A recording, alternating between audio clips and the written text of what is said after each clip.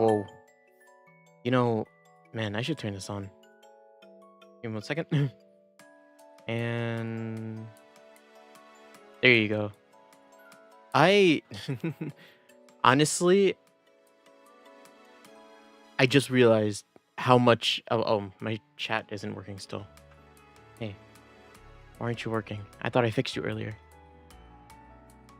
There you go. Doing this for 2 years, know all the tricks and trades, and yet it still fucks up. How's everybody doing? I didn't realize how much of like a trigger my BGM is for me to be like, you're gonna stream soon. You lock in. I clicked the start stream button and I immediately just started like looking at stuff on my phone. Literally.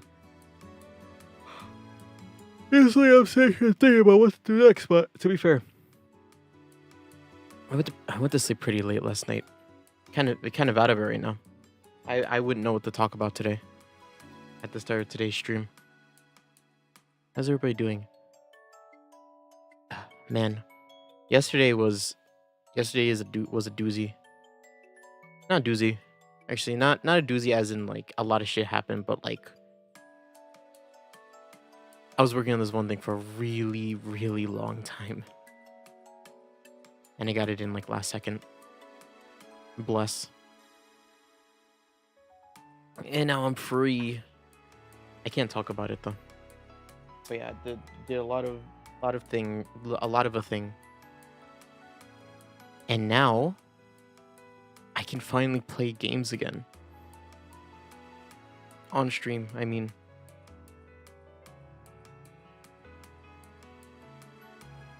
Only on stream.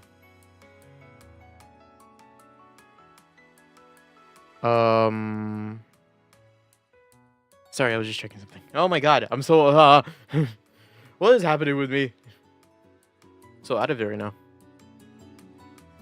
How's everybody doing? Like I said, I went to sleep pretty late last night. And nothing else happened. Really. That's how like that's how my week's been so far.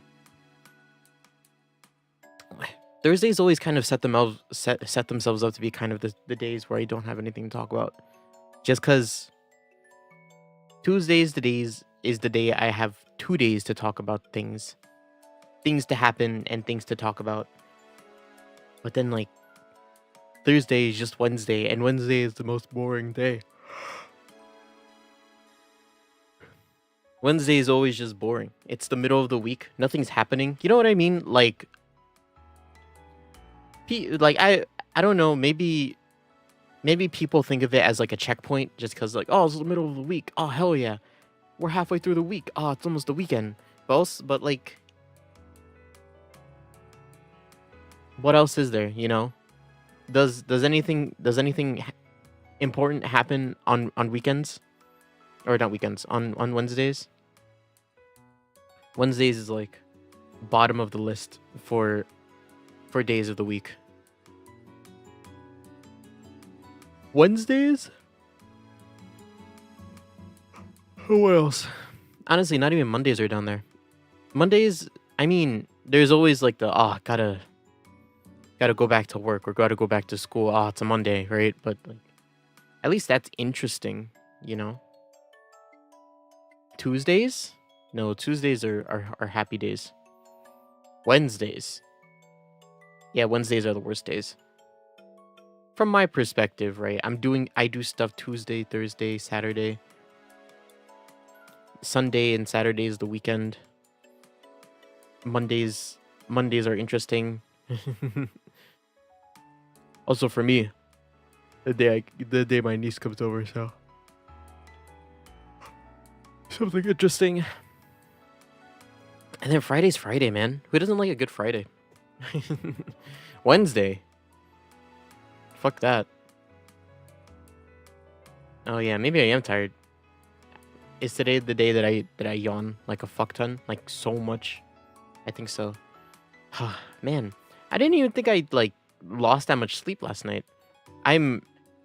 Recently, right, I've been very, very grateful because my sleep has been really good recently. Just like not only like the amount I'm getting, but also like the time. Oh my god.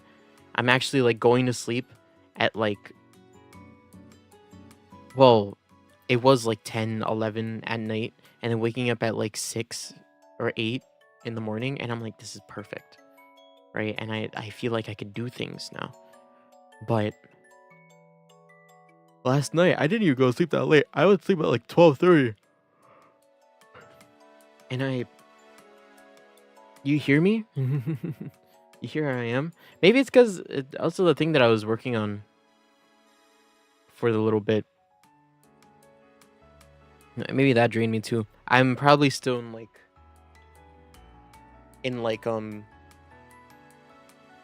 quiet mode. You know what I mean? Like lock in mode. Sit down and just do a thing quietly. It's like when I was working on the puzzle. Like that. But not even that though. I'm still yawning. Maybe this is my comfort. Maybe that's what it is. Maybe that's what it is. I start stream and I immediately like this is safe. Even though it isn't. It is, being on stream is quite literally the opposite of being safe. I should be in like extreme like, oh fuck, something wrong is gonna happen mode, right? Like I need to lock in. Nope. I am as laid back as an orangutan, you know? It's like school. Maybe I was like that in school too. Especially if I was tired. Well, to be fair, being in like a social like space does heighten the senses. I turn into like a wolf. You know? Like constantly aware of everyone. That happened actually yesterday. Yesterday, outside of the thing that I was doing, I was working on, or I actually had to go to I had to go outside and do something at the at a place. I don't know how much I'm allowed to say about this. I had to take a photo for something, right? And my father, he was like, "Yeah, we gotta go. Like they gave us the thing, so we gotta go do it." And I'm like, "Okay, fine." And he was like, "I don't want to go when there's a lot of people, so we're gonna go like after lunchtime." And I'm like, "Okay." And we went. We went. We went to we went at like 1:30 in the afternoon. Is that after lunchtime? I actually don't know what I guess lunchtime is subjective. Is that when lunch is? That's like if you're in school, that's like late lunch is the thing. Early lunch is like 10 in the morning. Crazy. Don't you love the school system? Hey, you just had breakfast? Cool. Period 3 lunch. That sucked. I remember having that and I was like, this is ass, you know?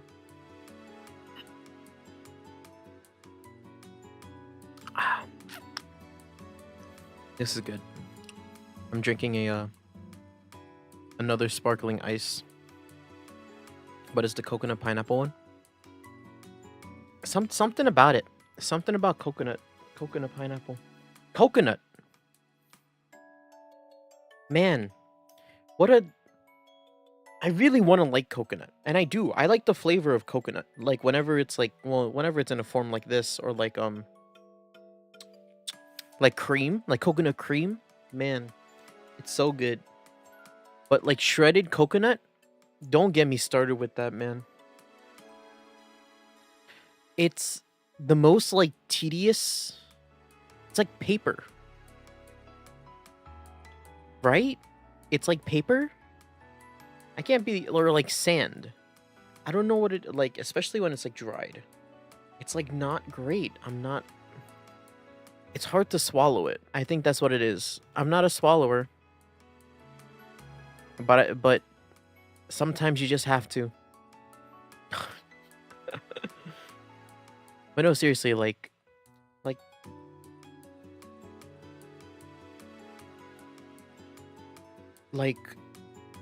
what is it? My family was. Are you a coconut cream auntie? Are you a coconut shred? Are you a shredded coconut forgiver? We're on opposite sides of the spectrum, boy. But no, seriously, like whenever like almond joys or like mounds. You guys know what those are? I think it's mounds in Britain or Europe, and it's almond joys over here. An almond joy is just a mound with an almond on it. I'm like these are okay, but then like there's like the that like very like not is it fibery? I don't think fibery is the right word, but very like like they're very it's stuck there. It's staying in my mouth. I don't like that. It's very ass. It almond like the taste of almond joy is fine. Like I wouldn't take it over like I wouldn't like other chocolates. You have to compare. You have to when it comes to candy, you have to compare them to. It's either like fruit candy, or chocolates. They're two separate categories, right? Like in like the echelon of like chocolate candies, like it's like 6. Almond joy slash mounds. Like you could, what would I take over a Mounds? I would take a Twix, a Kit Kat, I take a Three Musketeers over it. I take an Andes. Would I take a peppermint patty? No, I wouldn't. Peppermint patty is a really strong thing. What else is there? I would take a what's the one I'm thinking of right now? A Snickers, but the other one. I don't mind Snickers. I would take a Snickers over a Mounds. But would I? What's the other one? What's a Snickers without the peanuts? I would take that too. I realized how much I've liked peanuts recently too, but not in like candy. I don't like sweet peanuts or like whole peanuts inside my candy. That's like the only place I don't want peanuts to be. But like I like peanuts in specifically. I like savory peanuts. I really like savory peanuts. Like my mother makes this like salad that has peanuts in it, and my brother doesn't like it, and he told her that, but she keeps putting it in, and I don't because she likes it, and I also like it. And also like peanut noodles.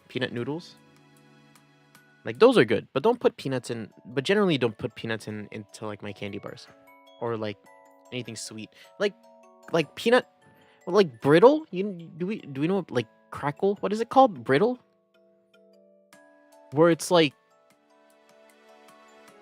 what is it? It's like hard. It's like the hard caramel, and like most of the time people put like peanuts in it. That's weird. That's weird. Why would you do that? It's already hard. It's gonna be sticky, and now you have to deal with like kind of dense like peanuts in it that don't add anything other than like the texture of if you put a peanut into, it's the same thing as the coconut. You put a peanut into a candy bar, it's going to exist as it's not going to add anything. It's going to exist as its own texture, and it's going to like eventually separate from the rest of the bar, and then it's just going to stay in your mouth. And that's bad. That's real bad. Yeah. But yeah. Don't put coconut. Don't stop putting coconuts into desserts. Put coconut cream. Make it into coconut cream, and then I'll like it. You know. But shredded coconut, where it's just white sheets of, They don't even taste like anything. Coconut shavings don't taste like anything. They just exist, you know? And I'm like, maybe I just haven't had good coconut shavings. But I'm of the belief that coconut is one of the things that you are allowed to cheap out on because they all taste the same. Seriously. But yeah, cream. Maybe I just like cream. I don't know. But coconut has like its own like distinct like flavor to it. Maybe. It's super versatile. You can use it in savory and sweet. My favorite. But yeah, cream. Actually, over the past speaking of cream, I went downstairs today. Oh man, I gotta talk to you about my breakfast today and like the kind of discovery that I made about about something. So it was actually my mother's birthday on Sunday, I think. I think. Yes, the 27th. It was my mother's birthday and we celebrated it. Well, they did. I was very tired that day, so I fell asleep. I was asleep for most of it. But when the few times I was downstairs that day, one of the things that I noticed that we had in our fridge that's normally not in there, we had Cool Whip. Have we had Cool Whip before? I had no idea. I knew Cool Whip existed at some point, and I know it's a thing. I've never had it before, but there was Cool Whip in our fridge, and I'm like, why is this here? Honestly, when I saw the Cool Whip container, I first expected it to like have something else, and like it was just it was the Cool Whip container, but it had something else in it. But no, it was just like I opened it, and it was just like white clouds of cream, and I'm just like, huh, really? And what we just happened to have that day was like a bunch of strawberries for some reason. Like I'm pretty sure like my sister who came over like just bought like a crap ton of strawberries and Cool Whip, and I'm like, and on the package of the Cool Whip it's like, oh, dip your strawberries into it, and I'm like, okay, why not? And so I took a strawberry, I dipped it into the Cool Whip, I ate it, and I'm like, oh my god, I feel so bougie right now. I didn't know what to expect with strawberries and cream, but it's something else, man. Like I thought it was just gonna be like it's just like creamy. It's just strawberries and cream, how like how amazing can it be? But I'm just like, damn, yo. Like at first I was like, okay, I get it. But then I just kept eating it and I was like, I get it. I get it. The Cool Whip, it's getting me. Cause Cool Whip, right? You realize when you eat it. At first, I thought it was, Cool Whip. What do you think when you hear and see Cool Whip? You're like, just whipped cream. And really, in all honesty, it is. But there's like, it's not as thin. It's not as it's denser than like whipped cream that comes out of like a pressurized can. It's denser than that. And because of that, you taste it more. And you also realize that it's vanilla flavored. Cool Whip, I believe, has vanilla in it, at least a little bit.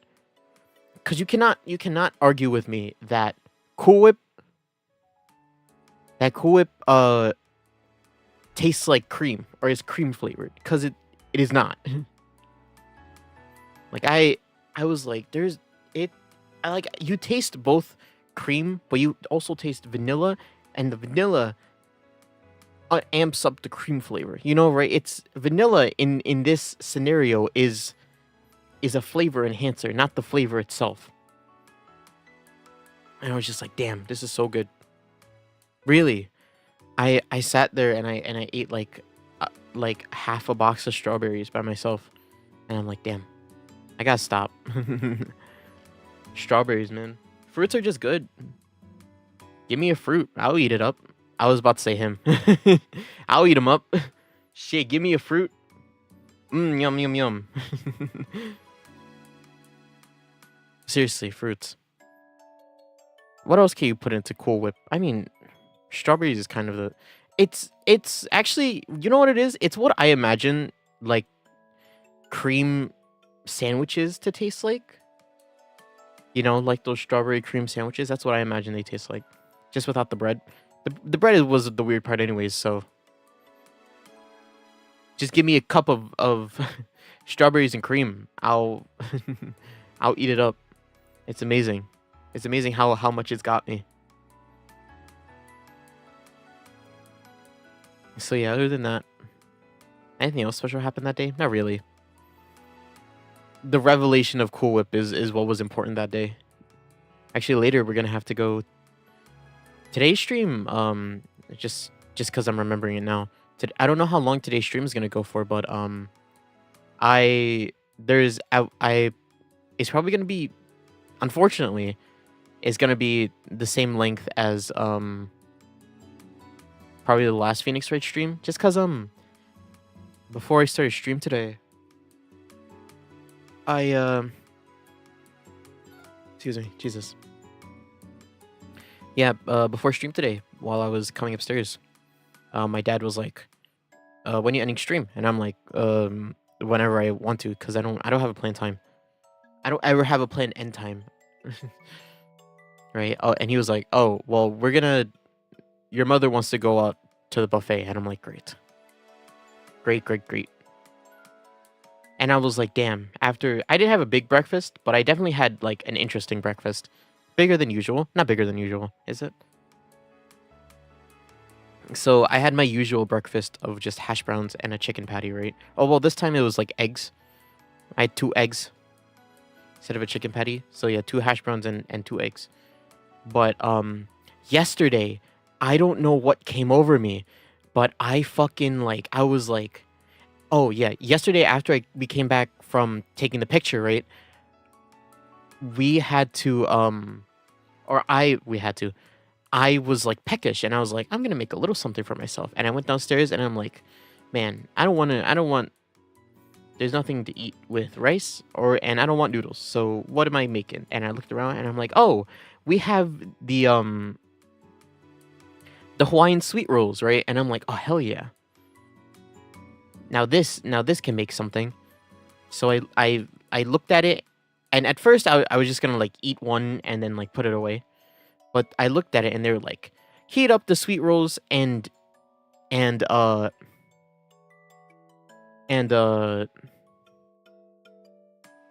you could eat it. That's what they said. They heat it up, good to go. And I'm like, huh. Heating it up, huh? Maybe. And then I remembered like people sometimes use Hawaiian sweet rolls as like buns, like slider buns. And I'm like, huh, perfect. So I like took a 2x2 of the Hawaiian sweet rolls, and I was like, this shall be my canvas. And I sliced it in half, and then I looked inside my fridge and I'm like, what do we have in here that I can use? And we didn't have any meat, unfortunately. We didn't have any meat. So I was like, fuck it. We ball cheese, because we have cheese. So I used the cheese, and I'm like, cool. I put the cheese in between the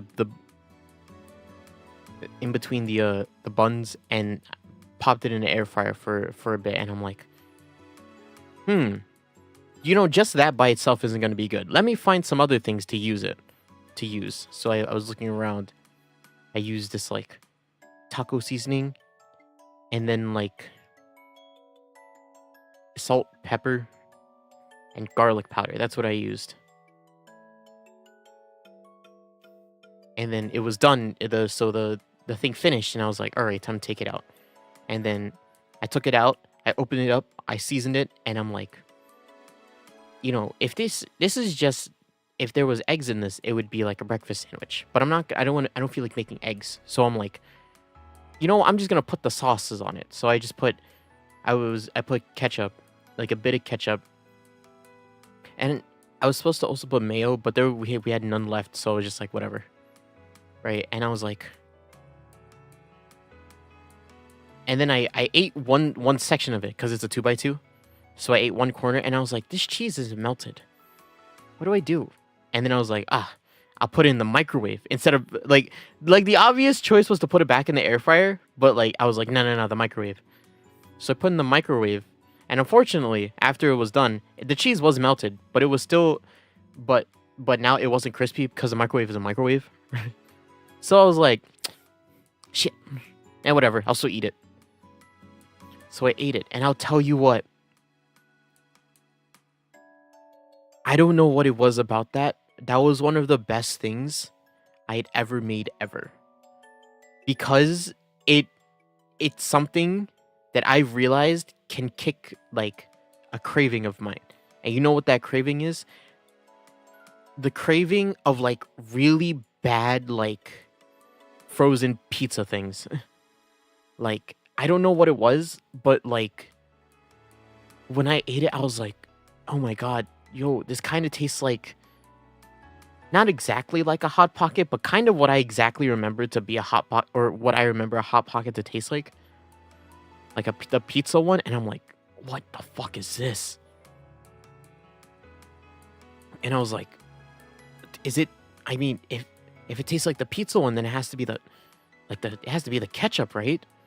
And I'm like, ketchup? Because here's the thing, right? People know this about me.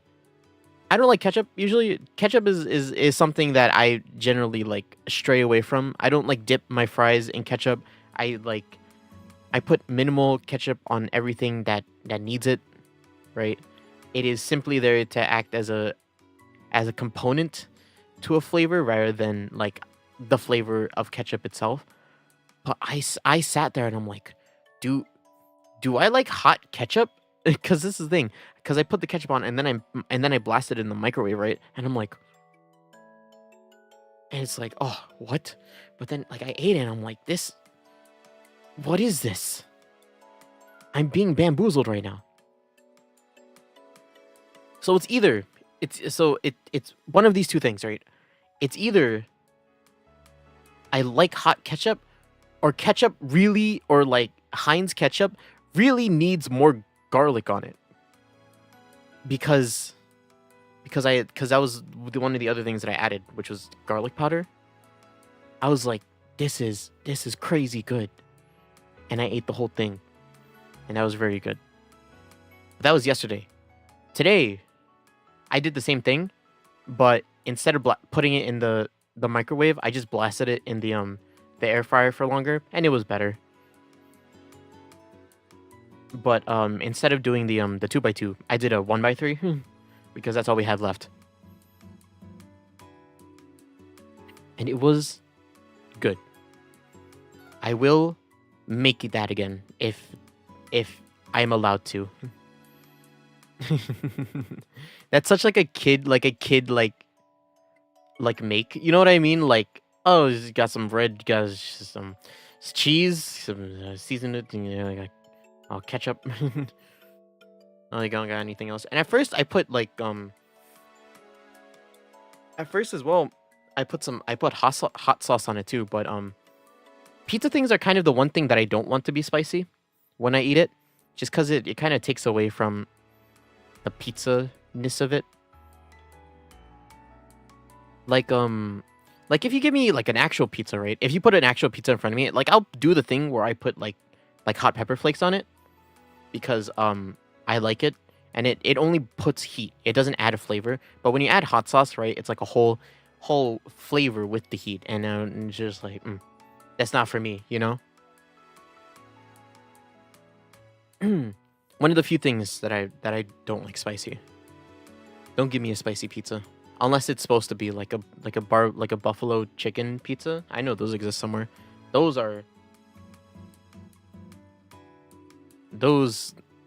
can be spicy, but those are more going to be sour than spicy, and I already don't prefer that. Sour will always be such a contradicting like thing for me, Cause sour, right? Like I like sour candies. Sour candies I don't mind. Like honestly, I usually prefer my candies to be sour. I've definitely talked about this before, but like I can almost not stand like gummies that aren't sour. You know what I mean? I can almost not stand them. Like I can eat them, but there's like a line where I'll be like, I don't want this anymore, right? There's gonna be a line. Like I don't want to eat this kind of line. That because like especially if they're like coated in like they're coated in something, right? Honestly, if I was to eat a regular like if I was to eat a gummy worm, right? If it's not sour, I would prefer for it to be like the regular like not be coated in like sugar or like whatever, like just a regular like slick gummy worm or gummy bear, But like if I see a gummy anything and it's like covered in like a dust, like a dirt, a dirt. Like it looks like it's coated in something specific, like usually sugar. I'll be like, this better be sour, and if it isn't, I'm gonna be upset because it's happened twice at this point now, where I was just like, this is like, I'm not into this. Like seriously, don't give that to me. I'm a kid. I'm a kid. Seriously. Oh man, what were we talking about? Oh yeah, sour. But like, but that's just about candy. I mean, everywhere else, right? Here's the thing. I like sour fruits more than I like regular fruits. Cause for me, right, a sign of like a good fruit, right, is one, the texture of it, and two, how sour it is. Mainly because the norm of fruits, right, is that they're sweet. All fruits are supposed to be sweet. To an extent, they're all sweet. The only not sweet fruit that I've had, and I've had a lot of fruits, is papaya for some reason. I don't know how people can like papaya. Papaya is such a weird fruit. Like, it's like the one fruit that I don't like. And like I can eat and tolerate and kind of like every other fruit. Even like durian, I can see the appeal of durian and I could be like, yeah, this is fine. But papaya, I feel like I just haven't had a good papaya, Like I tried really hard to like papaya because my parents like papaya and like they cut it up sometimes and I'm like, "Oh, cool." And they cut it, it's orange, they put it in a dish and I'm like, "Oh, hell, okay, I'll try one." And then I eat it and it's just like mush and there's like this like it doesn't really taste like much other than this like really like I don't think planty is the right word, but very like astringent taste to my mouth, and I'm like, ugh, you know. It's not very astringent, but it's like the feeling of it shouldn't be there is in my mouth, and I'm like, and I tried really hard. I tried to put salt on it to see if it was better. It was not. Papaya is just not for me, is what I learned. The thing is, right, my mother makes a good papaya salad, and I like to eat that. Well, the one that she made recently actually wasn't that great because one of the one of the best things about papaya salad is the texture of the papaya, and I don't know what it was about the papaya this time. Too soft. too soft. It was like mush. When I eat papaya salad, I want it to be crispy and firm, please. Thank you. Like the videos of the people with the pestle and mortar, and then they like the way they shred up the papaya is like they just take a cleaver and a papaya in their hand and they just start smacking them together. And then like after that they like slice it off. They actually like slice off the part that they bang or they chop together, It's like that. That papaya salad. That's good. I like that. But actual papayas, no. You can't get me to do that. But yeah, good fruit should be sour. I had actually recently a very good, well, it would have been really good. What would have been really good peach, because I didn't realize this at the time, and I unfortunately missed. I think I just let them sit for too long because I didn't know. Those peaches were white peaches. They're not the regular like kind of yellow ones. They were like the white, like super sweet peaches, and I'm like, oh, shit, yeah, they're white peaches. And I like ate one, and I'm like, damn, this would be really good if it wasn't so soft. Right? It just turned to mush, and I was just like, damn it, I let them sit for too long. Like a peach should be sour as well, but sometimes there are fruits that I just like too much. That even if they aren't sour, I'll be like, this is good. White peaches is one of them. White peaches are super good. Let me search it up actually. White peach. I hope that's the right white peaches are a thing, right? Yes, they are. Okay, I was about to say, I'm like, imagine if white peaches just weren't a thing and I was just spouting on about fucking nonsense. Yeah, white peaches should be soft. Like, they should snap. When you cut them. When you cut them, they should snap. Not, like, fold in on itself. That's what it did. That's what the peach that I ate did. And that was really upsetting. That and also the plum that I was eating. Both super soft and they were just like mush. They sweet, kind of sweet mush, right? Because the thing with sour, right? Sour always is an amplifier for sweet, especially in fruit. Like a sour, like a peach that is slightly sour and slightly sweet is the best kind of peach. A plum, same thing, right? That's why I actually prefer like mangoes. I prefer mangoes to be like on the greener side. Cause I mean the way my parents and the people around me eat like young pineapples, young mangoes is like they eat them kind of green and then they have them with like this like salt chili thing. I don't eat the salt chili thing. I think fruits are fine by themselves. I don't know why you would need to add that stuff to it. And there's not many worlds where you can convince me to eating that. Just because there's no point to, like, you know what I mean? Like, most, if not all, fruits are good already. Why add spicy to it? Fruits are also one of the other things where I prefer not to see, like, salt, spice to it.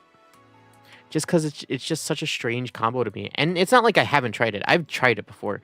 But it's still just, like, so, like, I don't get it. I don't get it. Let me eat my sweet food in peace. Trying to put spicy and salt everywhere. I like spicy. I was known as a spicy kid in high school, middle school. But even even then, like you can't. This is rough, you know. This is rough. Like same with like Mexican candies. There was a time where I tried one, and there was next to my grandmother's place, right? There's this like this Mexican like corner shop, right? And I used to go over there, and I used to get like these little they were basically like little like they were tiny packets of like frosting that they sold as candy, but also what was there was like these spice candies, and one of them was a spice candy that it was like a push. You had to push it. It was like two pieces of plastic. One went inside the other. The candy was in between the two pieces of plastic, and you had to push one side of the plastic up into the other one in order to push it out of the holes that were out of the other plastic pieces, or out of the other plastic piece. I don't know if people know what I'm talking about when I say that. I don't know what it's called. It was green and it had a cap. But yeah, I tried that, and that was a lot for me. I was like, this is a candy, right? Why is it spicy? I was very young when I tried this. And it was so like, nope, I'm okay. I'm sure people will like this. It's not me though. Like, don't put that into my candy. No. But yeah, sour.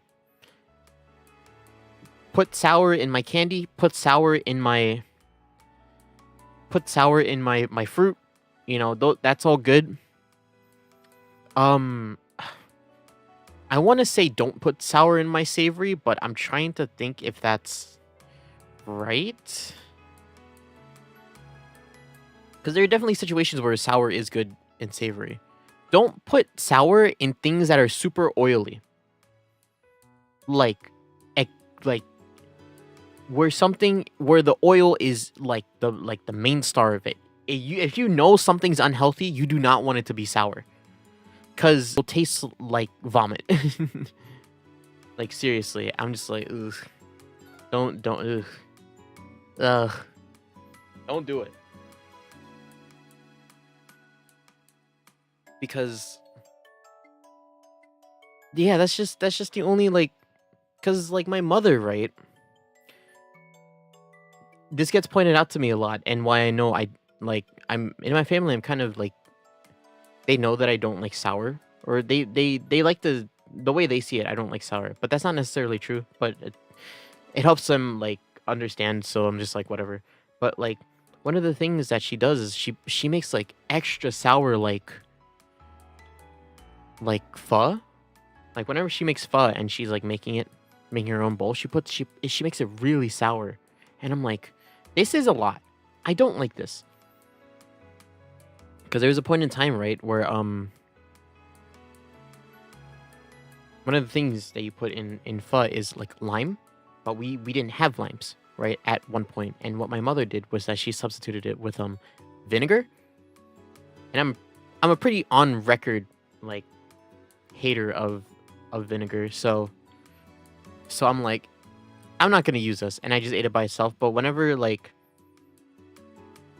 she has me like taste her broth, and I was just like, sure, and I ate it with the vinegar. I was like,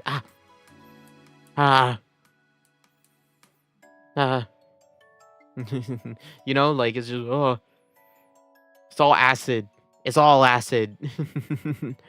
Seriously. All right, wait, hold up, give me 1 second, guys. I'm gonna check something real quick. Yeah, but like applications like that where hold up. Okay, I just have to keep checking my my stream just in case, just because I'm not sure if the audio is being weird or not. But yeah, things like that, don't put sour on it. I don't want to see it. No sour anywhere. I'm like an on the record like sweet tooth haver. Please. No more of that. Is that it? Is that all that I have to say about my my food opinions? God, we talked about that for a long time. What else has been happening recently? Oh yeah, now that I'm done with my thing, I think I'm ready to jump back into Fate Trigger. Gosh, need to play that more. I really like the game. I haven't played it in a while though, just because I've been kind of grinding stuff out. But I think I'm gonna enter a small little chill period again, where I just chill and play a game off stream instead of only on stream. But Fate Trigger's kind of been popping off recently, from what I've seen. At least in on Twitch, I've seen a lot of Twitch streamers playing Fate Trigger. Let me just check right now. Anataga Nedo. Yeah, a lot of people on Twitch are playing Fate Trigger right now. Yeah, that's Fate Trigger. That's Fate Trigger. Lots of Fate Triggers. At one point, I saw 5,000 people, which is a fuck ton, but it's only at 2,500 right now. Which for oh shit, I can't believe I just closed that. Wait, no, that was just a page, right? Yes, it was. Sick. Okay, fuck. Oh, that scared me. I thought I closed like everything.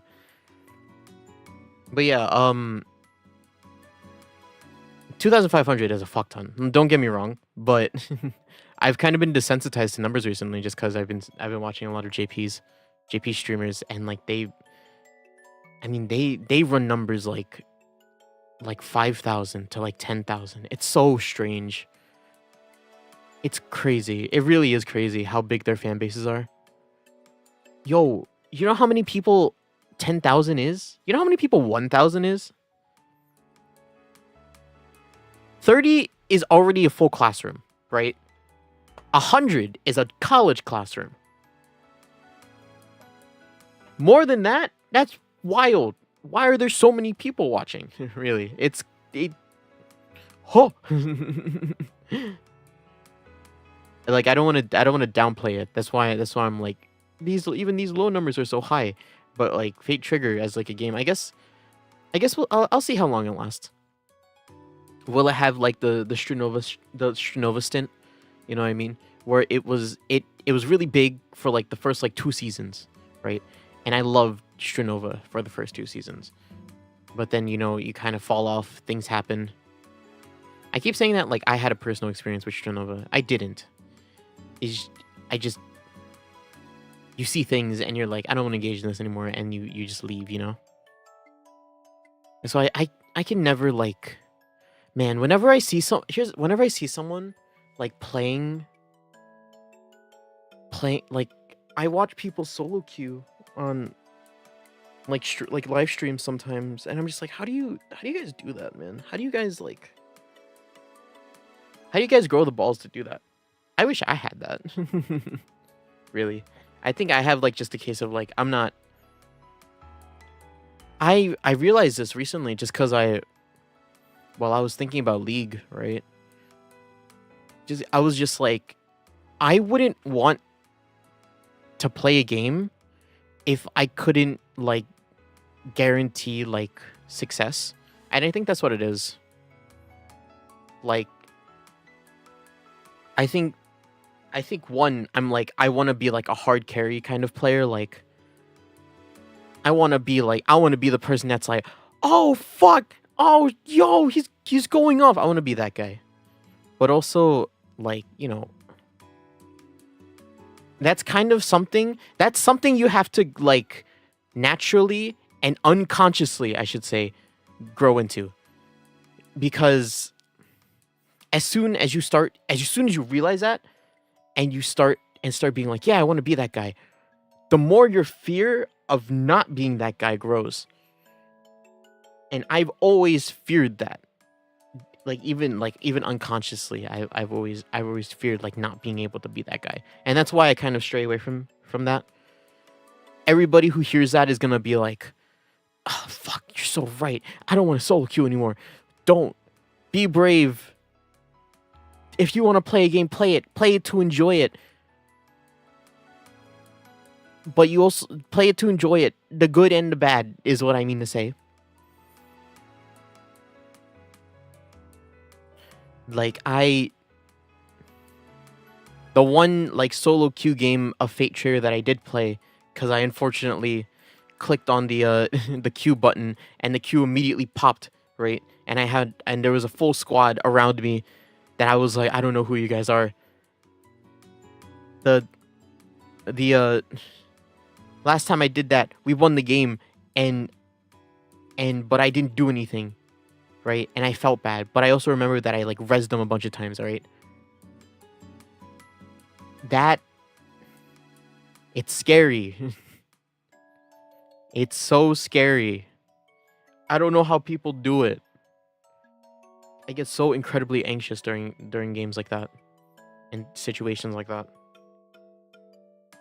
Because it's all like uncertains, you know, like all uncertainty. And then you have other like, here's the thing, as soon as you enter the equation of, hey, there's other people here, it immediately turns, like for me, it immediately turns it into like a fucking like a bomb, you know, like a ticking time bomb. Or just like, how long am I gonna last? You know, like, here and then, but slowly you're gonna be like, I don't know. You're gonna start panicking. I don't know what to do. That's what it is for me. I want to play games. I want to enjoy games. There's a lot of games that I just want to sit back and enjoy. But people, am I right? I'll always blame the other people, which is inherently toxic. Don't do that. Don't do that. I'm gonna be a hypocrite and say that. Don't do that. always look at yourself first. I will always repeat that, especially when it comes to games that, you know, when it comes to games that are skill based and you have to depend on teammates, skilled matchmaking based. If something's going wrong and you know the game's going downhill and it looks like it's gonna lose, if you're getting frustrated, look in yourself. Don't blame yourself, but look in yourself to improve. Reflect. As soon as you start looking at other people and start blaming them, that's when you start going down the route of you're an asshole. Seriously. And I know like people do it out of habit. I know some people, you know, sometimes it's natural and you just don't realize that that's an instinct they have to fight. But you have to. That's how you make the game more enjoyable for yourself and other people. Improving. We are playing a multiplayer game, please. Everyone have fun. There. That's my little stint about playing games like that. I mean, I still have fun with games even if I'm playing them solo. Like it's a lonely existence, but recently I've been like, well, before like a couple days ago, I was moonlighting like League of Legends sometimes, but I wasn't actually like playing games. Well, I was, but I was playing like in the practice tool, like by myself against bots and with bots, and that to me was mind numbing and serotonin inducing enough for me to be like, I'm having fun. You know, it's kind of like I haven't taken League seriously in like 10 years, and you know I'm looking at the items and I'm like, I don't know what these do, and I'm looking at the characters and I'm like, I don't know what they do, but you know, I know the process of, I know the general flow of the game, and me being able to just build items and then like kill people and then sometimes win, sometimes lose, actually. Games, that's enough. That to me feels good. That's what I imagine video games feel like for other people. But as soon as you enter like real people into either side of the field, I'm like, oh, gosh, this sucks. Honestly. Because, like, here's the thing, right? As soon as you enter the equation for anyone else, right, that's when it becomes, like... That's for me, that's when it becomes, like, oh, God, I don't know if I can handle this, right? But for the longest time, I thought that was only true for like, teammates. If I had teammates that had to depend on me. That was my, like, oh, God, am I going to be able to do good enough for this, right? Like, I only thought it was, like, having teammates that fucked me up. But then I played Shadowverse, and then I was like, oh, I feel so stupid. Seriously, I was just like, damn it. And I know I could get better at it, but it's just gonna, like, I know I can get better at it, and I like the game, but, like, how much... I'm already, like, juggling so many other things, right? And if I'm not gonna play the game to get better at it and, like, improve... to increase my enjoyment of the game, then what's the point of playing it in the first place? That was my mentality when it came to Shadowverse. So now I like to play games quietly by myself.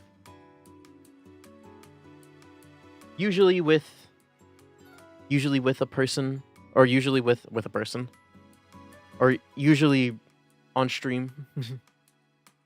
Streaming is where I'm happiest. Also, I just got a notification that there's a new subscriber. Thank you. Thank you for subscribing. Welcome to the pack. Do you remember that? Do people remember that at 200, I would say, at 200 subscribers, I would make a name and then also make a mascot? Do people remember that? I do. and I'm so patiently waiting. It's okay. 200 will be a nice milestone for me to hit. when it does, and it'll feel rewarding because I know it took a long time, but it was all my work. But yeah, be kind, be cool. Don't be like me. You see me act on stream. I have to constantly. I feel like I have to constantly like preface like my streams and kind of the way I act on stream, like the way I do things on stream and the way I kind of say things. I think sometimes they may come as real. It came off as like super real. A lot of the times on stream, right? Because I was looking at a bunch of clips of mine recently, and I was like, wow, yeah, I really sound like angry and like upset, and I feel like I have to I feel like I should constantly preface this, but I really don't. But it's like a lot of the things that happen on stream, you know, they're for like it's because they're funny. A lot of the things I do is because they're funny. I never do anything out of like spite or like to hurt people, or I never do that with that intention. And if I do accidentally do that, right? If something I do is upsetting, right? One, I don't mean that, and two, you're free to either click off or it. I think clicking off is like the best option if something like that happens, just because I think in the moment, especially when something like that happens, I'll be like I'll be very receptive in like the negative way. I'll be very receptive to any comments I get about that. So yeah, don't be afraid to do that. But also understand that I don't like hold grudges, or I don't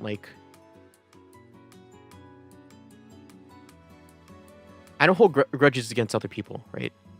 I think that's something that's true about me. I don't hold grudges against other people, nor do I feel any particular strong feelings on stream, unless I'm feeling exceptionally like down certain days, because I will admit those days have happened.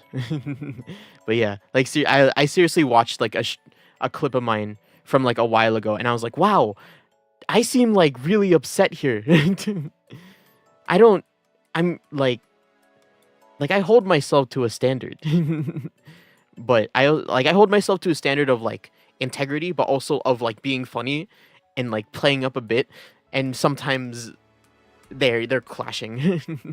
those qualms. And I just wanted to preface that. Not anything happened that recently though. If something did upset me, they would get banned. That's how you know you upset me. If you get silenced on my stream, you fucked up somewhere, and it's not easy. Or yeah, let me say this: I'm not a very forgiving person. I am not someone who is very easy to convince back. You know what I mean? As soon as you do something, I don't hold grudges against other people. I don't forgive you. Hey man, just don't do anything wrong, you know? I wouldn't count that as a grudge. Having something bad happen to you and then not being able to forgive them, I think that's the opposite of having a grudge, really. Or something that's like unparalleled. Perpendicular, that's the word. Unparalleled. But yeah. So, it is 1 o'clock. Damn, I was able to talk all throughout this stream today. Thank God. Oh, finally. It happened. Just talk about random shit all day and you'll get through it. I can't believe it. I'm actually so happy for that. That makes me so happy. Okay, but yes. Today's stream we'll be playing the Great Ace Attorney. Yeah, let's just talk about that. Last time we played the Great Ace Attorney, first of all, if you haven't watched the other streams, please watch the other streams before I play the game today. You're free to watch the stream up until this point. This point is where you stop watching if you haven't watched the other Grace Ace Attorney streams. If you have, good job. If you already know knows what happens, good. That's fine too. But please watch the other ones. But spoiler announcement over.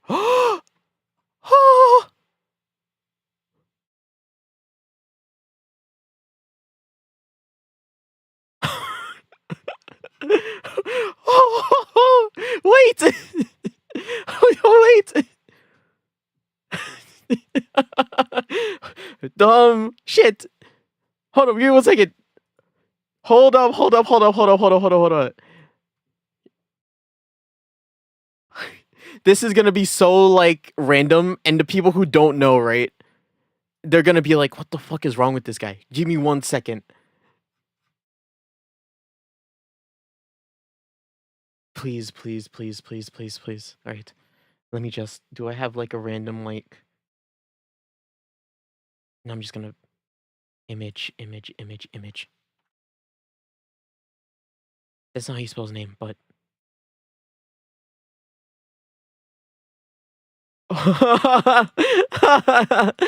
Wait, hold on. Give me 1 second. Sorry for stalling, but where is it?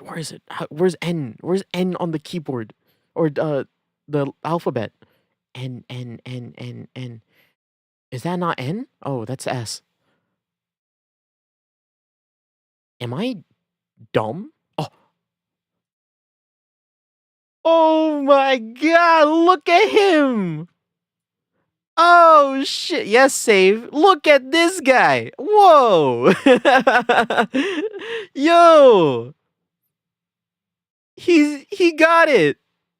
Look, that's my boy.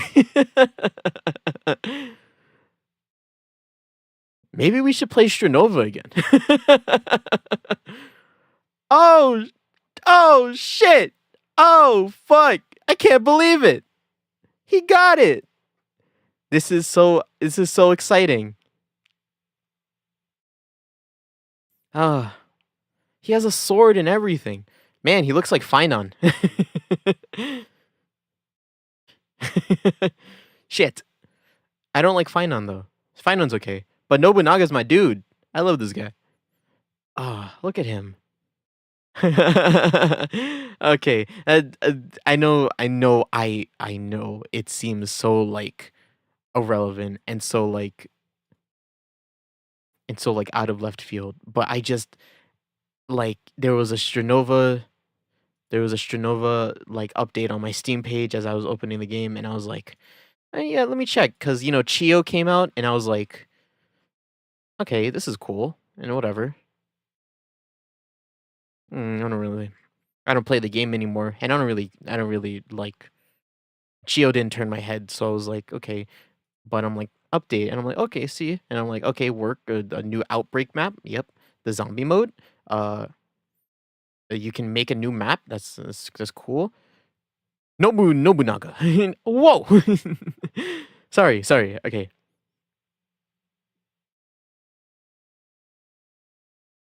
Sorry. I I just had to get that out. But yes, great Ace Attorney. Last time we played Great Ace Attorney, a murder happened. We started chapter or episode case 5, and we dealt with a little dispute inside of a pawnbrokery that ended with us proving that some Frenchman was indeed not the the owner of a coat, right? And we ended up helping slowly becoming favorite character Gina with that, and she stayed over, but something happened in the middle of the night at the pawnbrokery, and people ran away. Sholmes got shot, and Gina and the store owner looked like they got into a bit of a cahoot, and store owner is dead, and Gina's passed out with a gun. We have to defend Gina. Yes. That is what happened last time on the Great Ace Attorney. And we will now continue the case. We won't finish it today, though. Obviously, I think that's fairly obvious that we won't finish it today, because this case is apparently very long, as was told by me or told to me. But yes, before we actually do that, I am going to be right back. I'm going to use the restroom real quick. Give me 1 second, guys. Let me just make sure. Oh, look, it's the pawnbrokery. Yep, this is the place. All right, give me 1 second, guys. I'll be right back. Right back.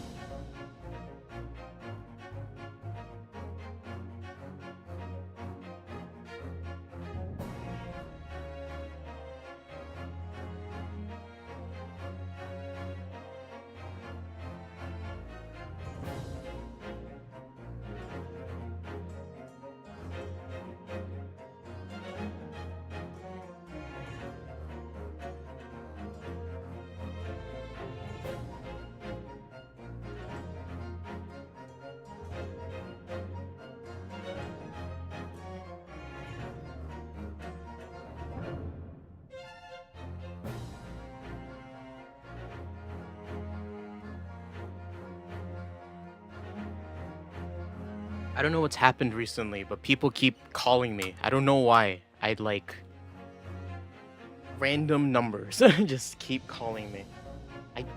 I don't sign up for anything. I don't like put my phone number anywhere. Quit stealing my cookies. My cookies are safe. I keep them safe all the time. No one should have access to my cookies. The jar is closed. But no, seriously, like, stop calling me. I don't need these. Don't need these calls.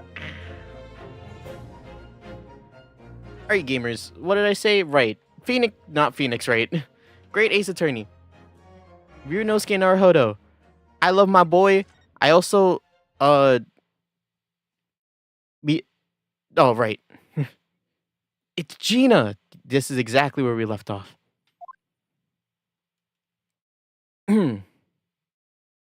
Oh, it's so bad. From that moment, Windy Bank's pawnbrokery had become a crime scene. Everything that followed happened in a whirlwind of activity. The arrival of the police, the preliminary investigation of the scene, and the questioning.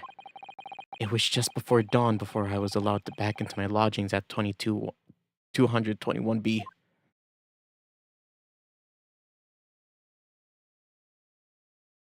Wow, they just time skipped it. 16th April, 6:21 a.m. Naruhodo's legal consultancy. Wow. The morning? Oh, right. Yes, because it happened at like midnight. Hi, Iris. Oh, Iris. A telegram came, but all it said was wait at home. Oh, yes. We asked for one of the policemen to have sent it. It was simply impossible to come back. When I woke up, I was all alone. Hurley and Ginny were gone. Everyone was gone. What happened, Runo? Or Iris. She's trembling. She's obviously trying very hard not to let herself get too worried. I'll explain everything that I know. Something awful happened, hasn't it? Yes, I'm afraid so.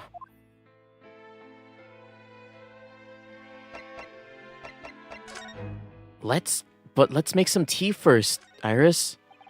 It's spring at last, and the weather is warmer now. But I love the smell of fire and the steam rising from the kettle. Oh, how about some tea, Runo? Thanks, Iris, but I'm alright for now. With the green tea Susato-san makes for me from time to time and Iris's unique herbal infusions. This place is paradise for a true tea lover. If you're sure, you know I always have plenty whenever you're feeling thirsty.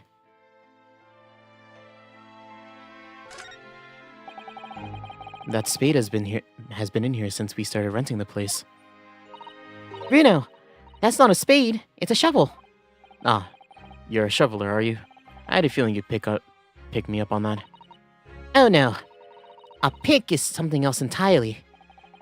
Now I've dug myself an even deeper hole. That's what we're going with? The pick... the pick, spade, shovel debate? So this is the tea set that Mrs. Sato brought with her from Japan. Let's hope she hasn't noticed me slipping sugar and milk into my cup whenever she makes it. It's just too bitter.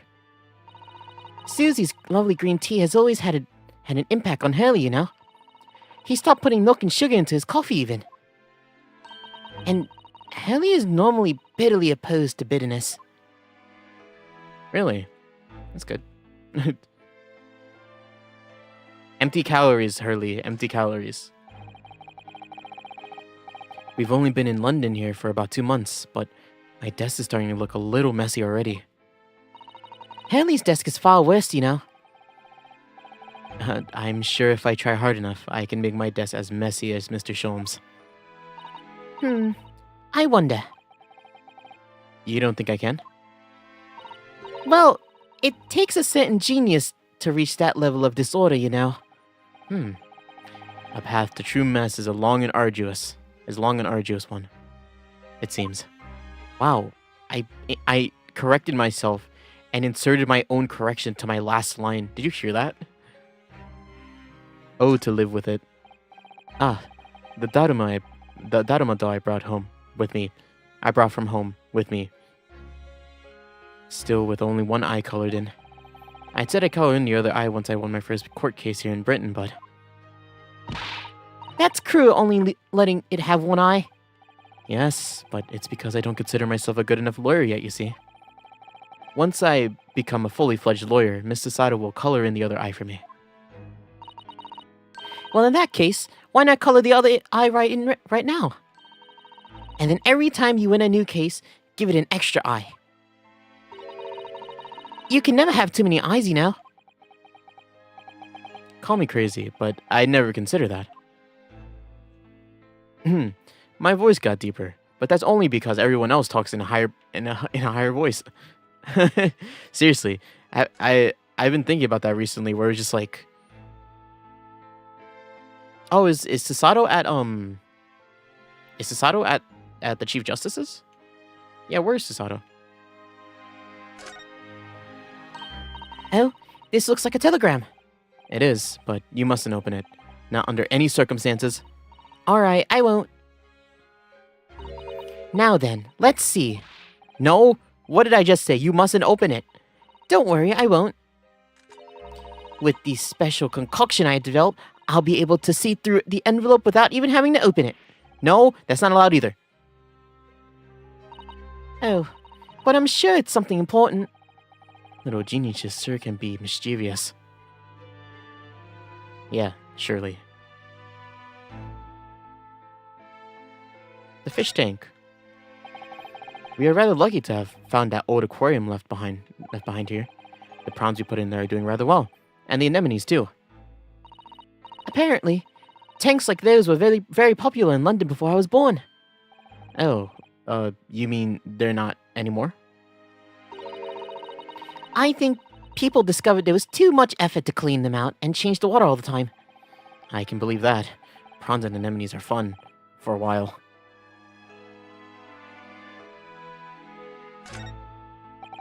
Do you know, I've never seen the inside of Mrs. Sato's room. I haven't so much as put my head through the door. Oh, Susie often invites me up. It's so much fun. Really? What's her room like? I can't tell you that. Oh. A young maiden's private chamber is a place of bittersweet secrets, you know. Where have I heard that one before? I suppose some things are the same the world over. I wonder if Susato and Ryunosuke just speak Japanese to each other. If it's just them two. I just realized that, you know? I think that'd be cool. Or do they speak English to each other just because they're trying to practice it? Ryunosuke is lucky to know English then, right? Fucking imagine imagine Kazuma like fucking dropping and then he's just like eigo wakannai. Eigo shabiremasen. Well, he would still have Susato, but gosh.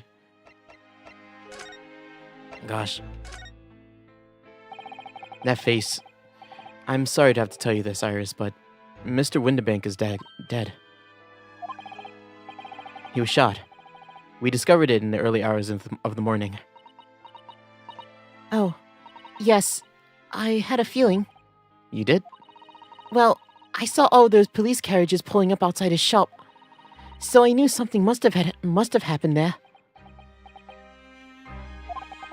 When we entered Mr. Windibank's in the small hours, we disturbed a gang of two thugs.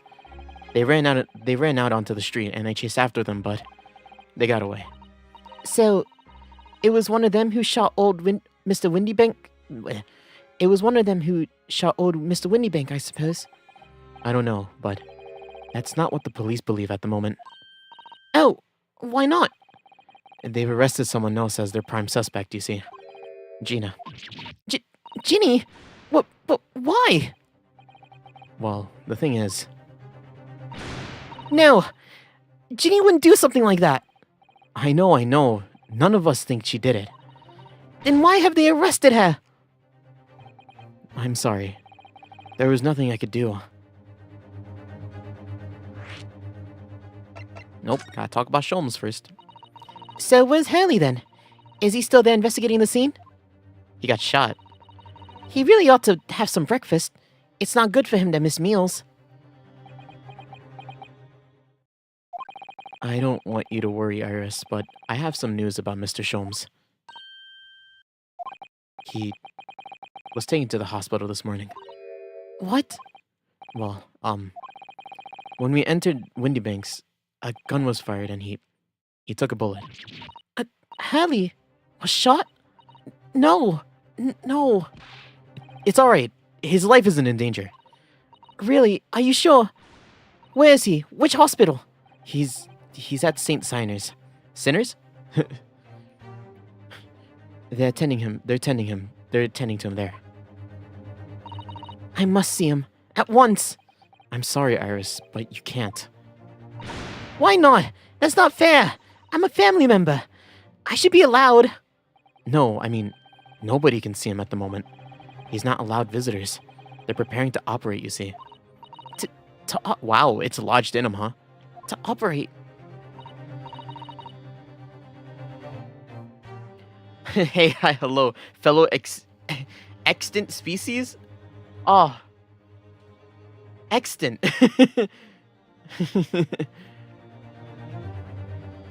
Fellow? Which one are you from?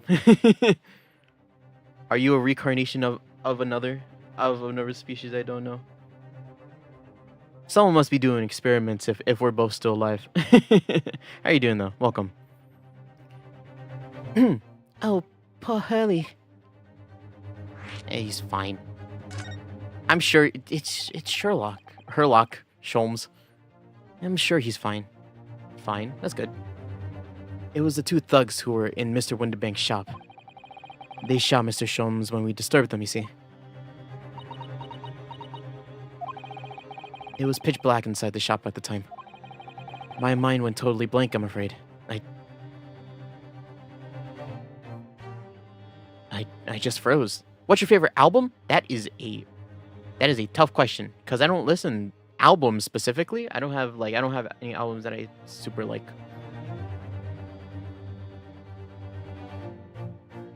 I know that there's actually like a big like album culture out there. I'm not a part of that, unfortunately. So I couldn't say. My mind went totally blank, I'm afraid. I just froze. After them! Go!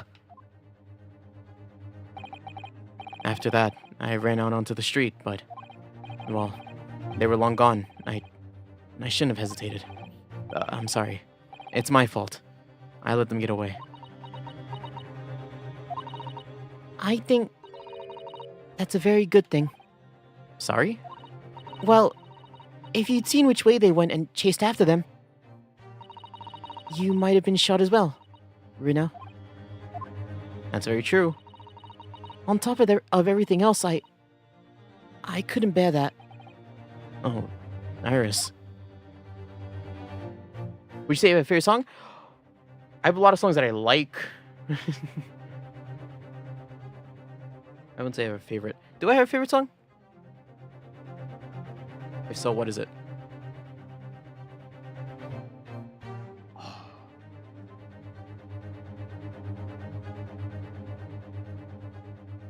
So many songs like just ran through my head.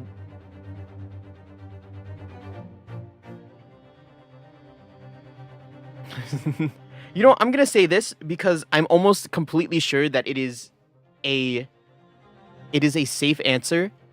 Search up, because it's a video game OST that I super like. Search up Sunlit Waterscape from Final Fantasy 13. I think that's what Sunlit Waterscape. Yep. Search up Sunlit Waterscape from Final Fantasy 13, and that genre of music is generally what I like. And it's like it's the safest answer because I know I fucking love that song. I love that song. And I'll always like it. And I know it's a good answer. Yeah, where's Susato right now? Where's Susie right now? She's still at the police station. Oh, why? I expect she's still being questioned. The police said they wouldn't be finished for a while. Why aren't you there then? Well, I didn't get a good look at the criminals anyway, so they weren't questioning me for long. And Mrs. Sato stayed behind at the scene to tend to Mr. Sholmes, so they didn't get started until later. Ah, I see. Besides, one of us had to come back to be with Iris. I'm glad Inspector Gregson allowed me to leave early. You should have let me. You should let me know, and I would have come to the station.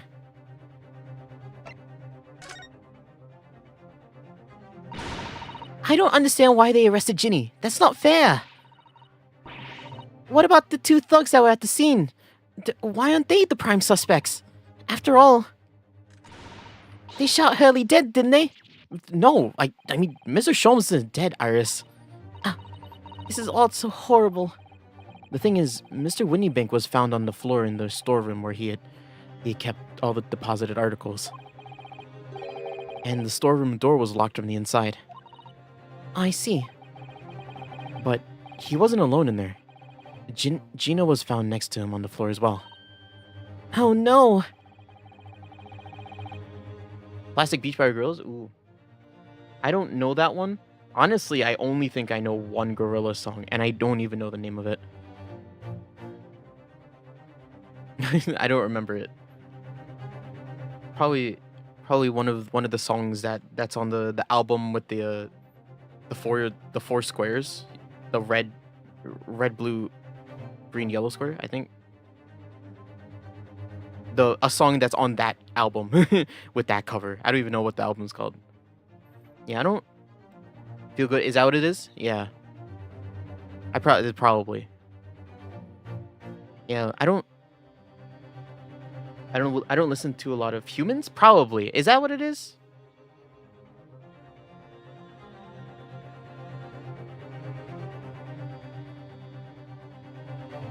Yes.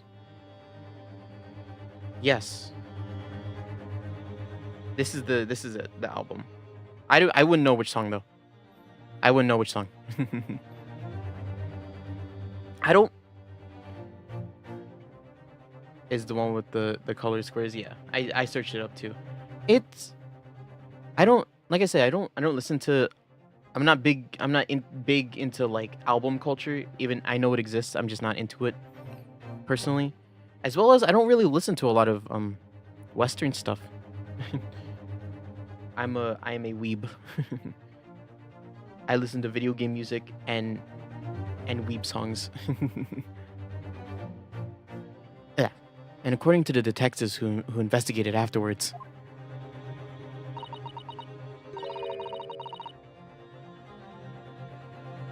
don't tell me there was no one else in the room? Yes, exactly. How did you know? It's the only explanation. Yes, the only explanation indeed. What do you mean by that, Reno? Well... Ugh, what can I say? I'm damned if I agree, I'm damned if I don't. I'm afraid I'll need to go out again, Iris. There's not much I can do at the moment, but I can at least try to find out how Mr. Sholmes and Gina are getting on. I want to go too. Take me with you, Reno. I can't just stand and sitting around just What? I'm not sure how I feel about taking a 10-year-old child to the scene of a murder. But I don't want to leave her all alone here either. Alright then, Iris. Perhaps you can help me? Oh yes, I'd love to. Gina's at the prison. Mr. Sholmes is probably in his hospital bed. You just said we couldn't visit him. And don't forget we need to visit the crime scene. We need to conduct a thorough investigation. Ah, I can see you're ready for action. I imagine Iris would appreciate going to the hospital sooner than later. Yo, Sock, what's up? How you doing? It's Thursday. I didn't expect you to be here on a Thursday. Maybe there's also one of those covers, right? Humans, Demon Days. One of those albums has the song that I know of Gorillaz, and I don't even remember how it went. I just remembered that I know it. Oh wow, Iris is our friend today.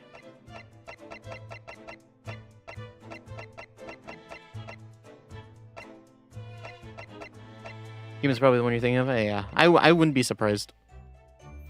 It's a bit quiet when Hurley's not around. Can we just go here? Can we look? Is it just gonna? Oh, gotta look at everything. I'm gonna leave for right now. Bye. Go do what you gotta do, man. I'll see you when I see you again, okay? Or if I never see you again. Whatever, one or the other. Shot some things on a simulator. Ooh, that's fun. Was it as heavy as you thought it would be? A gun? I assume you used a gun to shoot things and not a crossbow. Or anything else. A cannon? Is that the letter thorn? What is this? I'm pretty sure this room is full of like Sherlock Holmes like references that I don't know of. Look at Mr. Sholmes' desk. It's completely clear. It looks totally different without that enormous machine on it. Hurley lives in an absolute mess all the time. He never notices when things go missing. Even Mr. Sholmes must have noticed that huge lump of metal no longer there, surely.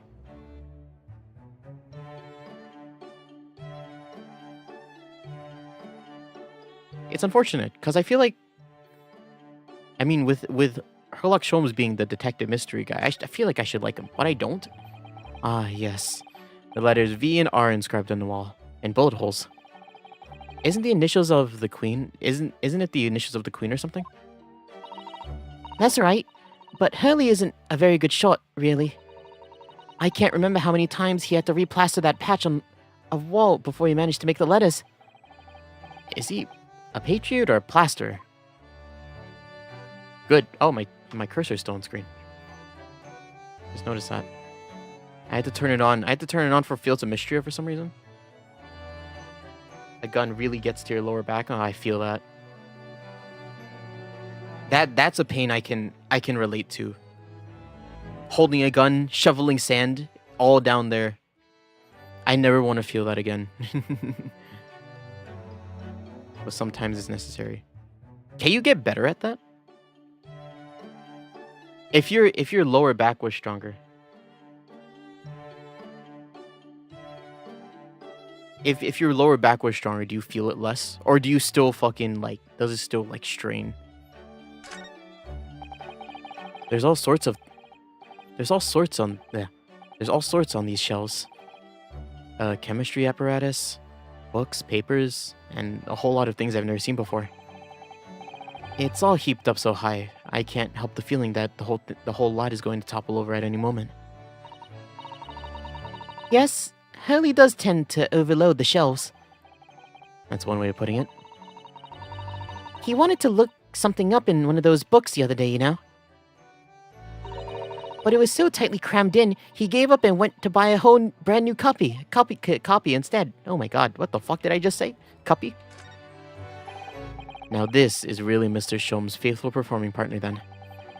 The Stravadar, the Strappy Scar, the Scrapifarius? No, it's no good. It's gone. The virtuoso's violin that he found in the pawnbrokers and managed to buy back for next to nothing. I hope Hurley gets well soon. I miss hearing his violin playing already. Oh, Iris, I'm sure he will. He's fucking fine. Just got a bullet stuck in him somewhere. Also, they didn't put blood on him when he got shot. Very Nintendo.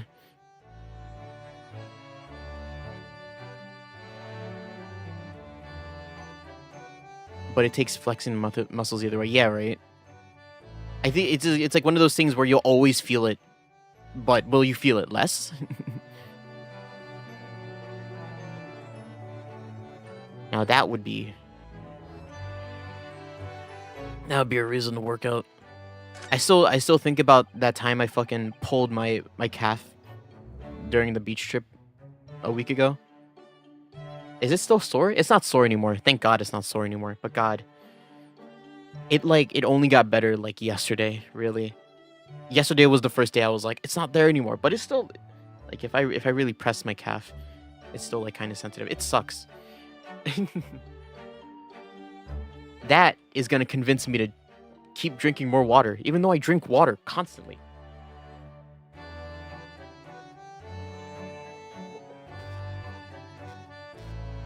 You ever see that video of the guy that pulled I forget what it was. I think it was either his calf or his like forearm, but like I think he like either like pulled it or strained it, and then you could see it through like his skin, and it was like wriggling. That was crazy. It looked like worms. I hate imagining that. Ooh, there's the venom. The fire is burning comfortably in the grate again today. It's a very different feeling to the Japanese hibachi somehow. Haley's been working on his disguises recently. He's been dressing as a woman mainly. Really? Mr. Sholmes dresses in woman's clothing. I wouldn't know that. Yes. You see the lady in the photographic print in the mantelpiece? That's Haley. He's quite stunning. Can we get, like, a picture? Can we get a picture? It's an unusual way to make use of a huge metal chest as a table for tea and coffee. But it is a very sturdy box, and I've noticed it's always locked. Ah, well, that's because that box contains all of my most important things, which you have no intention of telling me about, judging from that guarded smile. Yeah, I wonder how Sato's gonna fare this case too. Everybody's fucking hiding something. All of you. These are all the mementos of Mr. Sholmes' past cases, I think. If he'd been involved in my case, I wonder if the beefsteak from Le Carnival would be on display here. Haley says that Waggy is a memento too. What? Wagahai? What? How? He tried really hard to get that little fella to stay on those shelves at first. But he had to give up in the end. Waggy just wouldn't keep still. Yes, funny that. Yeah, the cat wouldn't stay still on the shelf. I mean, if you really enticed him to, and if it was really comfortable, that cat would stay anywhere.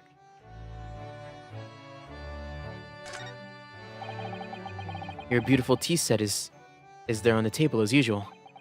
A cup of one of your special herbal blends. Always helps me to relax when I'm feeling strained. Poor Hurley. He hasn't had a drop of tea today. I wish I could take some to the hospital for him.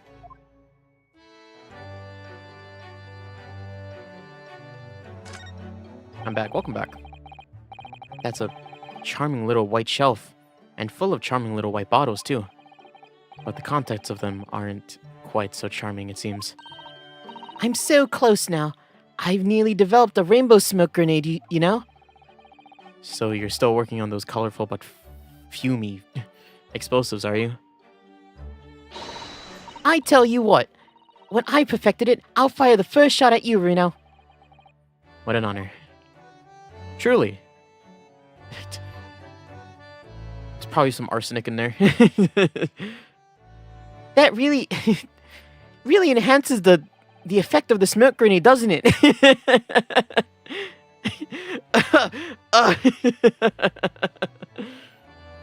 Come to think of it, I haven't seen you do much writing recently, Iris. But there's paper already set up on the typewriter, I notice. As if you're about to start. I'm a little bit stuck for a new story idea, actually. Well, you could consider using what happened to Mr. Natsume, perhaps. Oh, yes. That's a fabulous idea. And a great title just popped into my head as well. The Adventure of the Caddy Man. How's that, Reno? No comment. No comment. No comment. Nothing to say about that. Don't say anything. Cat, caddy, caddy, caddy, caddy, cat, cat, cat, cat, cat. Another name for cat. Cat, cat, cat, pussy. Oh! Reno?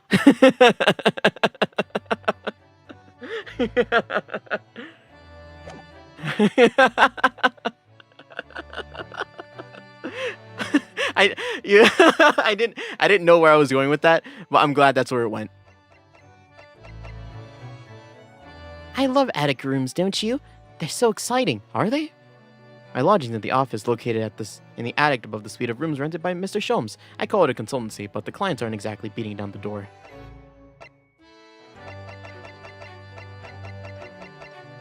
I mean, we were just up here. If we go back up here, it's just like, why are we back up here? There you go.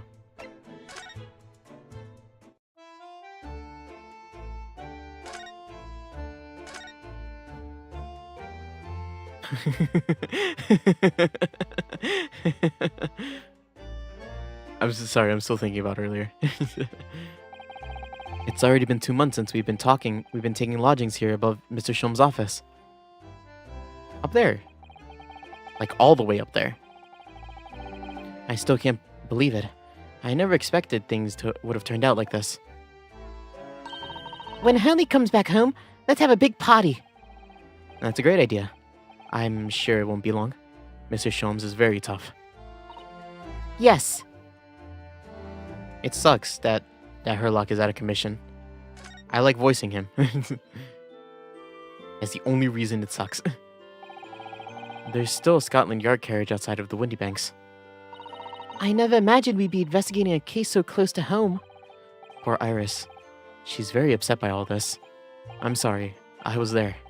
I should have done more. None of this is your fault, Runo. So please, don't apologize. But it's the criminals who are to blame for all this. So let's investigate and work out how to catch them. Yes, you're right. Can we even go in there? I don't even think we can, right?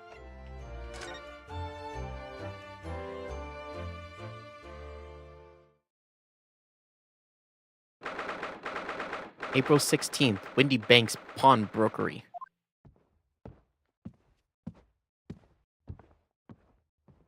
What's that on the floor?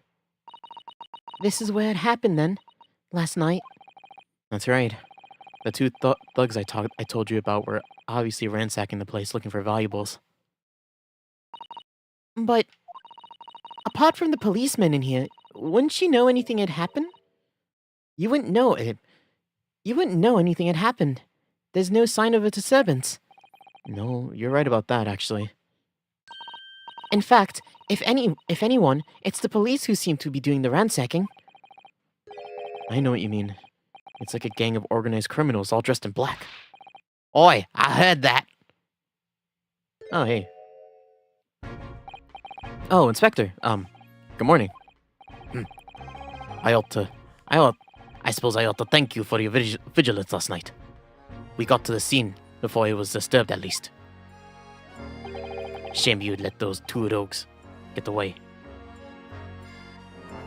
Get away, mind. Yes, I'm sorry about that. I thought you assigned extra men to beat around here, Gregsy. Now look what's happened. Hurley's been injured because there weren't enough police on duty. Your ladyship. No one told me you were coming. I expect you to take full responsibility for what happened to Hurley and see he has the best medical care. Of course, your ladyship. The very best doctors in the capital are tending to him as we speak. And I don't think it's Runo's fault that the rogues managed to get away, is it? Chasing criminals is the police's job. Absolutely, your ladyship. As you say, ma'am. As you say. That's a new one. Let me see. You know my favorite song? The title. I don't know any of those songs. And honestly, from what it seems like, I don't think they're any of like a genre that I like, that I'm like super, or not like isn't the right way to put it, but like no, I don't know too much about. You know what? I'll write these down. Maybe it's time for me to expand my music tastes. I'm sitting over here being too much of a weeb, sorry. I'll only listen to J-pop and like different types of Vocaloid K-pop. yeah. I'll keep. Actually, you know, I'm just gonna take a picture of it.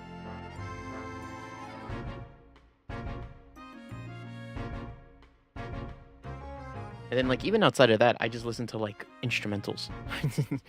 Says the singer. The gent in black is totally blameless. Everyone's in agreement about that. Would you believe it? He's like a completely different person with Iris. Talk about a personality change. Oh, where's me manners? Are you thirsty, my ladyship? Perhaps you'd like some juice? Some nice refreshing fruit juice? What is happening? Who is this guy? Why? Are you thirsty, Gregsy?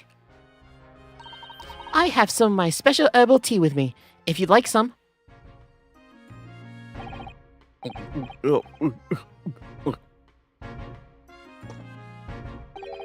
Ah, lovely. Not very much. Really hit the spot, your ladyship. I don't even recognize him like this. What is up with him? Are you okay? What is this? Who are you? This is like a completely new person. He was like giving us shit earlier and being kind of racist, but now he's just like... Whoa. Something happened to the calendar. Wait, is that the day it switched? Alright then, let's see what we can uncover. Oi, what do you think you're doing, Sunshine? You can't touch anything in here. Oh, but we're hoping to investigate. This is a crime scene, for peek's sake. No touching! What's the problem, Gregsy? Runa's a lawyer, you know that. Oh, I'm ever so sorry, your ladyship, ever so sorry. The rules and regulations are on my side. Of course, if Mr. Naruhodo were to probably be appointed by the accused, that'd be another matter. The accused? If you could show some representation papers, I'd be too happy to let you nose around. Did you hear that, Reno? You need Ginny to sign some representation papers. It looks like presenting the detective here with the correct paperwork is the only way. Well, that's the same for everything? Yeah. Oh wait, I can talk to everybody though. Right? Yes, I can. The police are scouring every inch of this place, by the look of it. Instructions from the yard are to examine every article in the shop and every ledger and books of accounts. Every article? But that's a ridiculous amount of work, surely. We've been hard at it ever since the shop was declared a crime scene in the early hours. We are sifting through all in shifts at least, but still. We'll be working through the night, that's for sure. And even then, we'll barely have scratched the surface. A crime in the pawnbrokers. It must be every policeman's worst nightmare. It's every copper's worst nightmare, you know. A crime in the pawnbrokers. Great. I'm glad you cleared that up. This officer has been staring intently at the wall since before we came in here. Shh! Keep it down! Sorry. There's a major clue just here. Really? Then we must tell Gregsy at once. But as soon as I report it, that'll be it. I'll be stuck here for even longer. Stuck here? What do you mean? I have been home in 2 days already. I need another constable to relieve me and take over my shift. They must have a tough time, the British police. That doesn't stop us from investigating, though, does it? No, I suppose not. I'm fairly sure it was the calendar he was peering at. Too bad we can't look at it. I'm autistic? That's cool.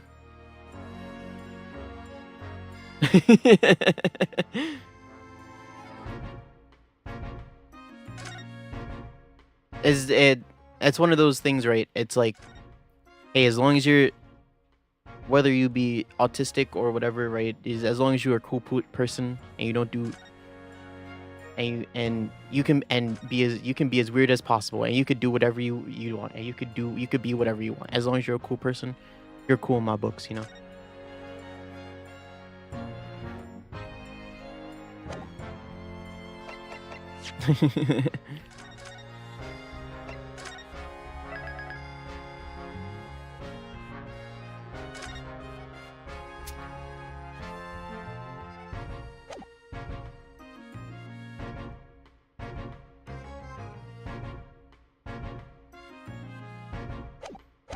Alright, we gotta get out of here. Oh, I should have read that shit. Oh, whatever. It's fine. Sholmes. 16th of April. St. Sinners Hospital, Ward 3. Hallie! Oh. He's not here. No, that's strange. The nurse definitely said that he was in bed by the window, Didn't she? Oh, I know what's probably happened. Hurley was being a big baby, and the bullet wound wasn't that bad after all, so he was sent home. No, I'm not sure about that, baby or not. There's no question that it was a fairly serious injury that Mr. Sholmes suffered.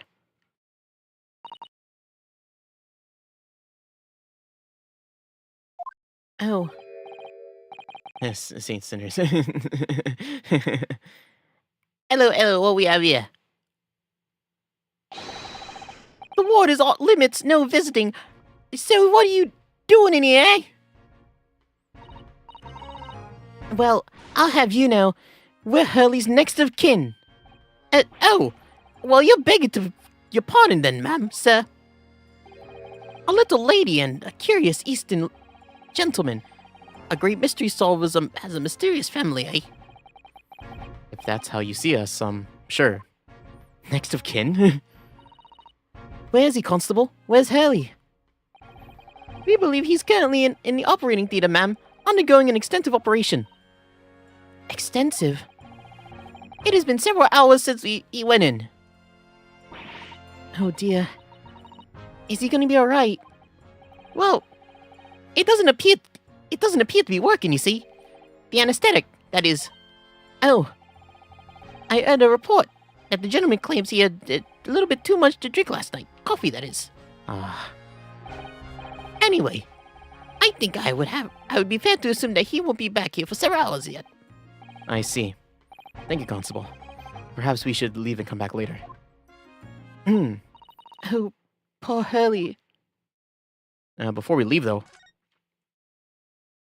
so many things to look at. The hospital was the crime scene. There's a notice board on the wall here. Look. Let's see. What does it say? Thought of the day. On seeing any vermin, calmly and discreetly inform matron. Matron? Matron? Oh yes. They have rats and mice in hospitals like this that love to feast on all the medicine. If you don't deal with them, there's nothing left to treat the patients. Rats and mice. Oh, I see. This is a rather old building, I suppose. But the doctors and nurses are all very good, I hear. Blech. I certainly hope so. For Mr. Sholmes' sake.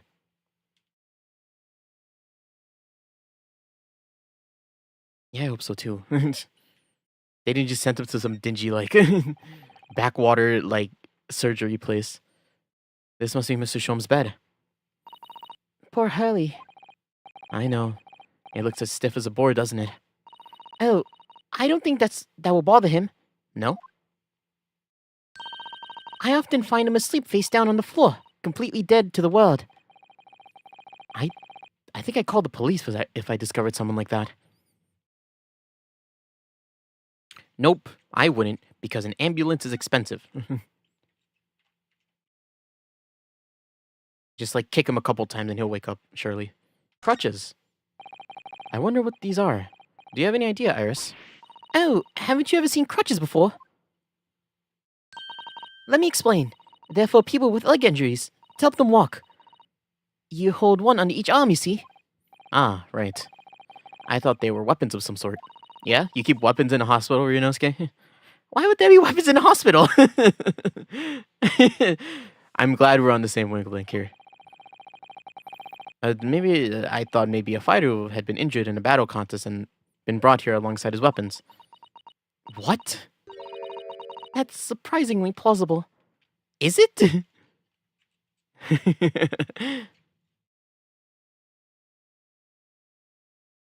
Is that it? Wow, really nothing in here. Alright, well, we gotta talk to Gina. I love Gina, but, like, poor Gina, we have to help her. The prison cell where Miss Gina Lestrade is being held pending trial. We we need to do all we can to help her as quickly as possible.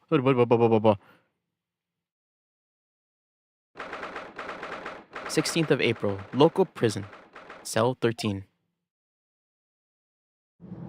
Hey you, wake up. Hello Gina. Oh, they let you keep the grenade launcher in here. Yes. Uh-huh. Oh, you still have the grenade launcher Haley and I made. I wish she wouldn't point it at me all the time though. What are you here for? Ginny. I have a feeling it's because of us that you ended up in trouble. So we were thinking that we might be able to help you. What do you can't? I'm sorry? You Ed, get lost. Don't be like that, Ginny. I know you didn't do it. You never shoot someone. I just know you wouldn't. You think you'd know me? Pull the other one. Oh. You ain't got the first idea of the likes of me. I'm a thief.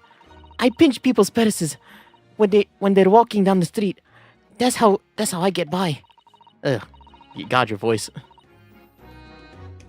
And if I saw me chance, I'd sneak into the pawn shop any day of the week.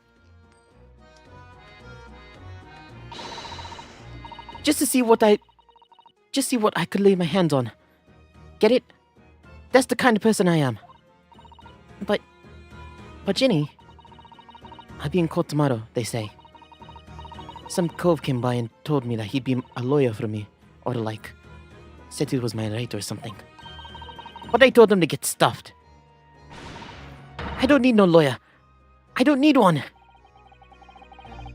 She couldn't be staring at me any more obviously as if she tried. Why are you being like this, Ginny? Yeah, Ginny. You can't even look inside your prison cell. I don't understand, Gina. Why did you send the public defender away? He wanted me to sign some papers. Representation papers or something like that. It's got to be rigged anyway. The whole trial. They'll pin it on me because I'm a kid. That's what grown-ups always do. But why do you think that? Ugh. Because that's how it always is going. That's how it's always been for me. Growing up in the back slums, my whole life. If you do what the grown-ups tell you, it'll get your mates dragged off to the coppers, or worse. I've had it happen to me before and all. I've been sold out and nearly snaffled? Snaffled on the back foot. You can't trust no one. That's the point. As soon as you do, you're gone as grass. Dead. Gina, listen. If you like, in tomorrow's trial, I could forget it. Ginny, fuck. Don't you trust her now? Nah, I don't. Look, I'll ask you nicely now. Just leave me alone.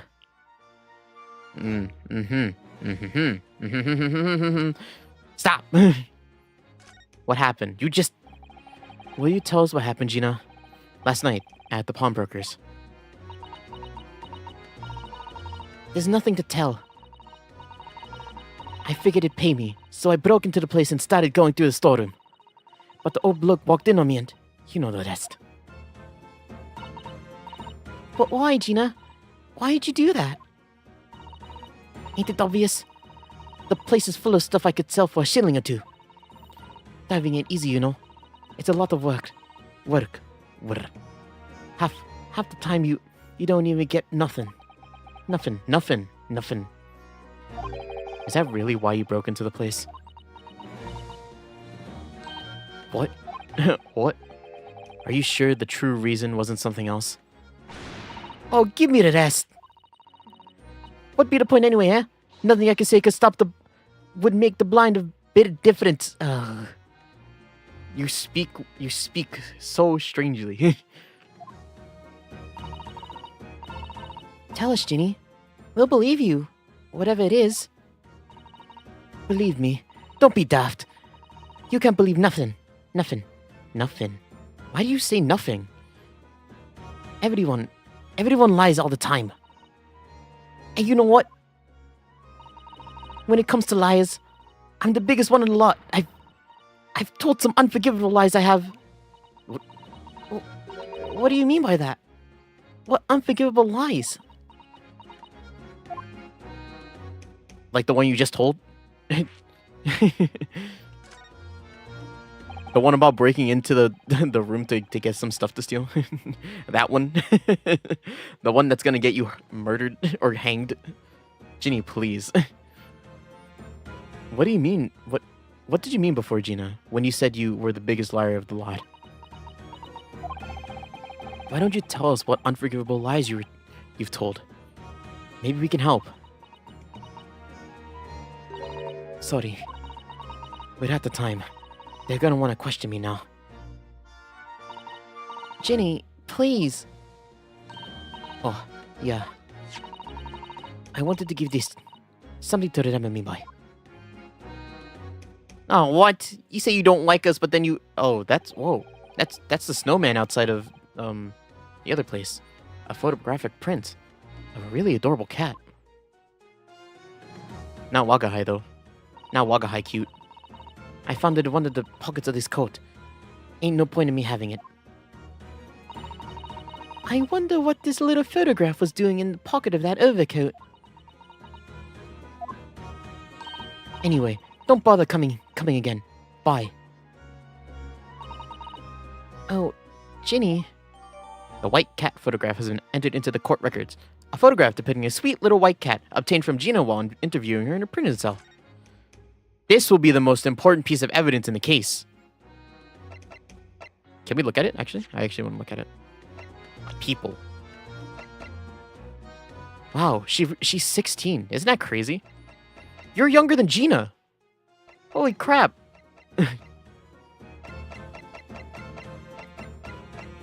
Everyone in this game is so young. Oh, Edgar Benedict, the Frenchman. You're younger than Gina. That's crazy to me. I mean, I guess it's the vibes that they gave that she gives off. Anyways, let's look at this. Aha! Yeah, I don't know why they would have a picture of a cat in the overcoat. Not the writing on the back. The writing on the back's not important at all. We never know how to turn an object around it. This is an adorable little cat. I think it looks a little like Wagahai. I always thought cats like to curl up inside under a heated kotatsu blanket when it snowed. Maybe British cats are different. Can we look at the... Oh, we can't. I want to look at the snowman. I mean, this must have been a recent photo, right? Look on the back of this print here. There's something written on it. 13th February, 9 p.m. Article deposited, 1 small box. Loan amount paid, 10 shillings. Redemption deadline, 13th April, 9 p.m. So this photographic print is a redemption ticket? 13th of February? It could be recent or significant. That was just 2 days before the murder on the omnibus, wasn't it? It's thundering! Yes! I love thunder. My dogs hate it though, so I'm gonna have to watch them later.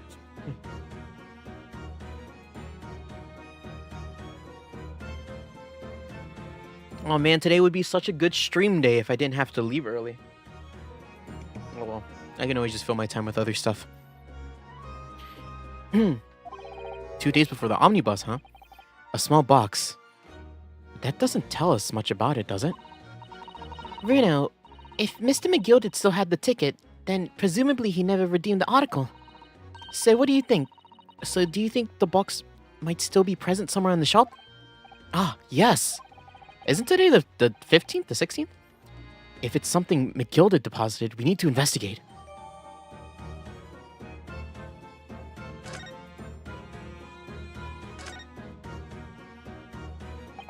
Mr. Windybank appears to have used the back of this photograph. Perhaps he ran out of paper, so he had to use anything he had on hand. It's hard to know what's the front and what's the reverse side now? That's true, actually. Yeah. Maybe this picture is just a... I'm like trying to see if it's like an outline. Like you see that gray outline around it? See if it's like just an outline or like there's 2 layers of it. You know what I'm talking about? I don't think there is. Do you know anything about this? Gina. Here, Gina, take a look at this. Nota. I wasn't saying you could have it. Oh, wouldn't ya? Well, when someone says I can have stuff, it makes me want it, see? So you better hand it over now. No, I'm not giving it to you. I'm a lawyer. Would you like to have a look at, That's strange. Where'd my armband gone? What's the problem? Something wrong? You don't suppose. You're looking for this? Yes, but how? And when? What? And how again? I got the talent for it, haven't I? Diving. That's borderline black magic. And it makes what I was about to say about my armband seem a little dull. So, what do you want to tell me about it then? I'm a lawyer. Let me represent you.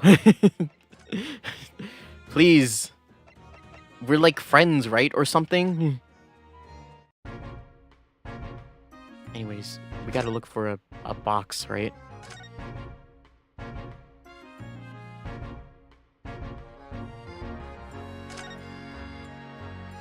I mean, right? A box somewhere? Yeah, we still can't look around. Is that a box? I mean, that is a box, but it's not something we can look at. Oh, the lamp is broken. You mean you're going to charge her? That's right. We should be able to bring it before the judge at the Bailey tomorrow. Definitive evidence, you say? What is it? Come on, show me. Your ladyship, as much as I wish I could oblige you, I'm afraid. Ah, I see. You've already captured the pair of thugs who broke in here last night, have you? What the? And you're going to put them on the stand as witnesses, aren't you? How could you? How? Oh. How could you possibly know that? I had a feeling, that's all. Remind me to never try to keep a secret from Iris. So you've arrested the 2 men who shot Mr. Sholmes, have you? Well, yes.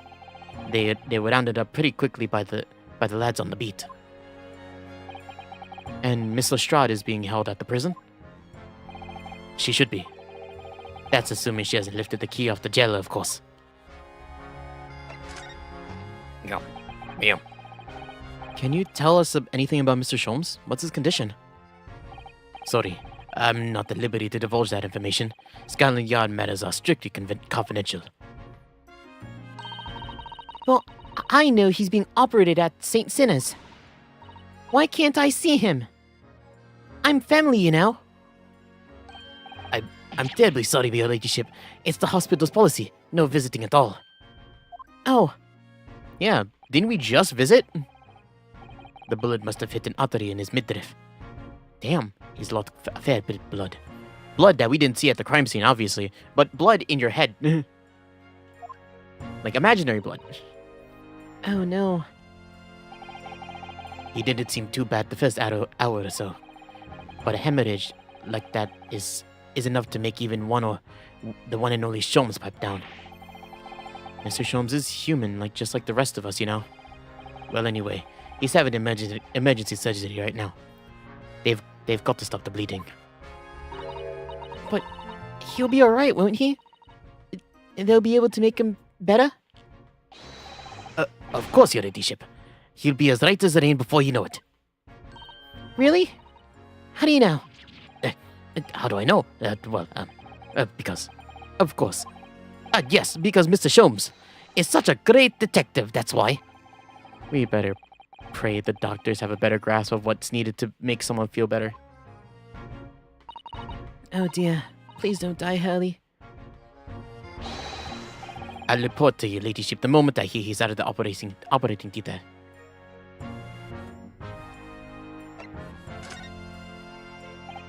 I couldn't help noticing, Inspector. What? Out with it, sunshine. Well, there seems to be a marked difference between the way you talk to me and Iris. Watch your sauce, Sonny. I'm a copper, and we don't go in for favoritism. But he's right. You do treat us differently. It's because of those adventures of Herlock Sholmes. Stories, that's why. Oh. I crop them up, don't I? I crop up in them, don't I? Inspector Tobias Gregson. Oh, well, yes, because you're an acquaintance of Haley's. What did you write about the inspector, Iris?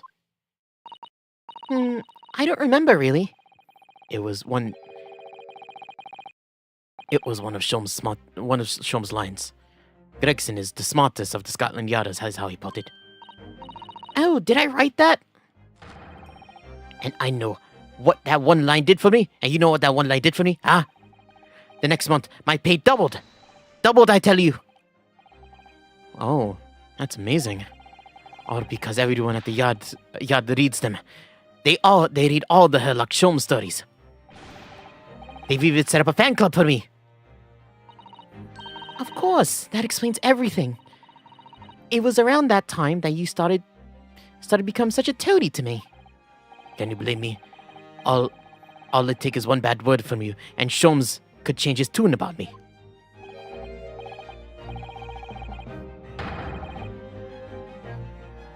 Gregson, no, the great detectives will say. He's getting quite overrated these days. Think what would happen to my salary if that came out of print, eh? The whole thing gives me the willies.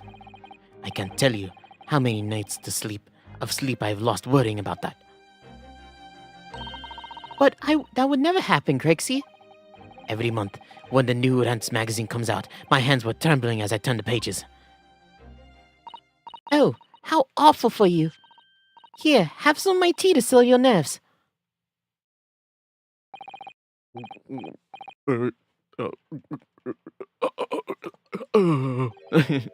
Ah, lovely. That very much. I really hit the spot, your ladyship. Teetotal. Oh, yeah. There is something I was supposed to talk to you about, actually, Mr. Naruhodo.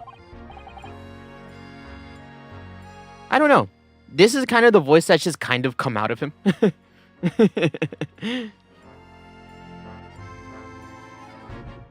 It's just like I was just like roll your tongue whenever you can.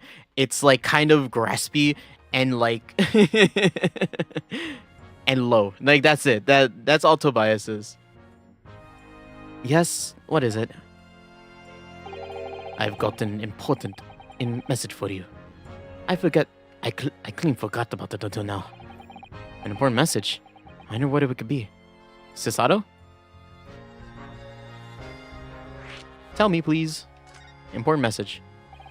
Are you going to tell me what the important message is then, Miss Inspector? Yes. It's about the young lady who's normally by your side, your assistant. Dear Susie, is she alright? I imagine she's Northern English. Yeah, probably.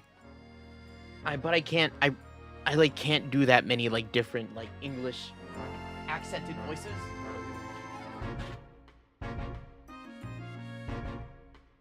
Sorry, I want to turn on my AC because it's actually kind of hot.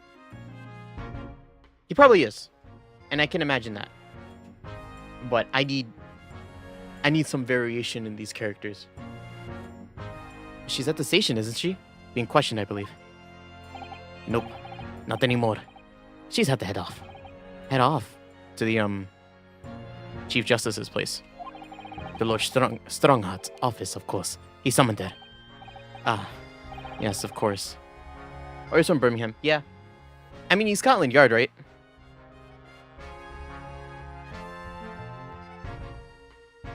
I could imagine. Not Alabama.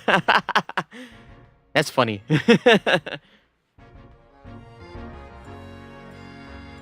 I mean, I'll let me see actually.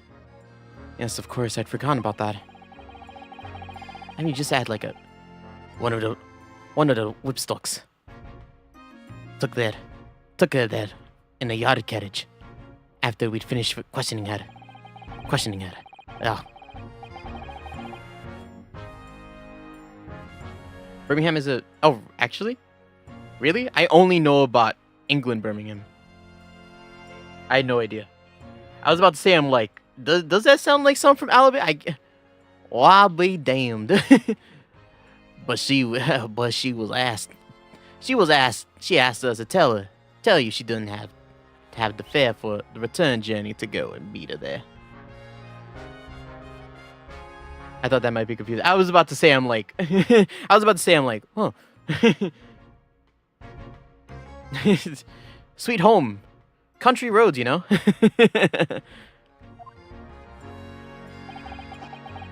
She's got the nerve, using Scotland Yard as a bluing messaging service. I see. Well, thank you for passing that on, Inspector. Why did Susie have to go see the Lord Chief Justice? She didn't tell me, but I better head over to the Lord Chief Justice's office to fetch her straight away.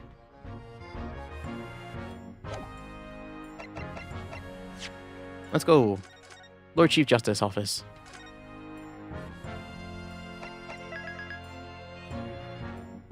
The country roads are in West Virginia. They're really? They're that far east?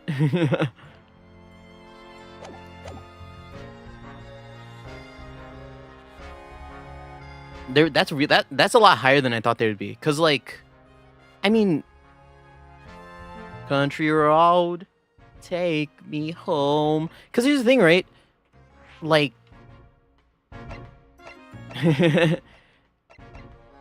country road is such like a you associate it with the South so much, right?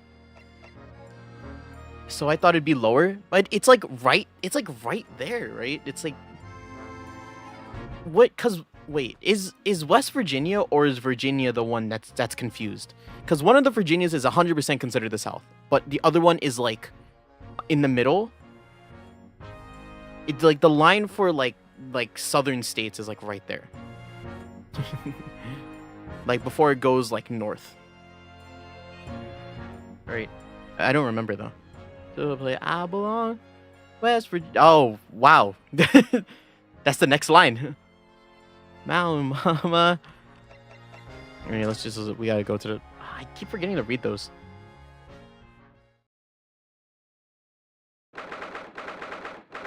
West is maybe southern. One of them are. I wouldn't be surprised if it was West, even though West is I think higher than regular Virginia. 16th of April, British Supreme Court, Lord Chief Justice's office. Hello. Yes. No matter how many times I come here, I always get the same sense of oppressiveness somehow. Do you think the place is oppressive? I think it's normal. How so? I mean, look at the suit of armor over there. You can't take that seriously, can you? Maybe it thinks the same about you. I assume this is... So everything is clear with regard to tomorrow's arrangements, I trust. Yes. Thank you very much. Yep. There they are. Miss Susato-san and Lord Strongheart. I wonder what they're talking about. They both look very serious. Very good. There's nothing further to discuss. You may return to your lodgings. I no doubt you have much to do in preparation for your return to your homeland. What? Wait, what did he just say? Your return to your homeland? Scotland Yard is in London. Yep, that is right. They are... Do they still exist now, Scotland Yard? Because Scotland Yard is such like a because all the games I played that take place or take a setting in real life like this and have taken place in Britain, they've all mentioned them, but they're all like pretty old games, right? They're still a thing? Ah, I see. You return to your homeland? Susato-san! You backstabber! Oh, Mr. Naruhodo. What was that all about? I have some words for you. Ah, Mr. Naruhodo. Thank you for coming to collect your colleague. What's this all about? Why are you talking about Miss Susato's return to her homeland? And tomorrow?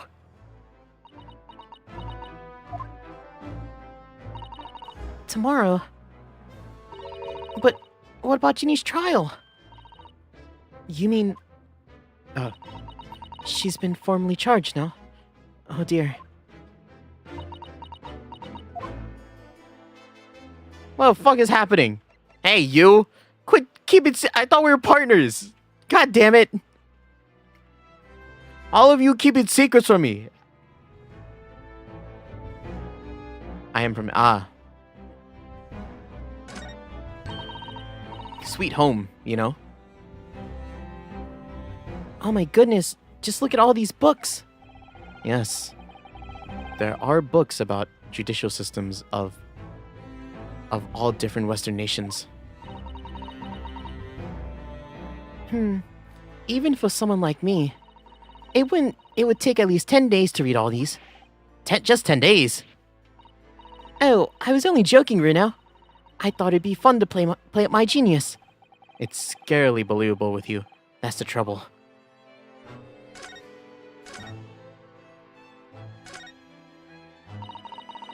I love clocks and their mechanisms, don't you?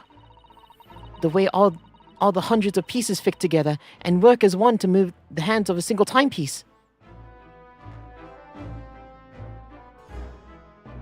I'm not gonna tell you. Because you didn't make an incest joke. That I was, you know, honestly, I was. That was like, you said that, and I was like, how do I play off of that?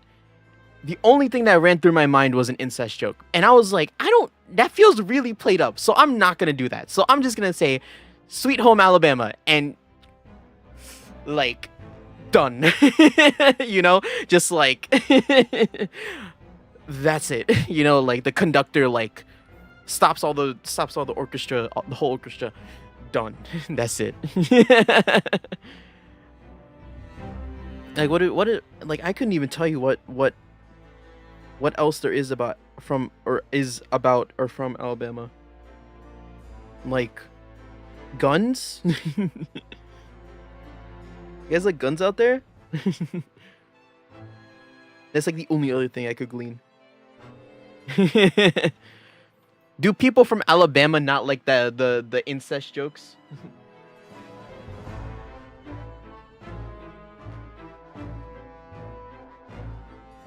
Courtney Cox is from Alabama. I don't know who that is.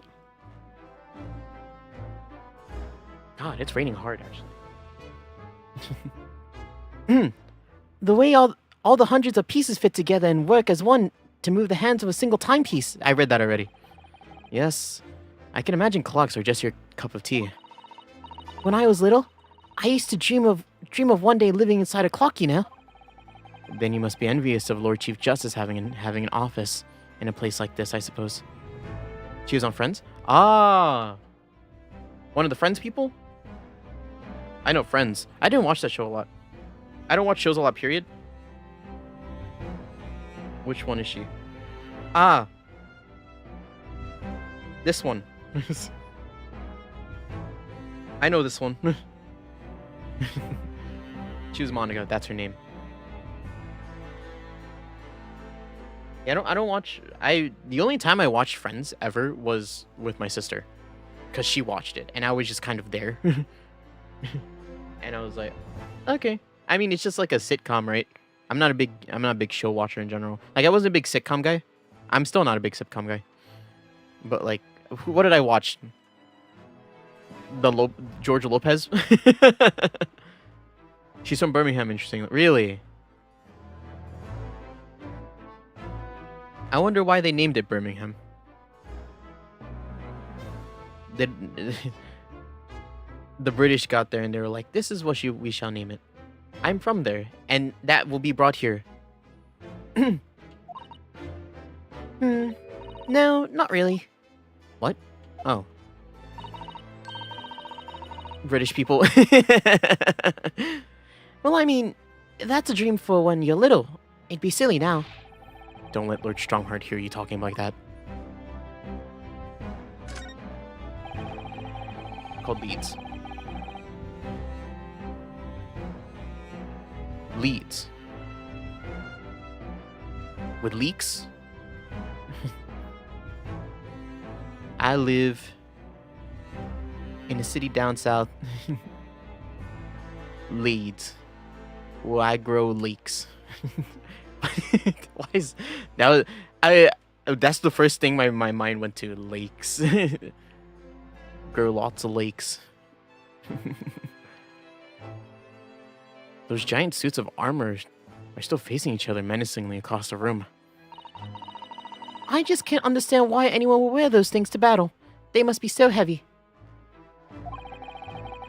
I expect you'd invest some special lightweight suit if it was down to you, wouldn't you? Wouldn't you, Iris?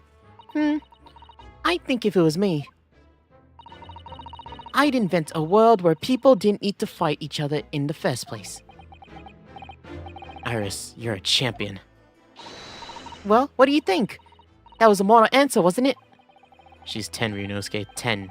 And she's leading you around by the nose. Montgomery is also a name of region of Wales. I see.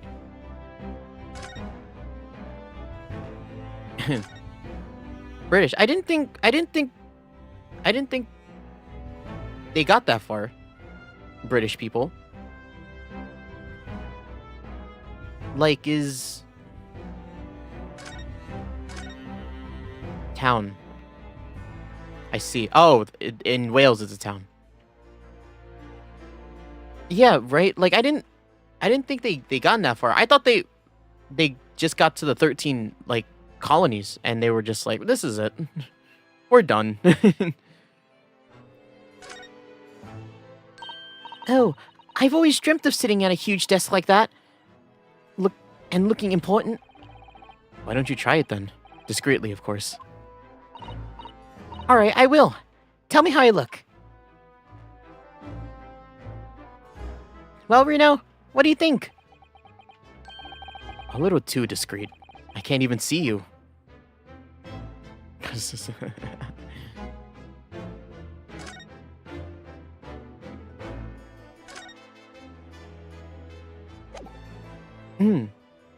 Hey. I don't know for sure, though. Yeah. I mean, we can never know, right? Hey, this girl's going behind my back. Sending us back to Japan already? We got a girl to save. We got trials to solve. You? Mr. Sato, what's this all about? Oh, please don't concern yourself, Mr. Naruhodo. It's only me going back to Japan. Your life here can continue just as it has. That's not what I asked. What happened? Why are you leaving? It's my father. He's fallen ill. Oh no! Oh, that was very Dora. Oh no! Just like, whoops. Professor Mikotoba. If I may. Yes? Sorry? You must be the defendant. Ryunosuke Naruhodo, I believe. Yes, that's right. My name is Eugene Mikotoba. I'm the professor of forensic medicine at Yume University. We received an international telegram from the Empire of Japan informing us of the news. 10 days ago, my father collapsed with a fever. The cause is apparently unknown. And it seems he grows weaker by the day. I don't believe it. As you are aware, the voyage from here to your country's capital, Tokyo, takes some 50 days. I thought it would be prudent to hasten Mrs. Sato's departure as much as possible. Yes, absolutely.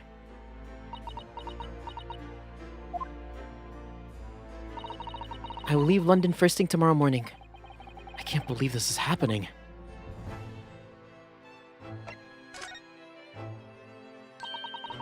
So Gina's been charged?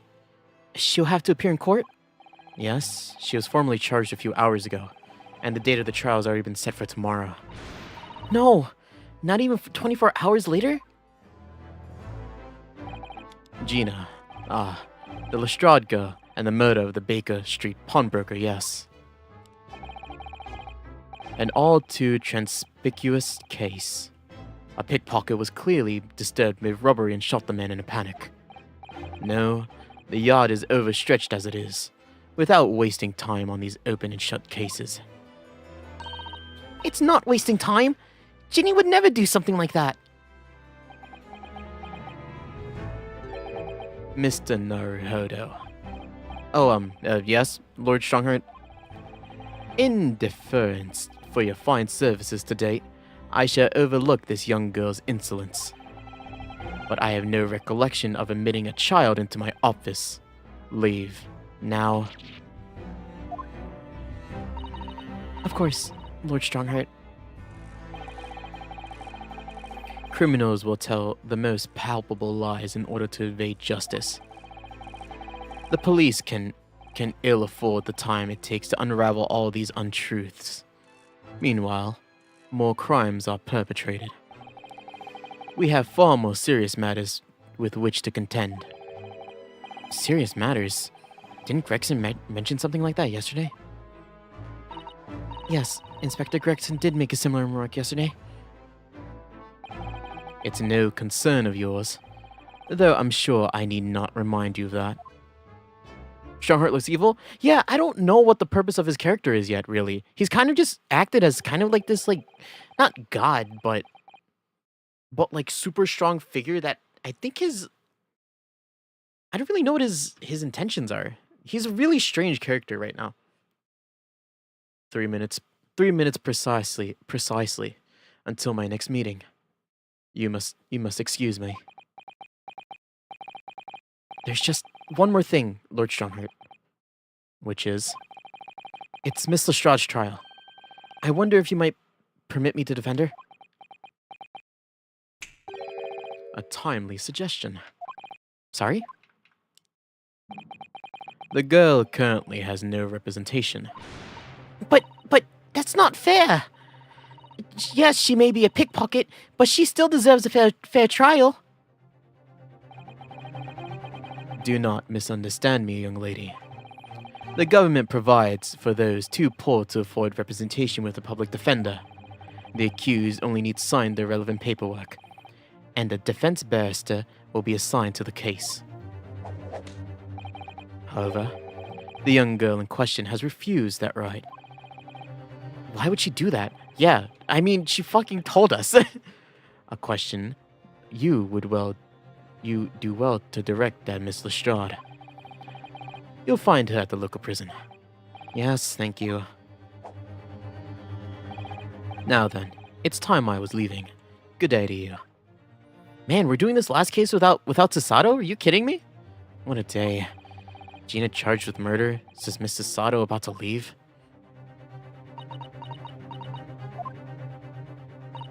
Come, Mr. Naruhodo, Iris. We must make haste. But, Susie... You're leaving for Japan tomorrow morning, aren't you? Don't you have to be packing things... Don't you have packing and things to do? As Mr. Naruhodo's judicial assistant, my personal circumstances are of no consequence. My sole purpose remains to help you in whatever way I can. Thank you, Mrs. Sato. That's a very pensive look. I think we ought to visit Gina first. In any case, I should like to visit her as well before I leave.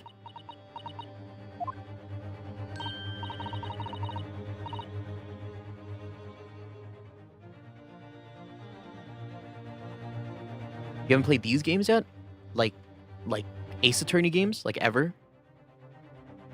They're a joy. I love playing these games.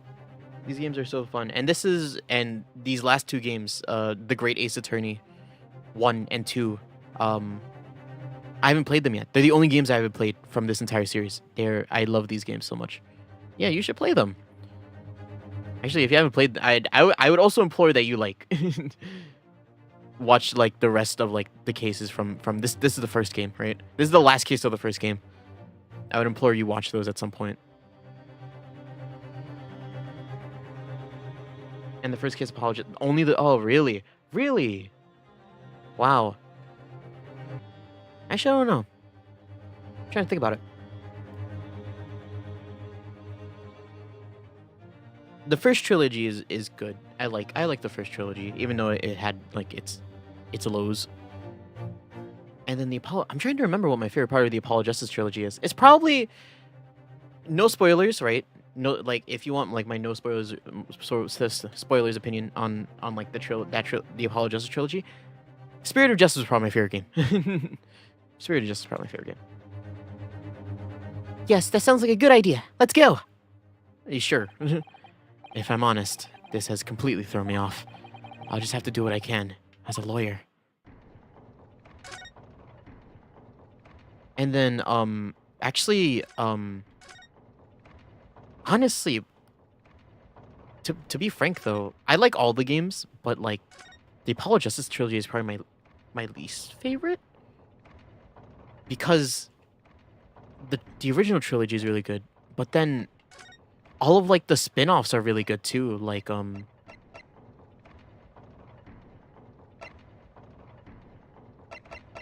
the Edgeworth games are really good. Phoenix Wright versus Professor Layton is really good.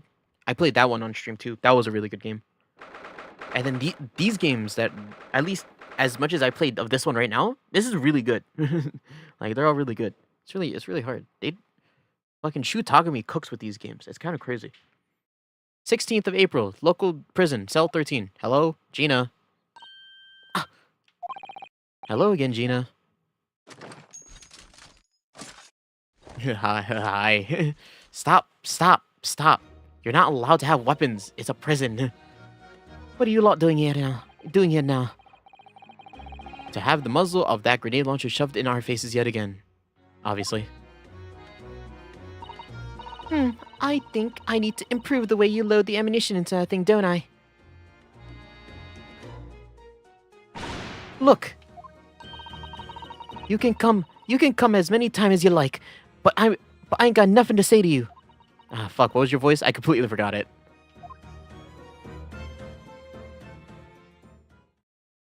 Time skip. Gina, I wonder if you might hear me out. There's something I'd like to say. What? I'm sorry to say, but I must reluctantly bid you farewell. Farewell? Tomorrow I must begin my journey back home, here in London. I have so many wonderful memories. And yet, as things stand now, it will be a glum parting indeed. Poor Iris is so miserable. Susie. Well.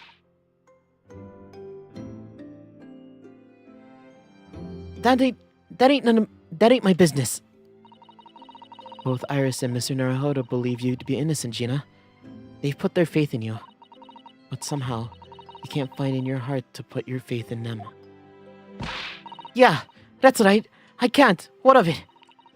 It grieves me greatly to have to say goodbye to my friends, who were so... when they are so clearly unhappy. Because of you. Well, it's my fault. Yes, it is. Neo Soul? Sounds like an MMO class. Like what like futuristic soul music? Is that what that is? French electronic music?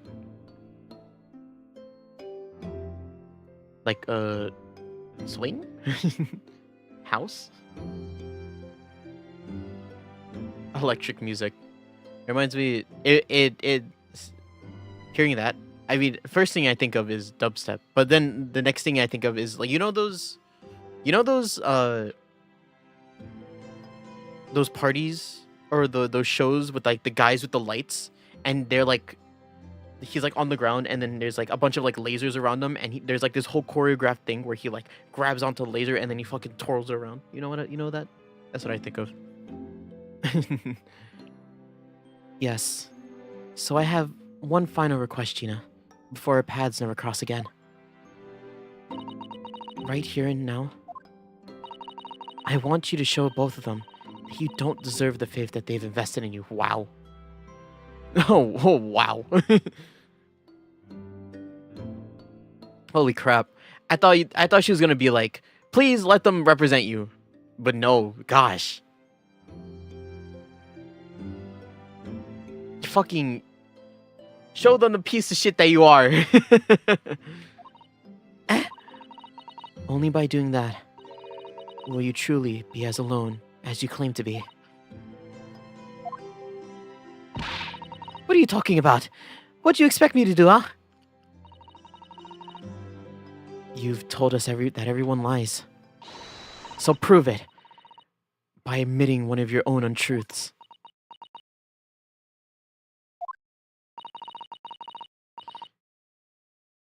What about what you said before, Jenny? When you said something about unforgivable lies? You must tell Mr. Naruhodo and Iris the truth now. That is my last request before I leave. My last request as a judicial assistant. No, I can't. Whatever these lies are, they're obviously weighing very heavily on Gina's mind. Gina, I could be wrong, but is it something to do with what happened 2 months ago? Something about the trial? The violator?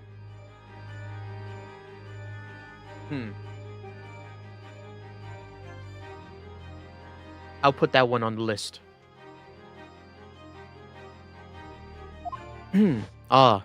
Trial 3. The one in which Magnus McGilded was acquitted. I thought I had to voice him again. I would have loved to voice him again. I love that guy.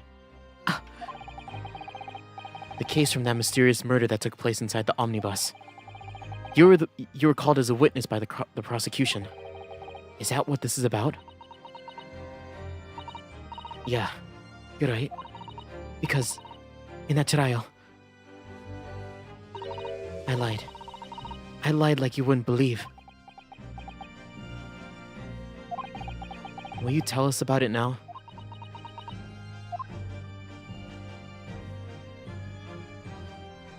You lied, huh? I mean, obviously she did. She had to. If she didn't, he wouldn't have gotten off. McGilded. Like you said, it all happened 2 months ago. The coppers got hold of me and shoved me into the witness stand. And based on your testimony, Mr. McGilded was declared innocent. Yeah, well, the thing is, I lied about a whole bunch of stuff. I knew it. What sort of thing did you lie about? I was hiding under the seat that night. That was the truth. It was pitch black. In that little cubbyhole, I couldn't see a thing. And then I heard a loud thud, like someone falling onto the floor. And that's when Mr. McGilded and that's when Mr. McGilded discovered you? Yeah.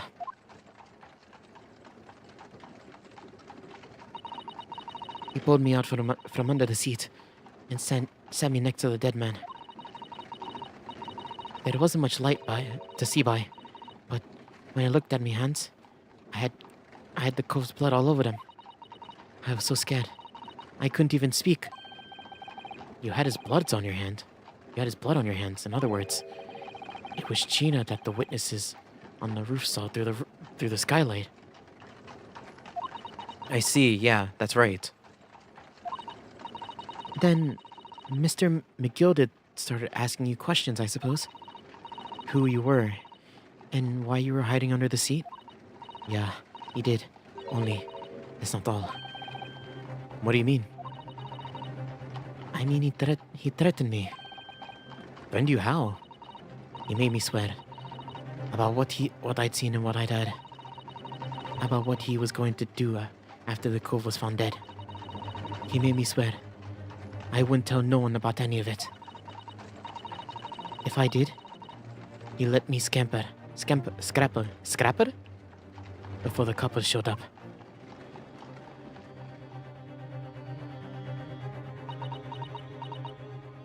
Wow.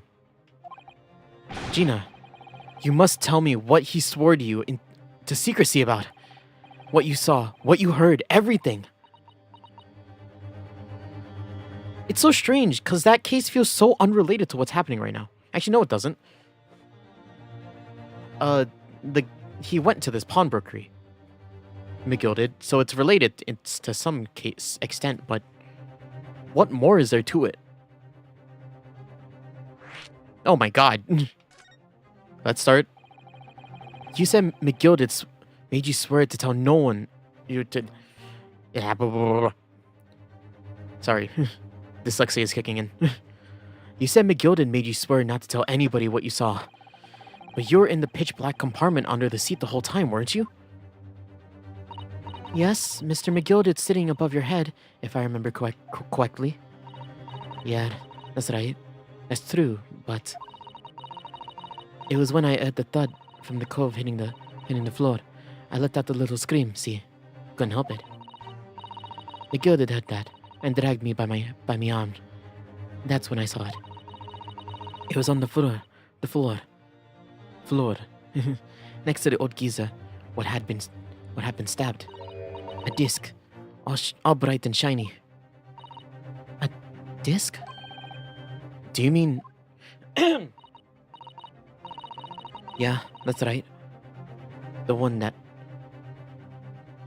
what the D took off of me at Windy Banks. The what? The one what the D.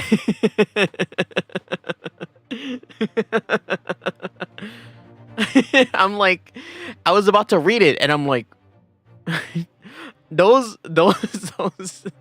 words don't mean anything to me. I usually can like interpret her accent, not here.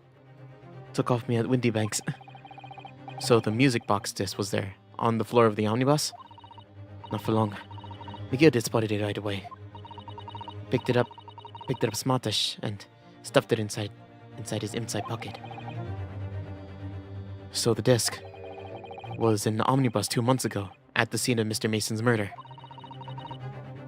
And the bog trotter told me I wouldn't to mutter a word to it to no one. Okay. Bog trotter. Because it was so dark under the seat in the cab. It was straining me ears the whole time. After a while, I heard the door and footsteps inside the cabin. Presumably that was McGilded getting on board. Nah, not only him. Oh. Because I definitely make out the footprints of 2 people. In that case, it would seem likely that it was Mr. McGilded and the victim. The thrice-fried Mason. Fired, not fried. I love thrice-fried Mason. My favorite type of chip. In his testimony during the trial, Mr. McGilded claimed that he slept on the carriage ride. But whenever I'm in the carriage, I'm taken by a fierce tiredness, and I always succumb to it. That's right. And your own testimony, Gina, supported this. All I can hear was the Irishman snorting. That's right. Yeah, that wasn't exactly true. Neither of them were asleep. I could hear them talking the whole time, in low voices. What? What were they talking about? Sorry, I don't know. The sound of the horses and the wheels was too loud. But that still tells us something. Mr. McGilded and the victim knew each other. So McGilded was lying, as I suspected. That is, yeah. I mean, yeah. I knew it wouldn't gonna take long before someone raised the alarm that the bloke had been killed. Yes, you're quite right. The other passengers on the roof deck noticed very quickly. So when the cab came to a stop, McGilded told me it died back under the seat again. I climbed in and waited. The two cows come from up top ran off to get the coppers. Yes, Mr. Fairplay and Mr. First. Right. And after they gone, McGilded asked the driver to do him a favor. A favor? Now then, fella. What I need you to do is take this coat of mine and deposit it to a nearby pawnbroker. And for your troubles, let's see now. I'll give you these 10 guineas. A nearby pawnbroker? You mean on Baker Street? It happened right there? Yep, he got it. It was at Windybanks. The coachee snapped the money and ran off to pop this coat as fast as he could. So then there was no one left in the carriage. McGilded opened the box under the seat and let me get out of there. But not without conditions. I see.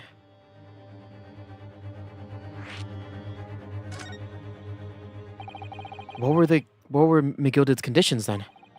For letting you go free, I mean. Not telling a soul. Not for anything.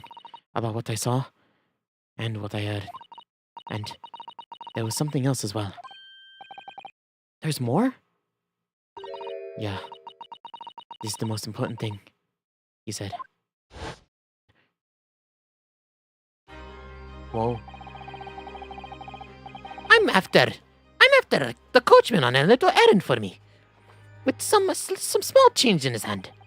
Now then, did you hear what I asked of him? Did you see anything at all? At all? You asked for him to pop your weasel,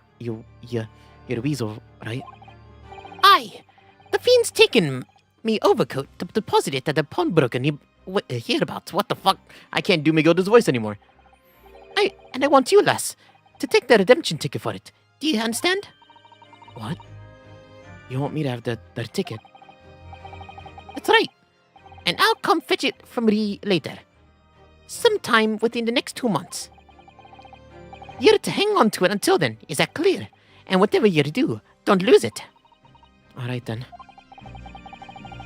In a case I might happen to be delayed at all, you're to go to the pawn shop, Windybank so it is, and you're to extend the loan for 2 months is up. For the 2 months is up, that's what he said. And if you forget, the article is forfeit, and any old fiend could come along and buy it. But I ain't got that kind of brass. Here is £5. That should be enough. Do we understand each other, lass? You don't try anything funny now, if you go against me. Yeah, I get it. Good. And one more thing. In a few days from now, you'll be visited by the police, I no doubt. The coppers? Coppers? Aye. They'll come asking ye to take stand in court, to testify as a witness. So let's just have a wee little chat about that, shall we? What it is you might say, and what it is you won't.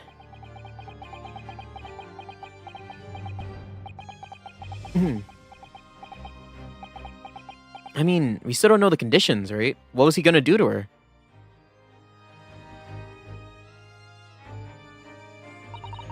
After he'd gone over it all, I piked up. Got as far away from there as I could. He'd hid the pawnbroker's ticket in the bushes near the scene. I went to fetch it in the next days once it got dark. So McGilded planned it and coerced Gina into giving a false testimony.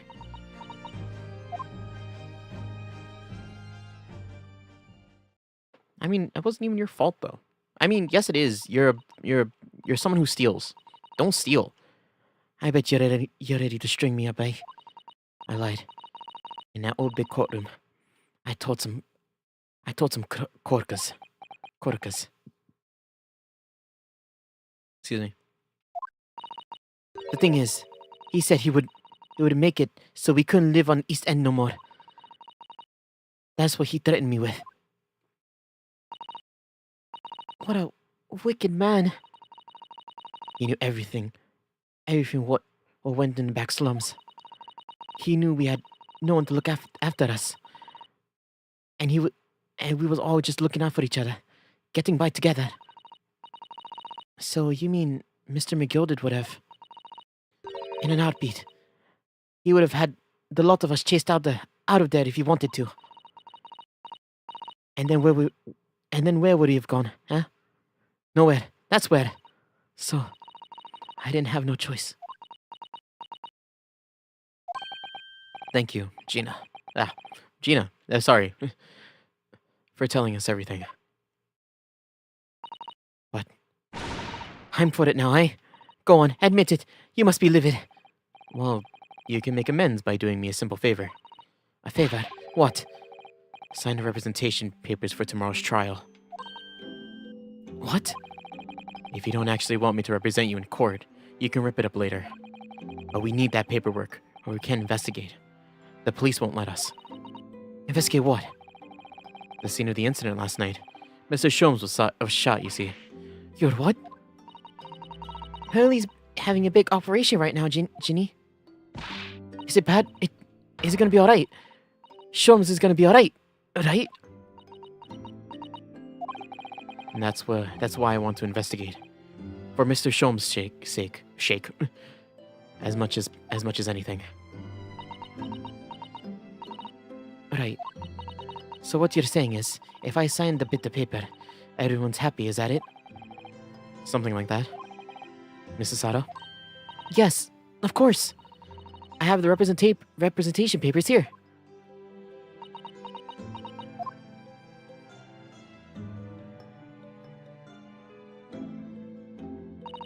I don't need anyone to stick up for me, though. No lawyer or nothing. No, I want to represent you, Gina. Poor Ginny. She seems so lonely. Gina's representation papers have been entered into the court record, thank you! Well, at least this should mean we can investigate the scene at Windy Banks now. Yes, and perhaps we can come visit Ginny when we're done there. Yay! I feel like we've finally cracked Gina. She's opened up to us at last. And now I have her representation papers. No one else knows just what a responsibility that is. Anyway, for now it means Inspector Gregson can't stop us investigating at Windy Banks. Although, something else tells me that he's not going to be happy about it. To be continued? Black screen? Oh wow, really? This case is so interesting because this investigation is taking so many different parts.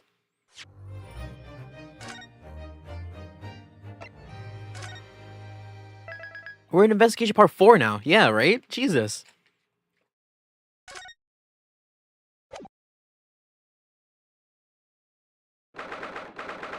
Maybe we do this one and then we'll go into the very long trial, I assume.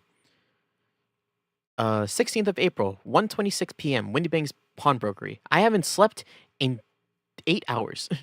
Well, that's normal. I haven't slept in 36 hours. Yes. Here we are again at the scene of the crime. Now to thrust these representation papers at Gregson's face and see what he makes of them. Hello again, Inspector. Do you have a minute, please? What of it now? You should go home and get some rest. Here you are, Gregsy. Here are the representation papers. Your ladyship. How? I don't believe it. How did you get that stubborn little ragabash to sign that? I salute you. That is good work, that is. I see you've been very busy here as well. How about some tea? It's a special blend designed to relieve fatigue.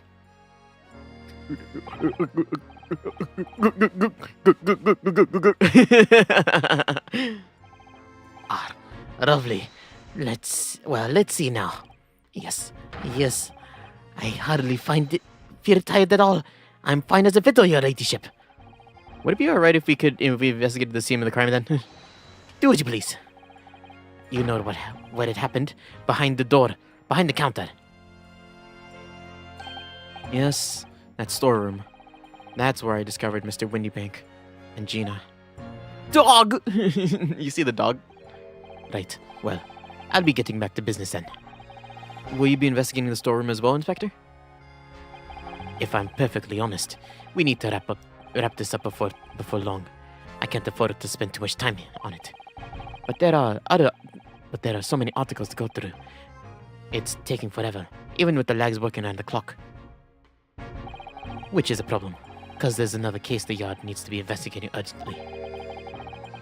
That must be what Lord Strongheart meant by far more serious matters before. So what I'm saying is, don't get under my feet, sunshine.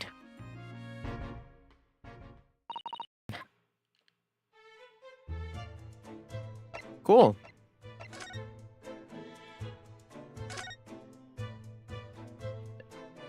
Oh, we don't need to talk to any of you. Oh, thank God. Ah, look here. Oh yes, a bullet hole. I can see that the bullet is still lodged into the wall. Wow. Strong. Presumably, Mr. Windybank wasn't practicing his revolver in his spare time.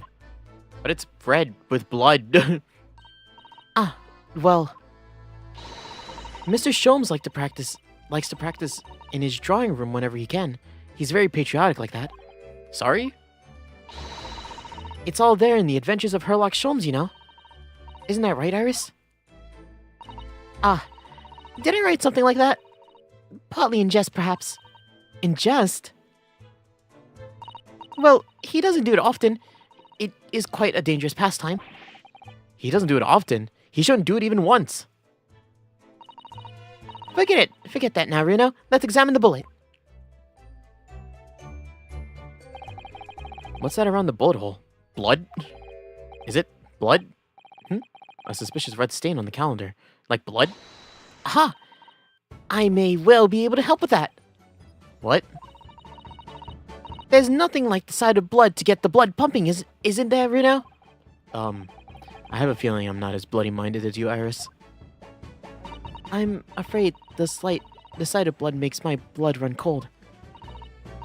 There you have it, you see. When it comes to blood, we're all different types. What a scientific observation. Oh, blood types. So you need this. Oh no. What is that scary-looking thing? Hurley and I haven't actually come up with a name for it yet. But as soon as you can see it in action, you'll understand what it does. Watch. She's contaminated the crime scene! Ah! Oh, the color of the blood stain is changed. There. Does that make sense now? Yes, I'm starting to understand. Good. It works on the principle that different people have different types of blood, you see. I see. So someone has green blood, and someone has blue blood, and someone has clear blood. Yes, how wonderful. The chemical it fires combines with the blood and makes it change color. So you can identify whose blood it is that you're looking at in a flash. Oh, what a fabulous invention, Iris. Isn't it? Isn't it? I bet Ginny would say it's bleeding great. Whose blood are we looking at then? I don't know. Well, all the chemicals does turn the blood a different color, so... Just find someone whose blood turns the same color and you know who it belongs to, in a flash. It's more like 2 flashes, really, isn't it?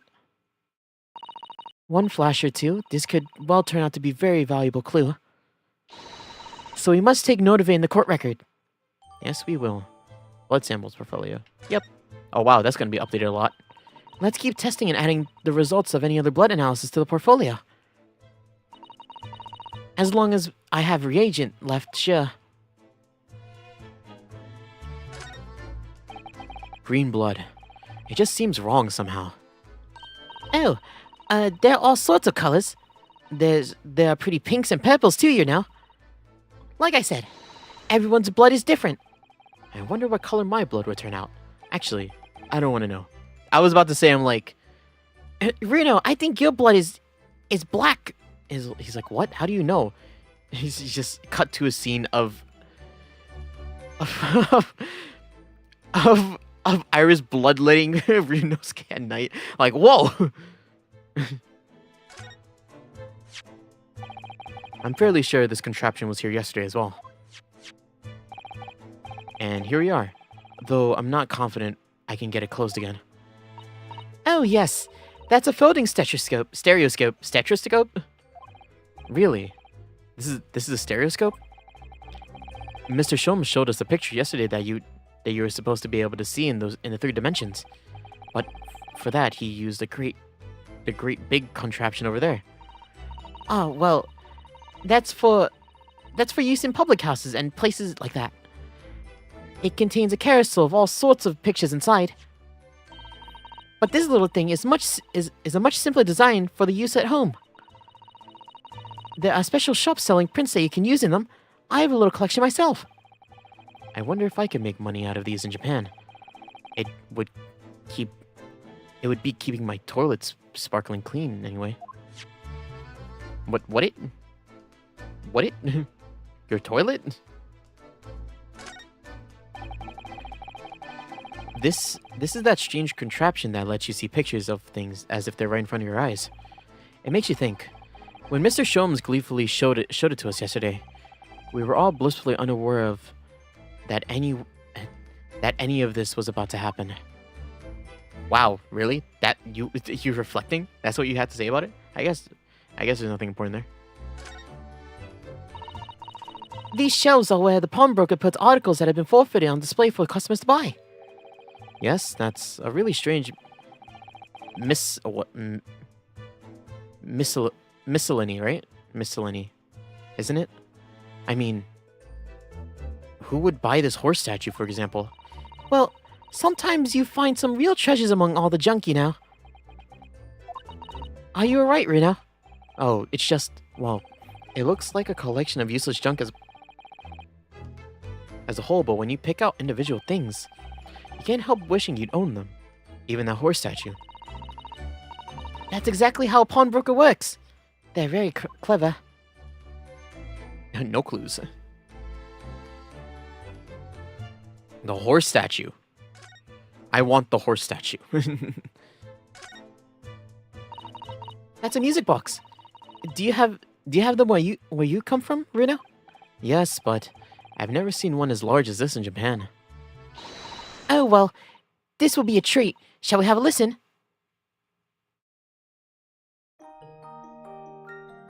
Oh, it's this song, right? Is this different? Yes, this is music. What do you think? Isn't it a pretty sound? I do really like that instrument. Like the high parts. The melody. Dude, I really like that. What do you think? Isn't it a pretty sound?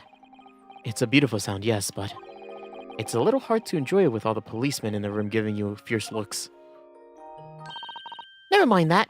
If any of them say anything, I'll tell Gregsy to have a word. Iris Wilson, Superintendent of Scotland Yard.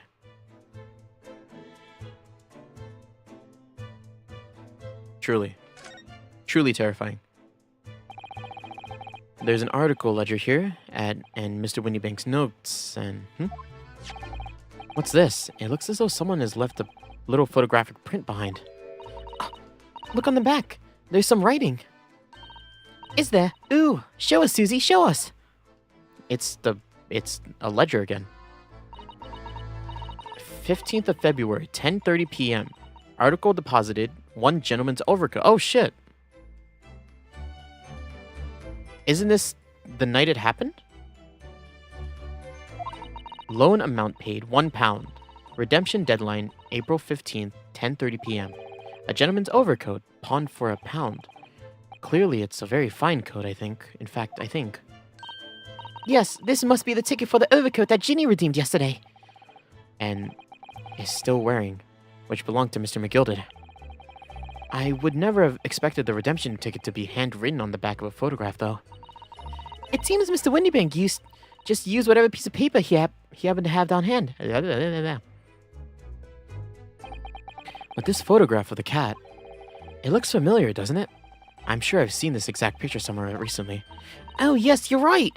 Very recently. It's the same as the one Ginny gave us earlier. Of course. I was forgetting that she gave us that print.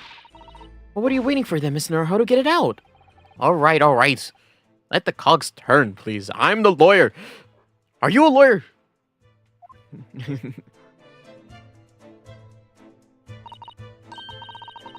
They are the same. Actually, they're kind of different, aren't they? Yeah, they're exactly the same. Oh, never mind.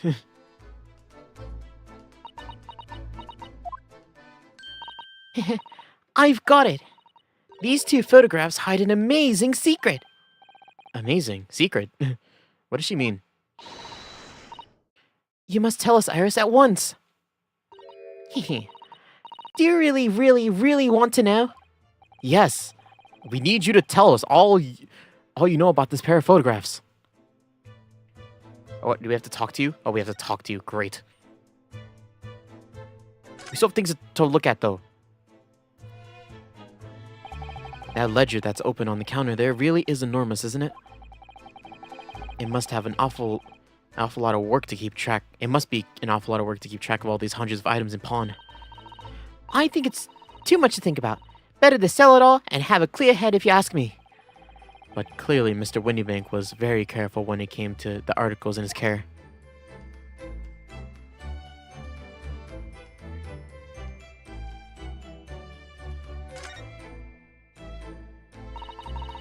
Behind that door is the storeroom, isn't it?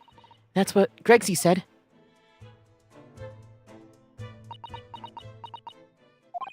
Yes, and that's where I saw the dreadful scene last night. Through this little window in the door. Mr. Windybank shot through his heart. And lady.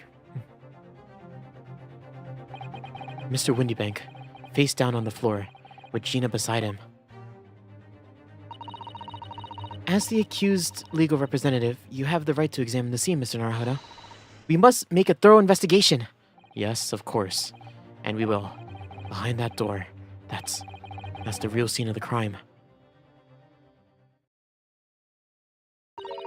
Don't worry.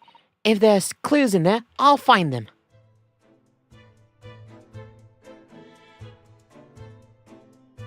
Can we look at the We should be able to look at the pictures, right? Where...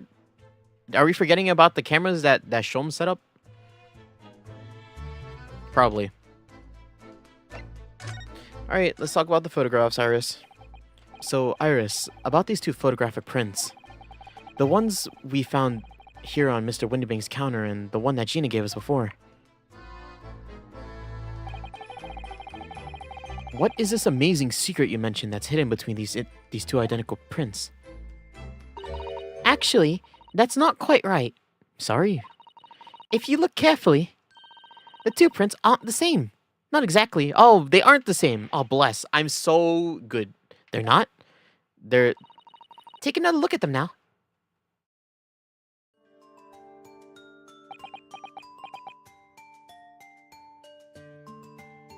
Yeah, one, like, it's from a different angle, isn't it?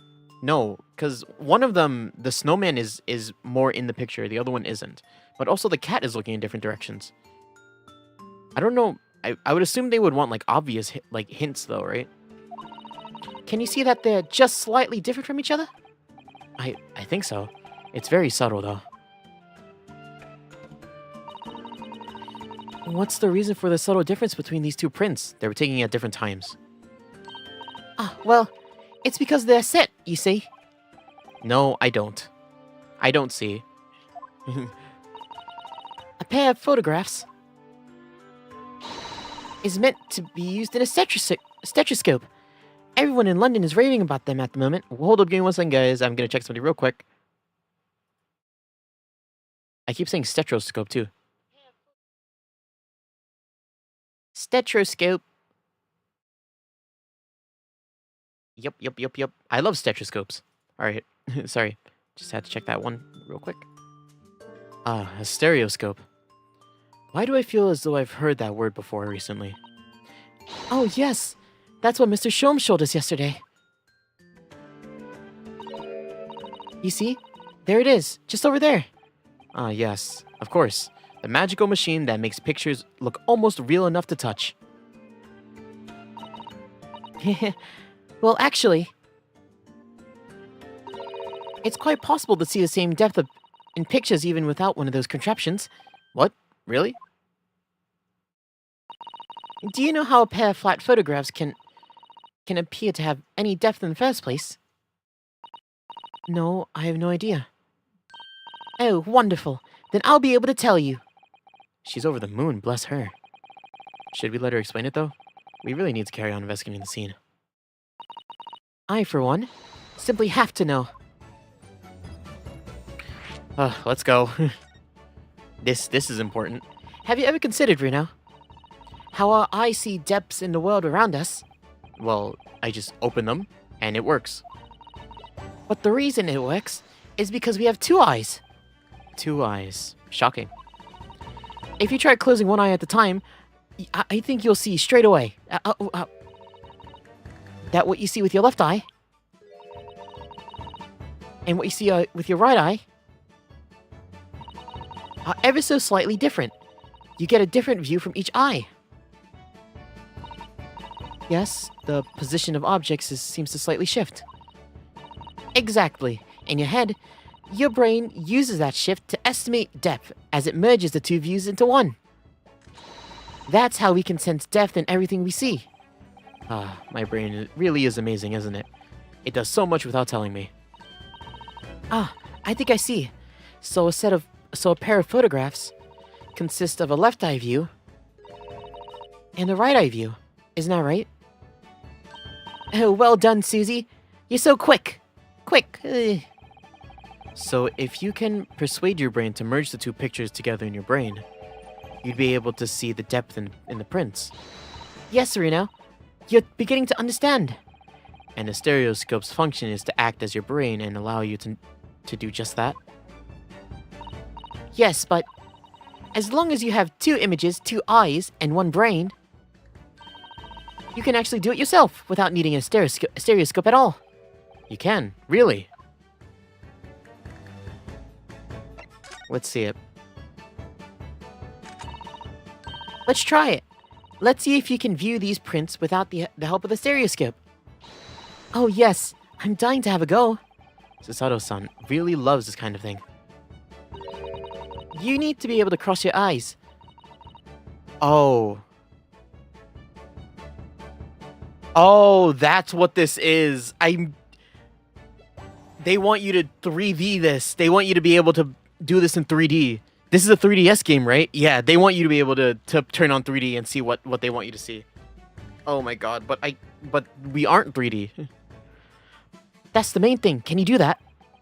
Cross my eyes? I think I can. Watch me and see if you can copy. Oh! Make your eyes do this. Alright, let me try. What is happening? Are you ready, Mr. Naruhodo? Wow, you can do it. There, how's that? Wonderful. Now it's your turn, Runo. The trick is to concentrate on looking at the bridge of your nose with both eyes at the same time. Not exactly an easy task when two people are staring at you cross-eyed. Jesus. Alright, that's enough practice. Let's try looking at these prints.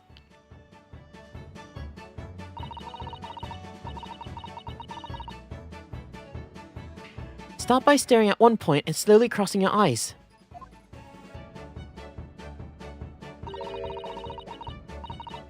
You should see two overlapping images like this.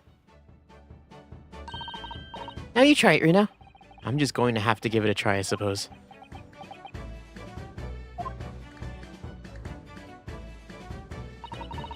Did the print split into two images for you?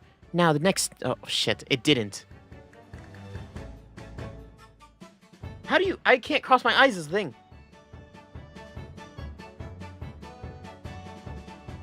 And even if I did...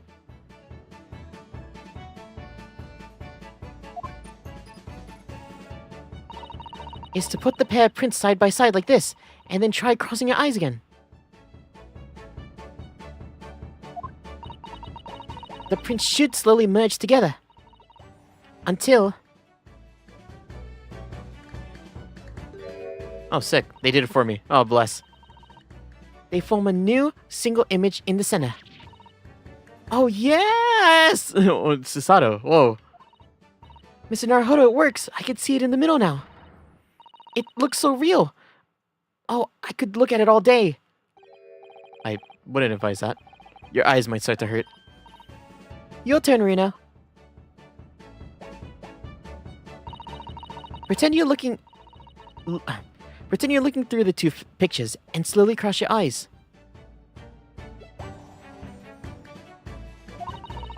Keep adjusting the position of your eyes until the two images overlap exactly in the middle.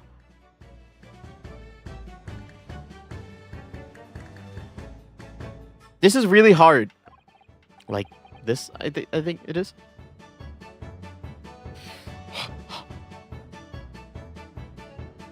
This isn't even like a funny audio bit. Like I just can't do it. Like, am I dumb? I'm.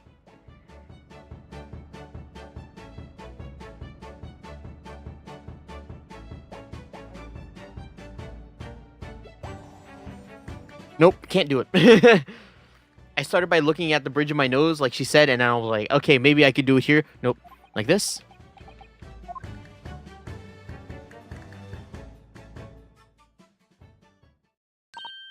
There, you managed it. So now you know how stereoscopic images work. Well, I don't know who discovered it, but it really is quite extraordinary.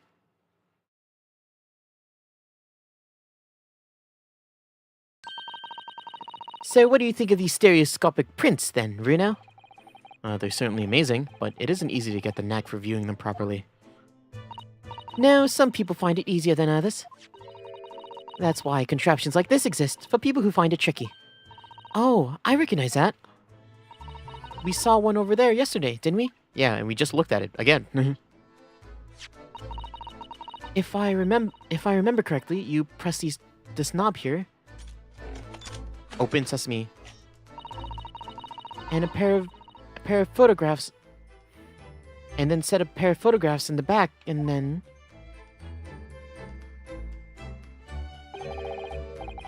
It's amazing. Even though I know roughly how it works now. well, London seems to agree with you. Stereoscopes are very popular at the moment.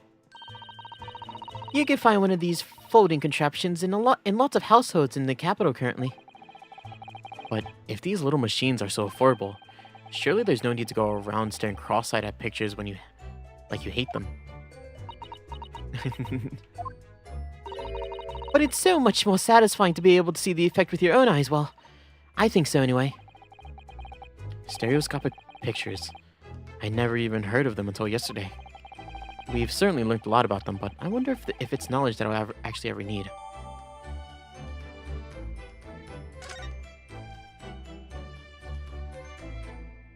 Well, either way, we needed to talk about that, because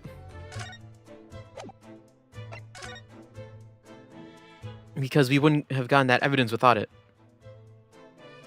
I don't think there's anything else to look at in here, so...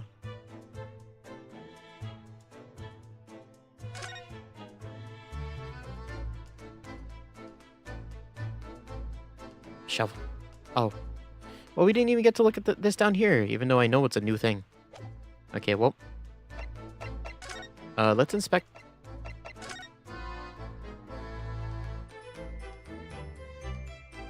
The blood of an unknown man. I, the undersigned, agree to the legal representation by the lawyer named here under in regard to the following incident. Defendant Gina Lestrade, alleged offense murder of Baker Street pawnbroker. Date of trial 17th of April 10 a.m. Attorney in law Ryunosuke Naruhodo. That's me. So this is the second of the two photographic prints of the cat. It really does look like Wagahai. It looks exactly the same as the first photograph at first glance. But I suppose that's what's so compelling. Actually, now that we have 2 pictures, I can have a go at viewing them again as a stereoscopic image. So I need to cross my eyes to get the 2 cats to merge in the middle as one. It's such a hard thing to do. Whoever thought of this in the first place must have spent a long time staring.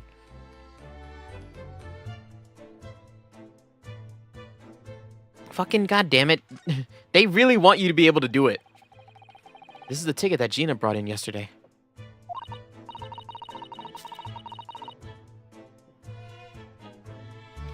Yeah, excuse me. Yes, having been entrusted to her by Mr. McGilda 2 months earlier. Article deposited, 1 gentleman's overcoat. And the other redemption ticket was in the pocket of that coat. Yes, for a small box. Deposited 2 days before the omnibus incident. Could that have anything to do with all this? Wait, let me try again. Let me just try again.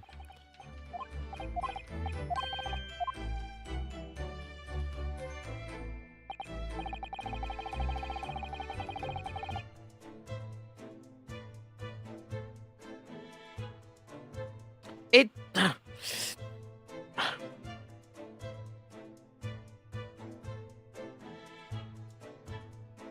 I'm trying so hard.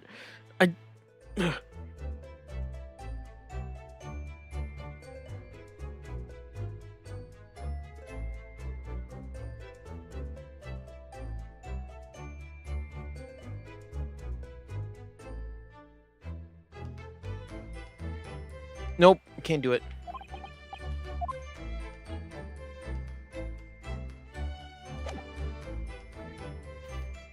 This is crazy difficult. Before we move on, I'm going to be right back real quick. It's like super quick. I'm going to be right back. Give me 1 second, guys.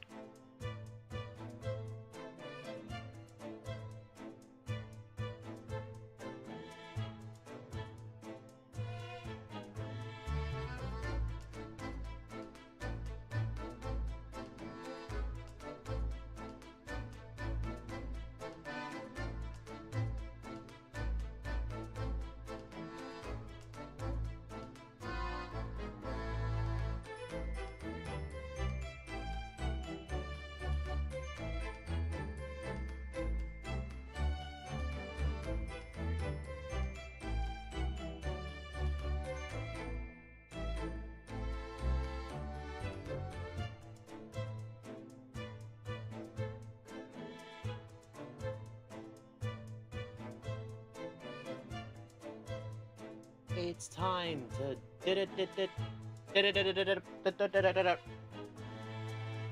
Actually, what I went to do is I went to wipe my nose because I touched my nose accidentally when I was doing that.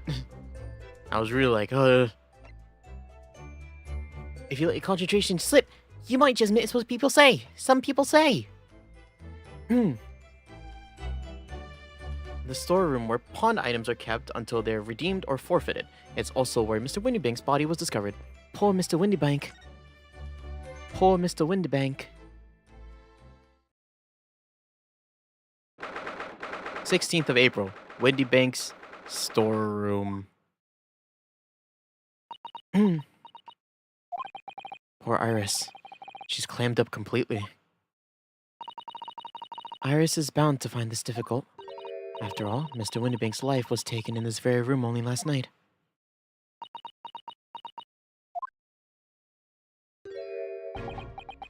You're in here. Ah! Wait, Inspector! What is it now, Sunshine? You took one look at me and tried to run away. You think Scotland Yard's inspector would play run away from some jump-up little defense lawyer, do ya?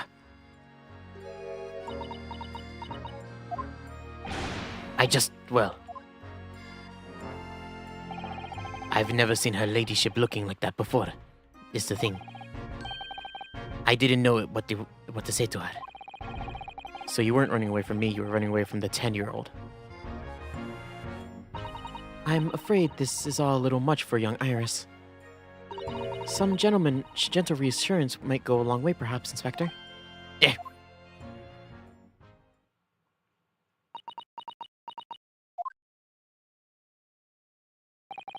Ahem. Don't trouble yourself unduly, your ladyship. I mean, at least you're not dead, are you? What the fuck kind of... I don't think that went very well. Why? Look, I'm in the middle of an investigation here, Sunshine, and I told you not to get in under my foot.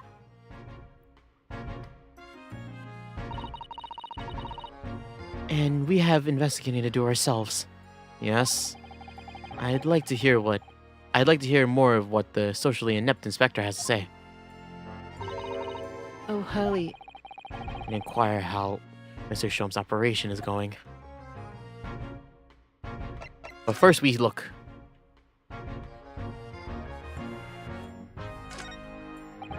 Look at all these articles that have been deposited. The room is stuffed full of them. I can't believe how many there are. A bicycle, a gramophone, musical instruments, even some enormous paintings, look. A piece of different people's lives, quietly gathering dust in here together. There's something very peaceful about the atmosphere in here. Or at least there would have been, if not for the chalk outline on the floor and the policemen shuffling around. Not much I can do about that, Sunshine.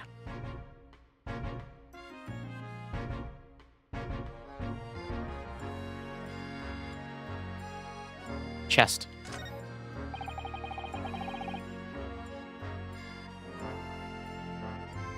You do not appear to be an album person. Yeah, I'm not. But that's okay. I like talking. If you want like a general, if you want like a general rule when it comes to at least my streams, right? I'm fine to talk about things, except when I'm playing the game.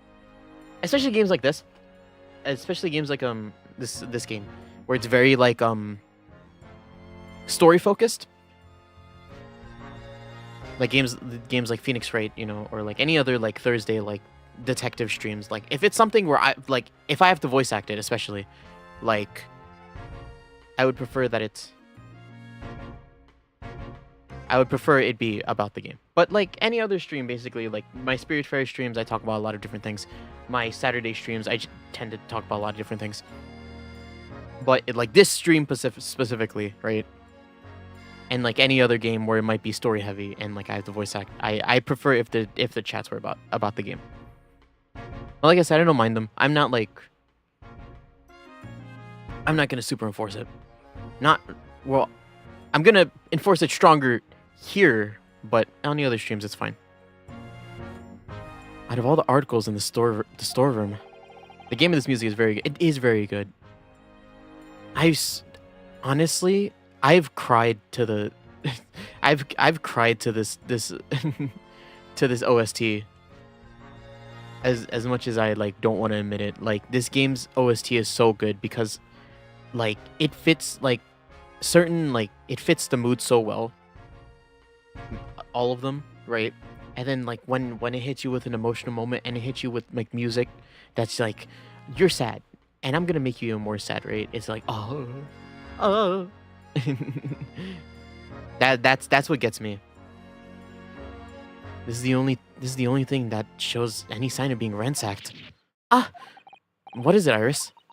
That's the box file that my manuscript was being kept in. Oh. Iris's unpublished story, The Hound of the Baskervilles. Surely that's not what all this.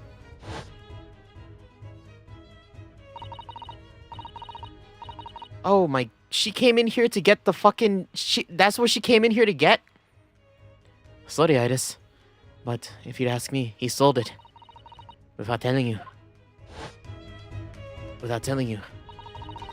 We must check inside the box at once. Yes.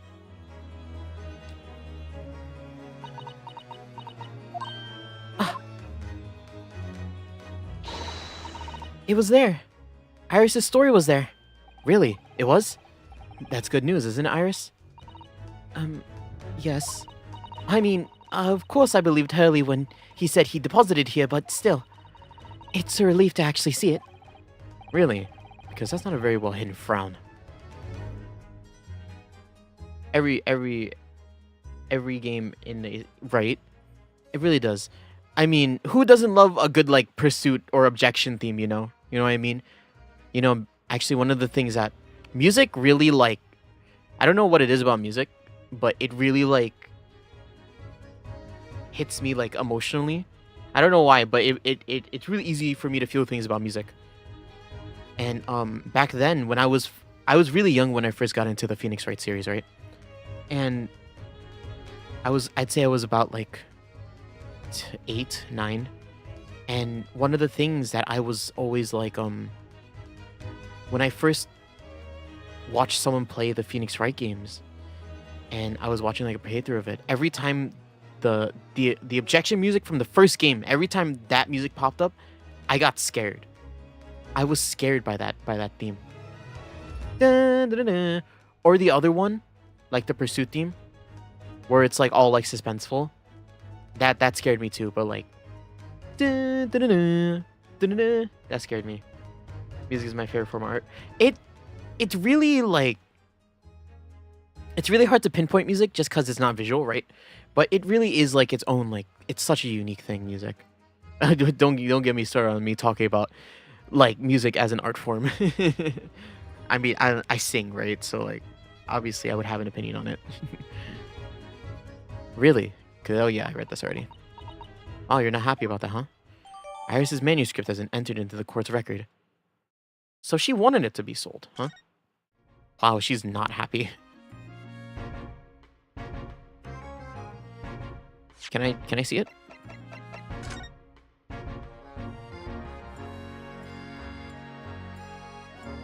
The Hound of the Baskervilles. The Hound of the Baskervilles. How did Sasato-san know the exact title of this unpublished story? I suppose I'll just have to wait until she's ready to explain it to me. I'm sorry.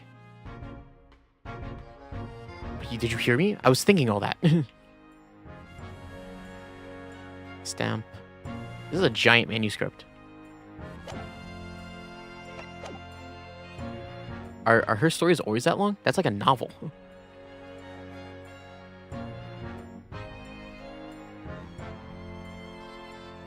Well, really? That's it? There's nothing else to look in here? Such an intricate room, and that's all to see.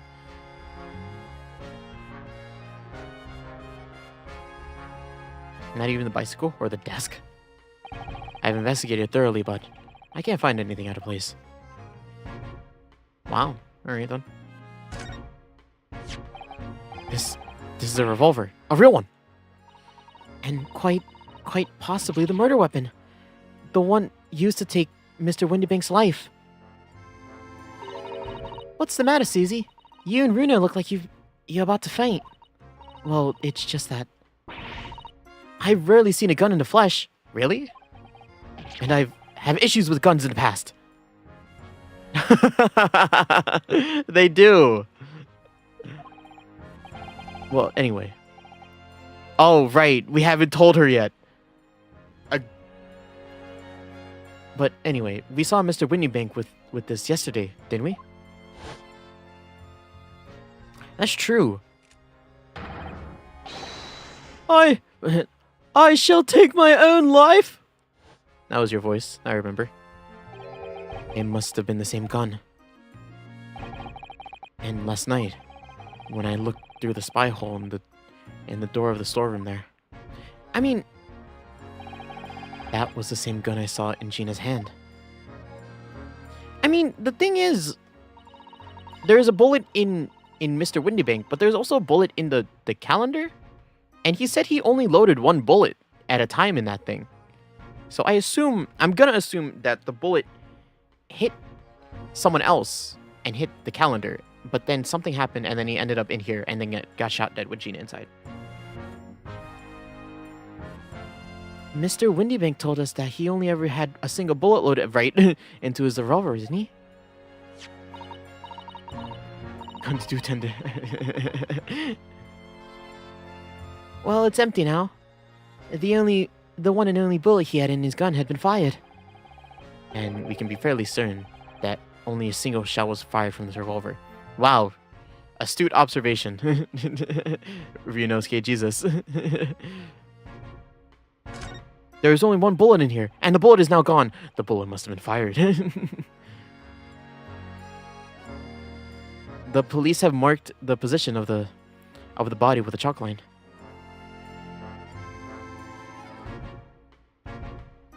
Prince or Michael Jackson? I haven't listened to many Prince songs.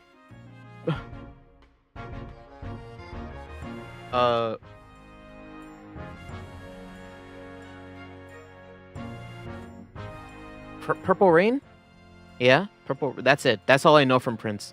Michael Jackson, just like fuck. I mean, the reason why I listen, the only reason why I've listened to more Michael Jackson than Prince is because my dad likes listening to him. So it's just kind of like, that's all I know. It's funny. I was actually the only reason why Prince even entered my like kind of echelon of knowledge is because when I was actually in school when I was in class when his whole thing when he passed away, Prince. And around that same time we were having like presentations, and one of the presentations was on Prince, and they had to update the slide to be like, he died like a week ago. But yeah, I don't. Other than that, I don't really know a lot about Prince and Purple Rain.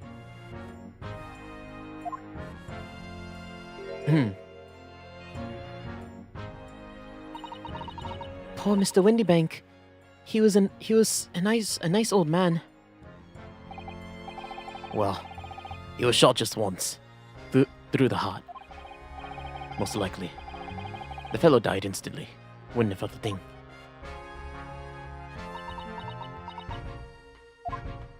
Really? I feel like if you shoot anywhere other than the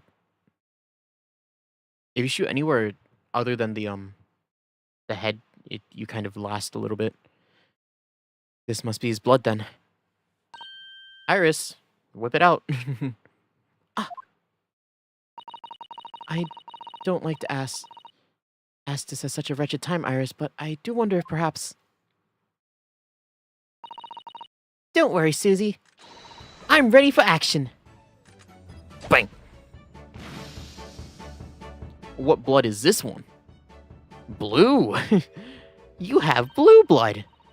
So, now we know the color the chemicals turn when it reacts to Mr. Windybank's blood. It doesn't seem to match our analysis of the blood stain we found in the main shop. No, but let's add this sample to the others we've collected before already. We can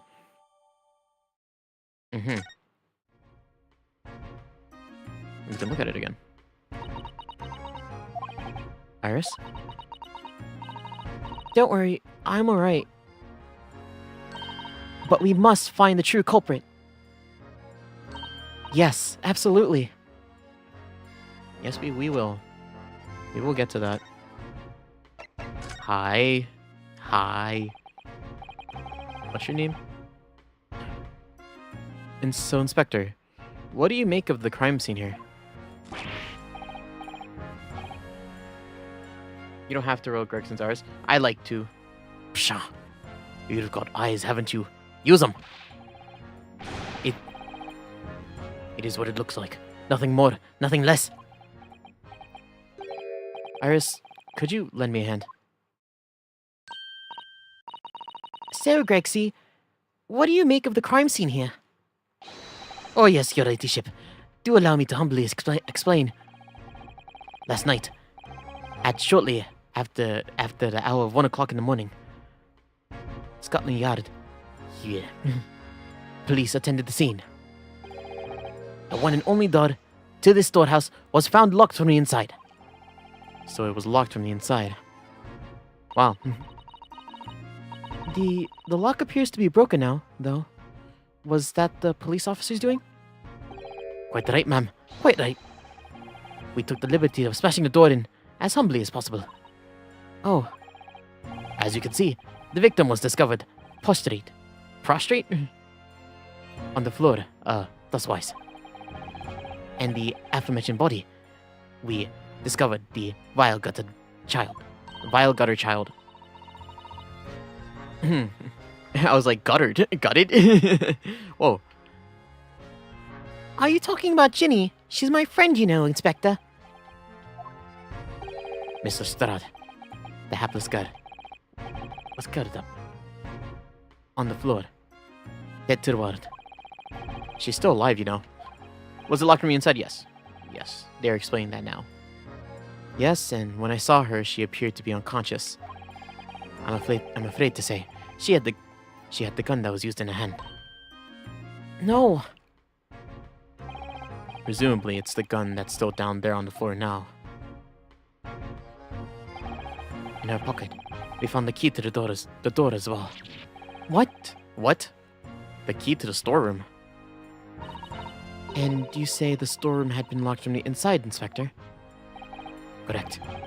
All of which leads her ladyship's friend in something of a sticky situation, I'm afraid.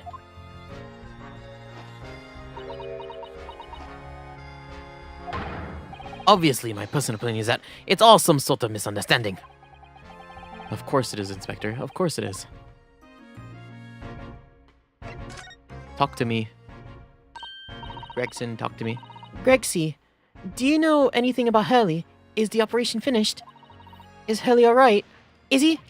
The thing is, Don't miss words, Inspector, please. You don't mean to say that Mr. Sholmes is... No. The operation is done and dusted. It's just that, well, He's in a coma? Out with it! Oh, don't flip him. yes, ma'am. They use something called a general anesthetic. It's the latest thing. Renders the body insensitive. The whole body. Anesthetized? Is that even possible? Oh, is anesthesia, like, not a common thing right now? Are people just raw dogging surgeries right now? It means the operation can be completed while the patient is fast asleep. Goodness, in the Empire of Japan, we just managed to provide laughing gas for a tooth extraction. The trouble is, the latest thing isn't always the greatest thing, if you follow my meaning. They couldn't get the medication to work at first, so it took hours for him to nod off, or so I hear. And now that the op's finished, they can't get him to wake up, apparently. He's in a coma, dude. Oh my. No one knows if the anesthetic is still in his system, or if the bloke's just plain exhausted. But anyway, all they can do is stand back and watch until he comes around again. Hurley. The moment he opens his eyes, ladyship, I swear I shall get word to you. What a surprise. Even in matters of life and death, Mr. Sholmes always has to do things his way. That's it? Really?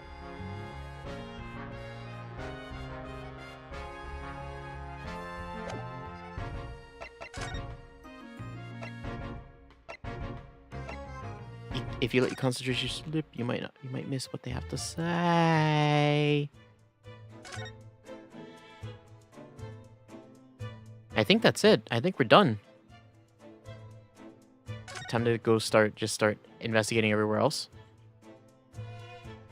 All right. Let's get out of here, y'all. Yeah, maybe we could look out here. What's happening out here? Got any news for us? Huh? Nope. Back here. I love this place. We just start running around all over to the places we've already been, except for the places we should be at.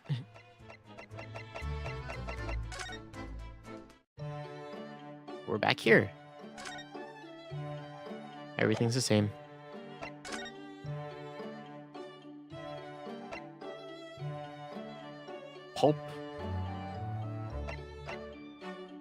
Pulp. That's a Smash player. Let's go to... Hey, can we go back here even? Are can. Well, they want us to go to Herlock's place.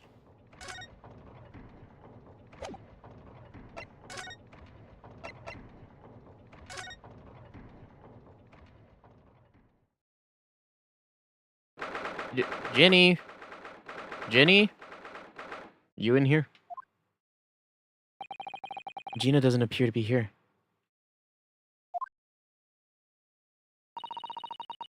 She must be in questioning at the moment. Oh, but wait a minute.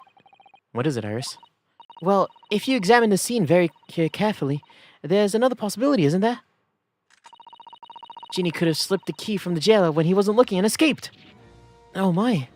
Why would she do something like that? It would only make her situation worse. Calm down, Bruno. I was only joking, of course. Oh. You had me worried there for a second. I thought that was a great deduction. Yes, it must be your way with words, Iris. You're so wonderfully persuasive. Perhaps you don't fully understand the weight your words carry. Damn. Oh dear, I'm sorry. I suppose a light-hearted great detective is a contradiction in terms. Well, in the same situation, I'm sure Mr. Sholmes would have just thrown his head back and guffawed. I'm not entirely sure that's helpful, Mr. Naruhodo. Well, anyway, it looks like we won't be able to talk to Gina for a while. We should try to make progress with our investigation in the meantime. Yes. Come along now, Runo. Come along. Why'd you say it twice? Wow, we can't even examine. Alright. Hey, I know you're in here. Wow, wait, what? You're not. Bucket. Oh, do we need to show her? Do we need to show, the guy something? We might have to. Alright. We just, like, ran around the place just to be like, Gregson! Look! Yeah, we definitely have to give you something. Do you know about the manuscript? Is that what I think it is? Your ladyship's latest. Yes, my latest story. It's called The Hound of the Baskervilles. A most fascinating tale, your ladyship. Fascinating. I don't suppose there would be any mention of my humble self in the tale this time. Good question. I can't really remember. I see. Well, why would you, your ladyship? I'll just await its publication with eager anticipation. Fuck. You wouldn't need to worry, Inspector. I'm sure if you do appear, you won't do anything particularly remarkable. You looking to be arrested, Sunshine? I didn't mean it like that. And even if I did, you wouldn't have bitten her ladyship's head off, would you? Inspector Gregson, could you give me your opinion about this, do you think? We don't tend to share Sunshine, not with the general public. Ugh. In that case, Grexy, how about some herbal tea? This is the generic, like, I'm not gonna answer you.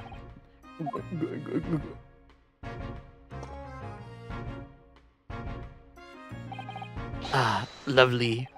It's a very lovely. It really hits the spot, your ladyship. You really don't mind sharing that, then?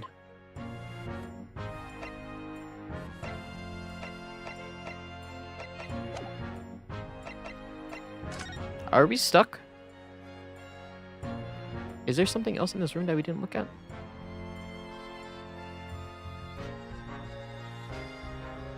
I'm just gonna look around. Did we? Did we miss something? Nope, we didn't. If we did miss something, it's unbelievably small, and I do not like that if it is. But I just think we missed. We didn't see it.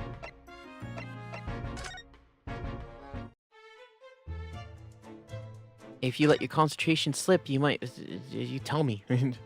Tell me what might slip.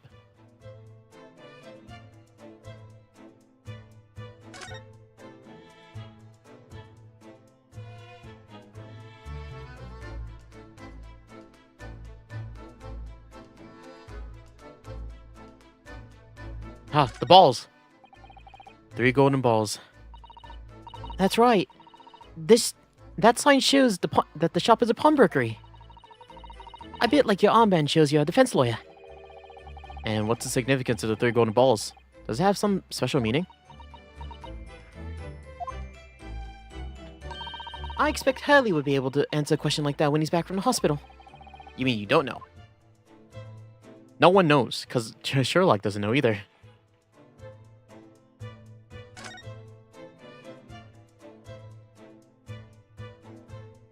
I wish we were able to just look around. Well, like, look behind us, too, at the cameras. Like, why aren't we thinking of that? My cameras?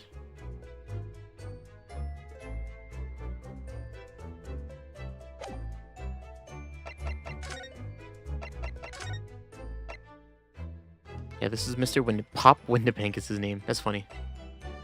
And then random green blood person. But yeah, who else was shot? No one else at the scene was shot.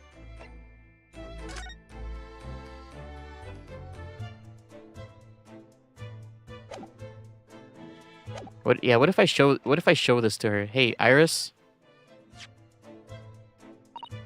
Oh, my manuscript. Mr. Shulm said he deposited at Windabanks and he had.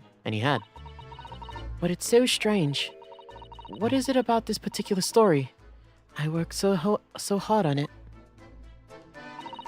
Why would Hurley say I can't publish it? I'm afraid I have no idea. And all you could do is wait until he's ready to tell you, I suppose. Oh, maybe. It's because Hurley is not in it enough. Maybe I didn't give him enough good lines. Yes, maybe. I wish I could say that definitively isn't the reason, but I can't.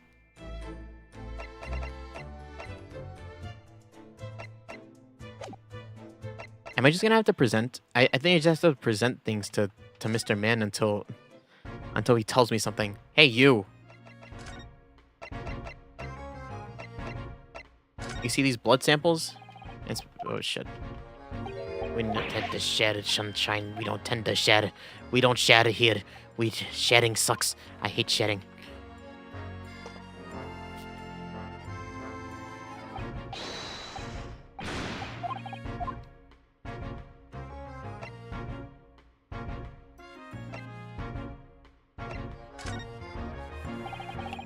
Inspector Gregson, yes.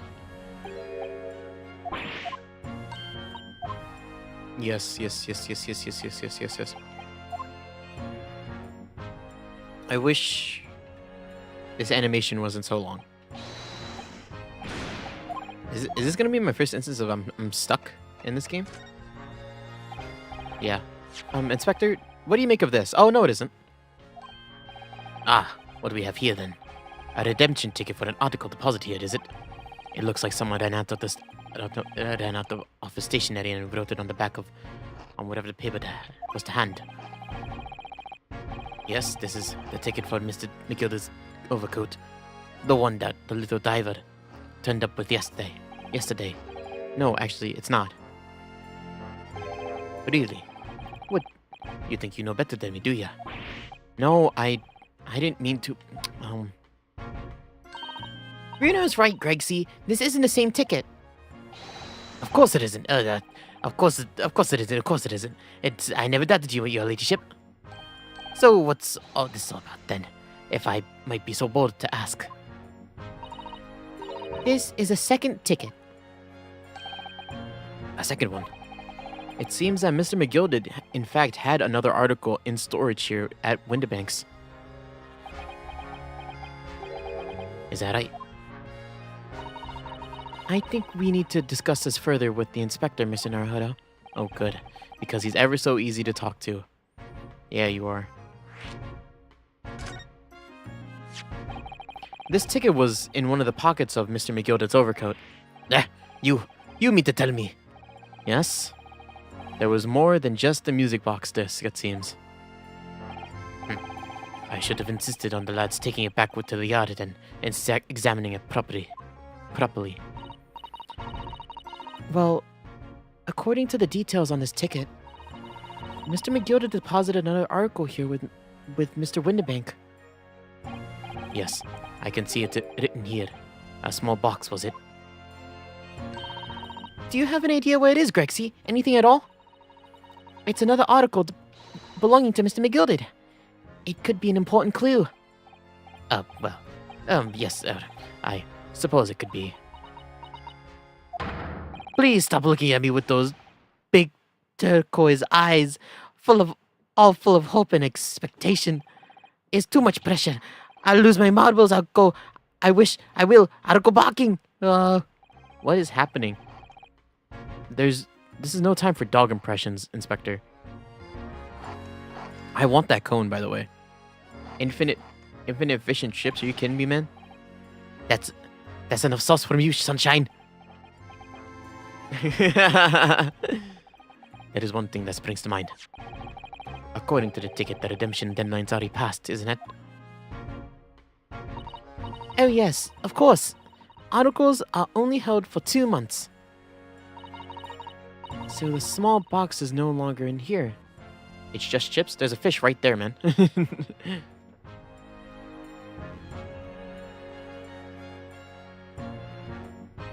It's right... How do I point it? I have my cursor. Chips, and then there's a fish right here. That's a piece of fish right there, man. I don't know how to break this to you. It's like potato wedge chips and a fish. So the small box will no longer be in here then. That's right. It's been forfeit. Yeah, no worries. It's okay, they all look the same. Which means it could be on the shelves in the front of the shop where the forfeited items are offered for sale. Yes. Yes. The shelves in the front. We must search them at once. You're wasting your time. Oh, There's dozens of little boxes out there. Hundreds even. We can't possibly know which one might have been. I mean, it's all brown, right? Everyone loves brown food, you know? All fried in some sort of batter or seasoning or oil and some kind of oil. I mean, it's all good. We can't possibly know which one might have been McGilded's. That information is now written in a ledger. Ugh. well, I think we should at least have a look just in case. Of course, Your Ladyship, of course. Very sensible of you.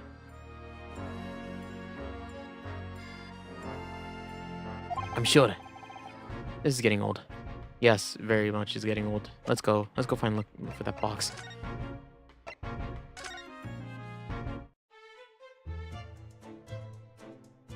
It does. But they had to make sure it wasn't just chips, just so like is everyone still? Yeah, everyone's still here. A little box. This box. This box. This box. This box. Oh, we can just look. Yes, this is where all the items that have been forfeited by their original owners are offered for sale. That's right. They've got it all. They've all got little price labels on them, but there's so many. I wonder if the small box on this ticket was still yeah. I wonder if the small box this ticket was for is still on the shelf somewhere. The box that Mr. McGilded deposited here just over 2 months ago. Even if it were, finding it promises to be very, very troublesome indeed.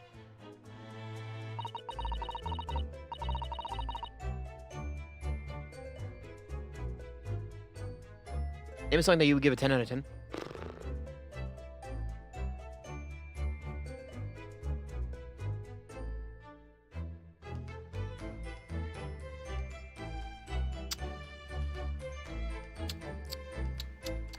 What is it called? I know what it is.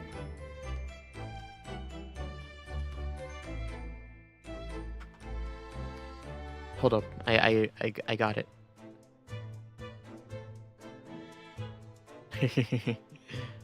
Puzzle Plank Galaxy. Search that up. Puzzle Plank Galaxy from Mario Galaxy. That is that. Now that is that right? Hold up. Let me just.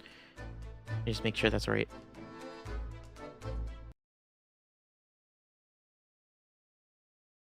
Yeah, yeah, it is. That's a 10 out of 10 for both nostalgia, and it's just a really good instrumental piece. There are so many boxes. It could be any one of them. Mr. Sholmes said that the pawnbrokers was the safest place to store anything, more secure than a bank vault. So perhaps this small box of Mr. McGilded's contains something of great value. Well, if that's the case, he'd probably have kept it locked.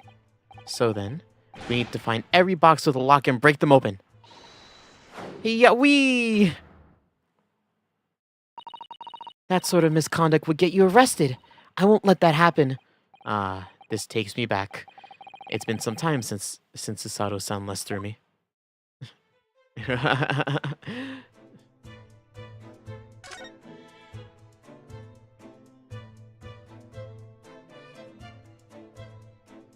I mean, why don't we just look for a box that has, like, what's the price tag on the thing?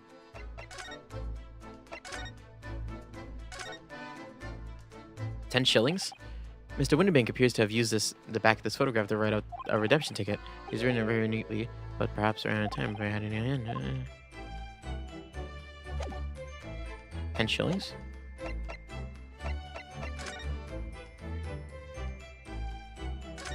I mean, yeah, there's so many boxes, right? Could we ask you about the boxes? Could we ask you about the boxes? Who can we ask about the boxes? Yeah, it looks like we're not going to get anything much out of this. Hey, we're back. I already showed you everything. Anything else in here? Or do they want me to go back to Gina? Maybe Gina would know? Let's go back to Gina.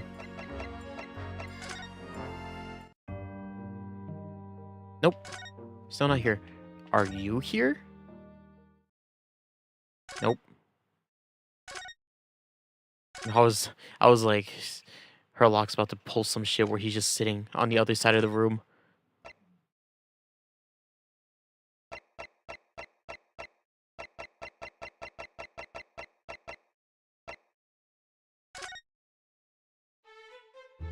We could linger here a little longer, could we? Could we really? Would you mind if I showed you this, Iris? It's just a boring old thing, really, but... Oh, I don't really like boring things. Ah, it looks like Japanese modesty is easily misinterpreted by young Western children. I mean, who does like boring things? No one wants to be shown anything boring. Come to think of it, you're always introducing things with, this is boring, but it's a bad habit. You should stop it. I'll be sure to let the entire population of the Empire of Japan know of my return.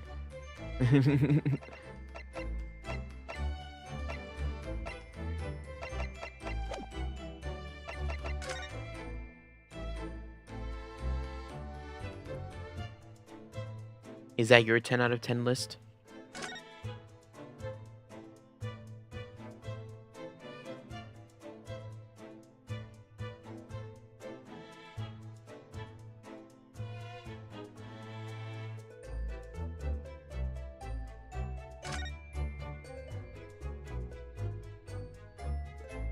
Yeah, nothing else is giving me, like... Yeah, nothing else is giving me anything.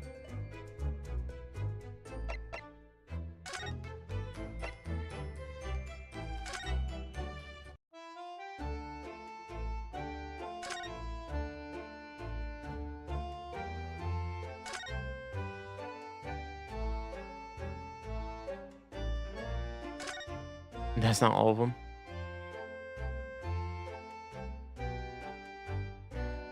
We can't talk to you. Oh, the balls are there.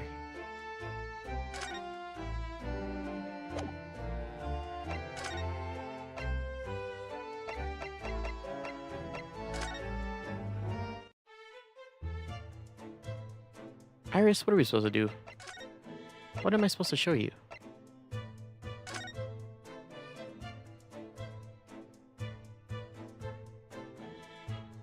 What is this? Mr. Naruhodo, I don't know if you've noticed, but there's something rather troubling here. I noticed. That red smear, you mean? Yes, it looks like blood, doesn't it? I wonder if Mrs. Sato had picked up on that. Well, in that case, Yes, we need Iris. we should show this to her before we forget. Oh wow, that's what I forgot to check. Sick. Alright, yes, we will look at that.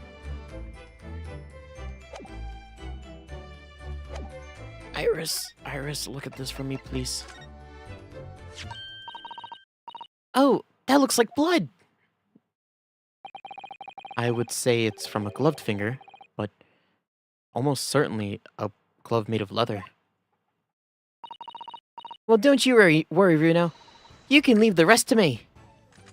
Bang. The blood turns purple. Wow. Mystery fourth color. Look at that. Yes, that's a color we haven't seen before, isn't it? I simply must add it to the portfolio of blood samples. It could be an important clue. Although, it would be nice to figure out whose blood these different colors correspond to at some point.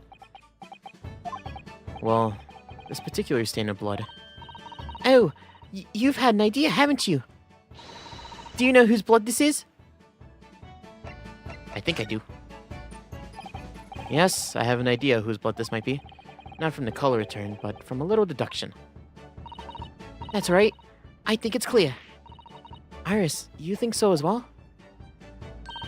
You first, Reno. Who do you think it belongs to?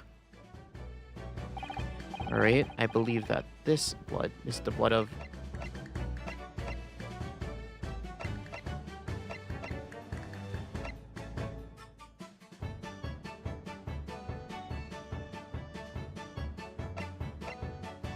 Picked up the overcoat, right?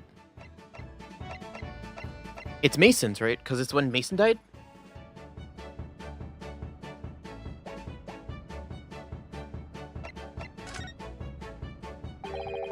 Thrice-fired Mason. Thrice-fired Mason? You don't sound very sure of yourself, the way you trailed off there. Well, it was 2 months ago now, the case. And of course, I never met the victim. I'm struggling to remember his name. But he was definitely thrice-fired, right? Though. The victim of the omnibus case? Yes, his name was indeed thrice-fired Mason. But that would mean that this bloodstain was left on the ticket 2 months ago. Yes, I think it was. Gina brought this ticket here to Windy Banks yesterday. I'm suggesting that the bloodstain was already on it at the time. So it's a smear of blood from the time that Mr. Mason was killed 2 months ago. Yeah. Something else is coming back to me now. Mr. McGilded was also wearing leather gloves that night. Now I ask yous, what good-hearted soul wouldn't rush to help a fellow bleeding from his stomach? I wasn't about to start worrying about me gloves now, was I? So I reached out to give the man a hand. It certainly does look like a leather glove, leather glove thumbprint, this mark. But we know that Mr. McGilded had no injuries at the time, anywhere on his body, from which we can conclude that any blood on the glove belonged to the victim, Mr. Mason. Mr. Naruhodo, you sound just like Mr. Sholmes. Minus the quirky slip-ups, I hope. Yes, I think you're right, Runa.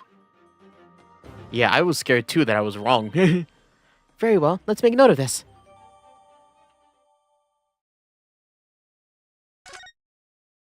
The blood stain analysis has been updated in a court record. Oh, what the fuck? Ah! I nearly jumped out of my skin there. How could Mr. Windybank set up such a wicked trap? I doubt he set that out to scare anyone. Is it really that time? I think perhaps we should pay Gina another visit soon. Oh, Her trial is tomorrow. We must establish whether or not you will be willing to defend her. I think we should ask her one more time. She may have changed her mind. Again?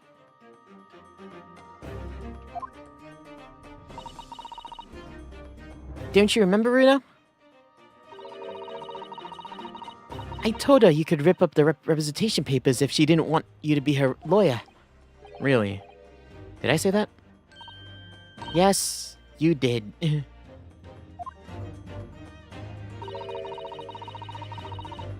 The deadline for submitting the paperwork is fast approaching. In that case, we better hurry back to the prison and talk to Gina again. Yes, let's go back. Prison.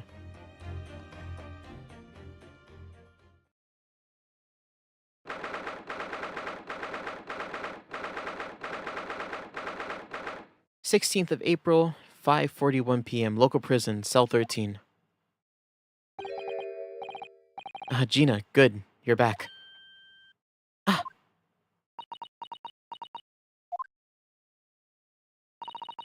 The police must have finished questioning her then. Oh, how was it, Ginny? Was it awful? It doesn't bother me. Thank you for the papers you signed before. It meant we were able to investigate at Windybanks.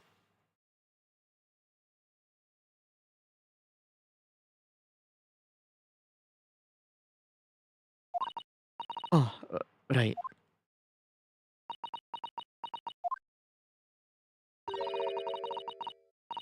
Don't you want to know how we got on? We've been ever so busy.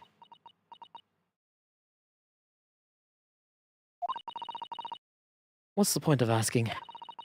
Won't change what everyone's asking. That I did it. That's not... Gina, we came to ask you for your final decision. What decision? Yeah, I was gonna say I assumed like AOTY like album of the year, and then you said it was a music reviewing website, and I was like, okay. But that's a lot. That is a lot of songs. Too many songs. So many songs to remember. I'm the type of person that like I let my YouTube recommended just like let me flow through like a like a like a collection of like songs that I've listened to in the past. I see. About tomorrow's trial. Will you let me defend you or not? I must submit the paperwork now if you'd like Mr. Naruhodo to represent you. Right. I see. She's really lost her fight all of a sudden. But I know what that feels like. The worry is just so hard to bear.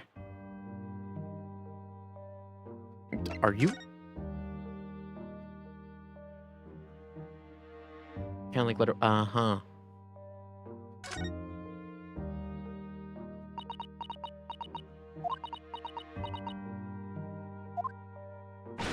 Oh, alright then. Blimey. Give it a rest with them eyes, Iris. So come on then. Fill us in. Who done it? Unfortunately, we don't know that yet. You don't say. We don't know yet, Gina. But Mr. Naruhodo and all of us know that you're innocent of this crime. And while we haven't managed to work out who the real culprit is, there are a number of interesting facts that we have managed to establish. Oh yeah? Like what? Well, for example, the reason for you being there in the first place. I think I know why you broke into Windybanks that night. It looks like I'm going to have to show some evidence that clearly reveals the reason. I thrust it at Gina's face! Or I could present it to her calmly, I suppose.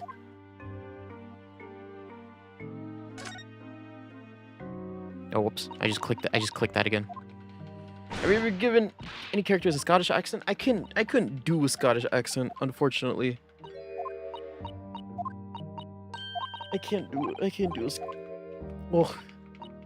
The four the four it off it is going. I don't. Yeah, I don't hear the Scottish accent enough for me to know what it sounds like. Now that I think about it. You tried to steal her manuscript. We found this in Mr. Winbank's storeroom. The manuscript of Iris's latest story. Oh, right. Well, that's good then. Curiously, the storeroom at Windibank showed no sign of being ransacked for items of value or the like. With one exception, the box file that housed this manuscript. It was you, wasn't it, Gina? Who broke open the box containing this manuscript last night? You were determined to find out whether or not the House of Baskervilles was really there. The Hound. Oh, there's a house in the Baskervilles. Oh, maybe we should go tour it. Is there a real estate agent that represents that? That's the real reason you broke into the storeroom last night, isn't it? Ah. Fix your hat. Please fix your hat. Why don't you tell us what happened, please? No, we already have the representation papers and other documents we need. All we have to do is hand them in to the court clerk. That is, if you'll allow me to represent you in court tomorrow. Nah, don't bother. Ginny, Rip them up and chuck them, would ya? The representation papers or whatever they're called. They still ain't fancy enough to have a bin. So, what will you do in court tomorrow? I'll be fine on my own. I don't think you will. Look, it doesn't matter. What's gonna happen is gonna happen. This is one stubborn pickpocket. Alright. Alright, yeah. Then Baskerville's story. Baskervilles. That's how you say it. It's the latest Sholmes adventures, right? But it hasn't been printed yet. So I figured it was worth a couple pieces of silver, right? Oh yes, at least 5,000 pounds. What? Yes, it is. So, you intended to steal Iris's manuscript, or sell Iris's manuscript, did you? No, Ginny, how could you? What? You're believing? What? Wait, no, hang on. Of course I wasn't gonna sell it.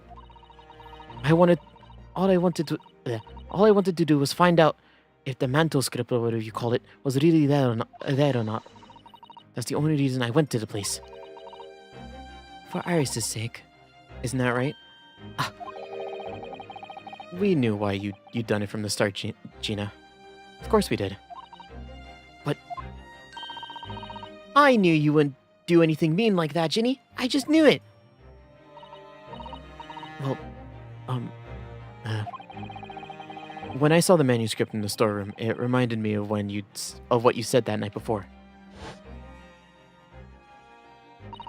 Grown-ups do a lot worse than that, believe me. Bare-faced liars, the lot of them. You just ain't realized that yet.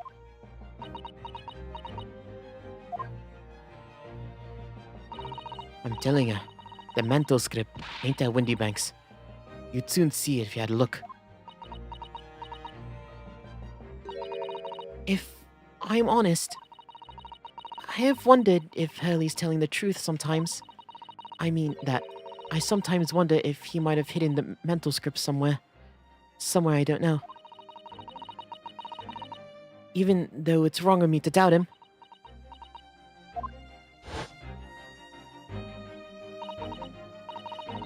Oh, Iris, that's so sweet of you. Or Ginny. Alright. I'll tell you what I did. Why I did it. Just stop looking at me like that, Iris. What, were you gonna steal it? It wasn't because of Iris. That's not why I did it. I just wanted to know the truth. That's all. You wanted to know if Mr. Sholmes was being honest. If he'd really deposited the manuscript at Windibank's. It's like I told you the night before. I never had a father. But Iris's lot ain't like mine. She's got a dad. Only she can't see him. And I reckon that's got to be harder. That's why she writes her stories.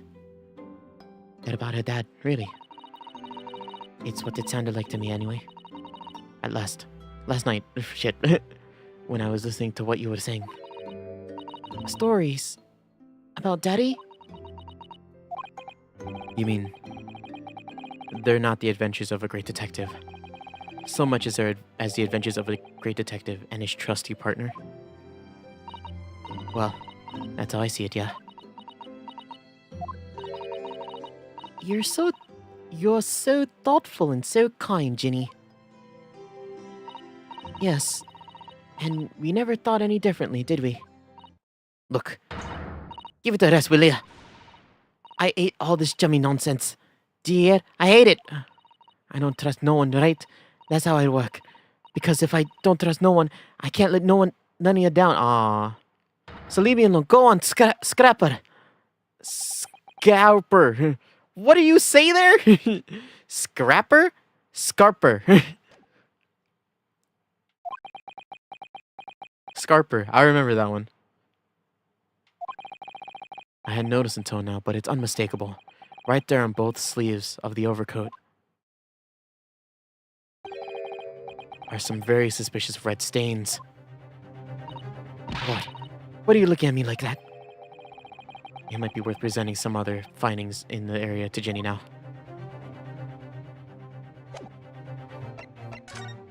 All new stuff. All new stuff.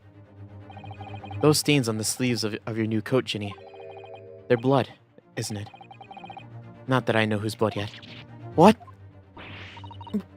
Blood, Mr. Naruhodo? You don't appear to have any obvious wounds yourself, though. So, could it be that blood splatter from Mr. Whitneybank when he was shot last night?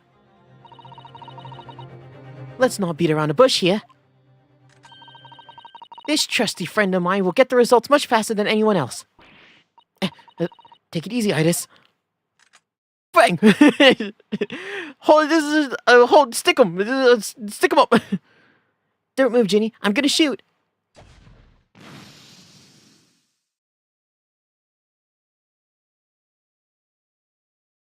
Whoa. Purple. It's... Oh, this is Thrice Fried Mason's coat. Oh my. What the? Posing. Forget the sleeves. The whole coat is covered in blood. Of course. The black color of the fabric was masking the stains. That's why we hadn't seen them until now. Fucking really? The blood has reacted with the chemical to turn a purple color, which matches one of the samples we've already collected perfectly. Shit, that's not right. Yes, let's see now. Who had the purple blood? Aha! Yes, it was the brickmaker, Mr. Mason, the victim of the murder case two months ago. I knew it. What are you on about?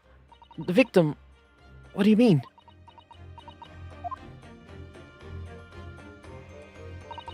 It's a rather uncomfortable situation, Mr. Naruhodo, but I think this makes things quite clear. It means that the omnibus case is finally solved. The truth about who really murdered the brickmaker, Mr. Mason, is revealed. Oi! Would someone explain what's going on here? Stop telling half the story.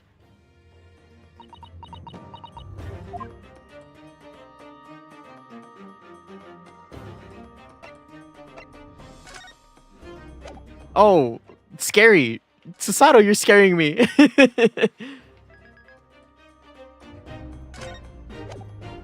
Do we know? I mean, we can see now that the victim's blood is all over Mr. McGilder's overcoat. Oh. But in the trial 2 months ago, the defendant said this in his testimony. Now I ask yourself, what good-hearted soul wouldn't rush to the fellow, help a fellow bleeding from his stomach? I wasn't about to start worrying about me gloves now, was I? So I reached out to him and to give him a hand.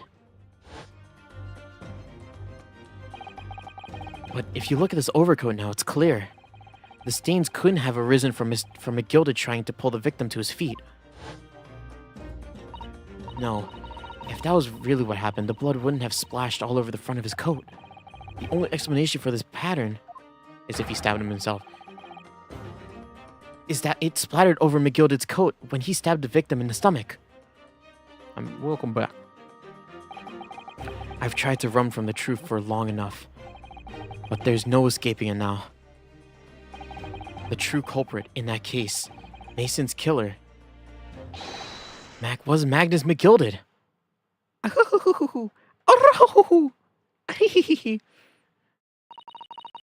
Mr. Naruhodo, the horrible case is solved at last, and I helped the man walk free from that trial. I used that twisted testimony and that sham evidence to prove his innocence. How could I have let that happen? Runo, do you believe him, though? Did you believe Mr. McGilded was innocent? I believed. Or rather, I think I was trying to believe. I wanted to. Since I ran out of conversation. Nah, man. That's okay. Like I said, or I should state, these streams are meant to chill. Like, these are chilling streams. If there's nothing to talk about, right, that's fine. Like I said, especially during these streams, I like to focus on the game. Right? So if you just want to sit back and relax, just like, dude, do what you gotta do, man. I'm not like a talking bot. You know what I mean? I'm not some kind of someone that needs to be talked to about a thing. I'm playing a game. So if you want to go, you can go. But but I'm just trying to reassure you. Don't worry about it, is all. Or rather, I said this already. Because believing in those you represent in court is a defense lawyer's greatest weapon. A weapon?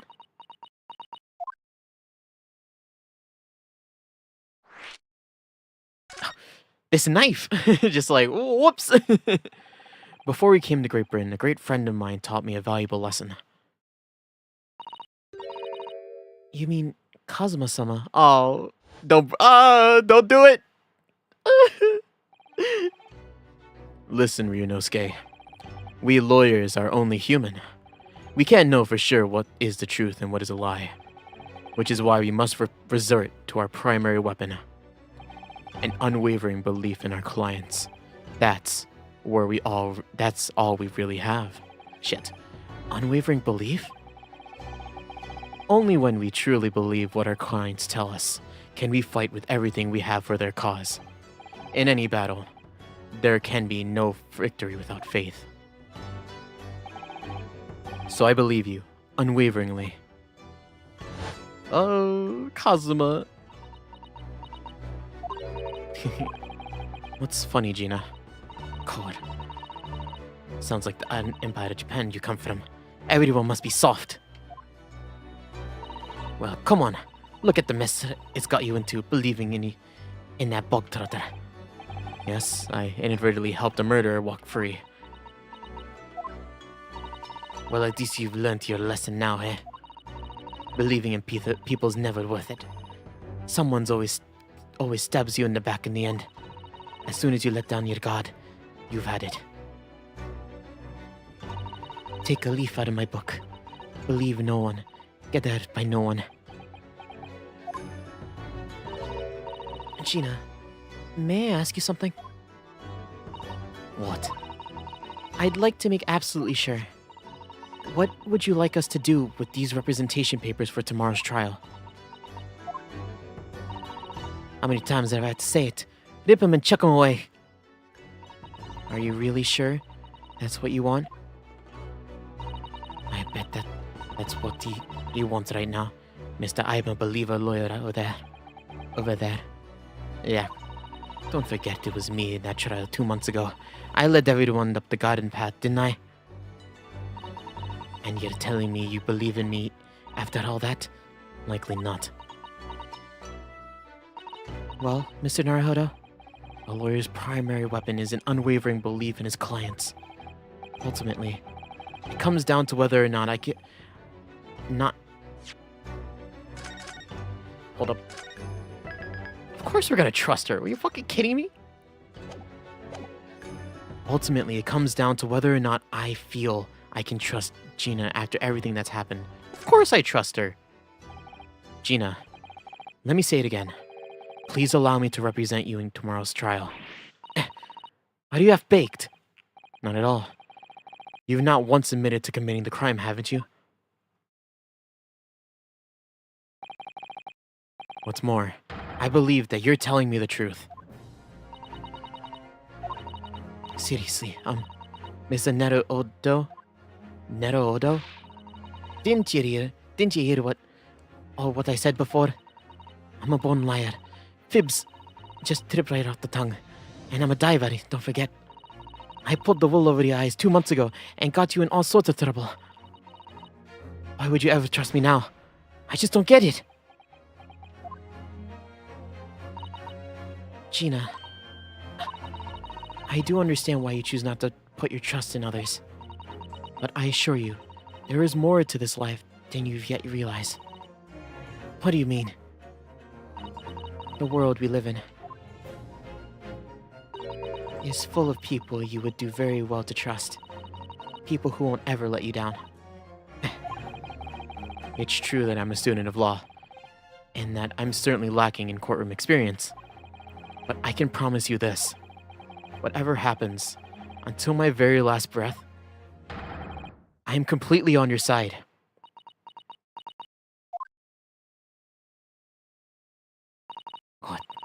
What do you expect me to say to that? Aww.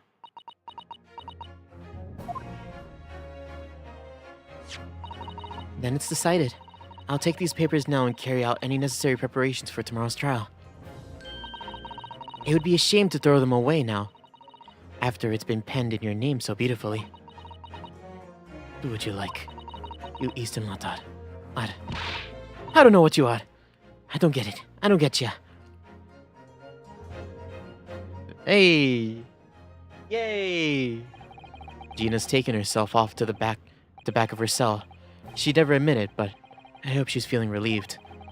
That turned out alright in the end, I think.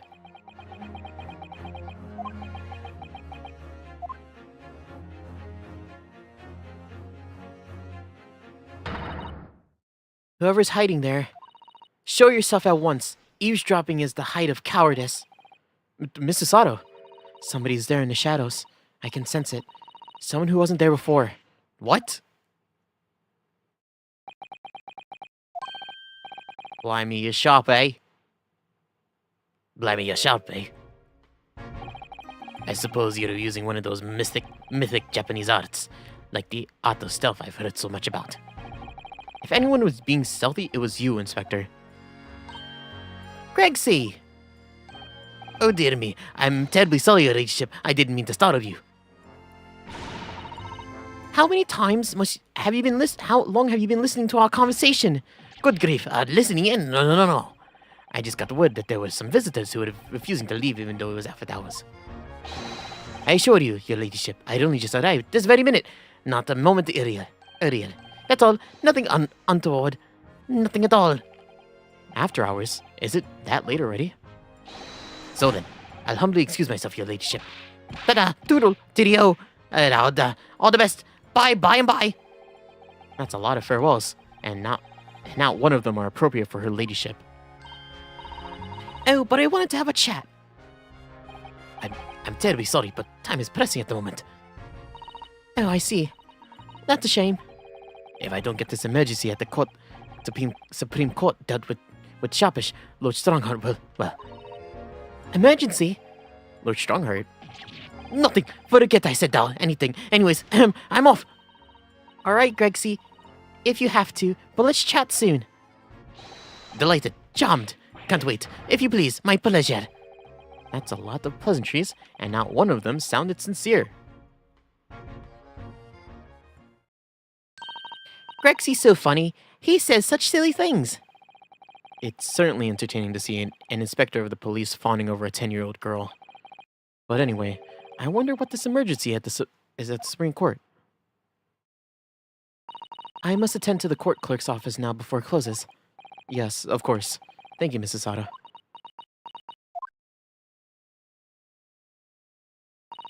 Kindly escort Iris home now, Mr. Naruhodo. I shall meet you there later.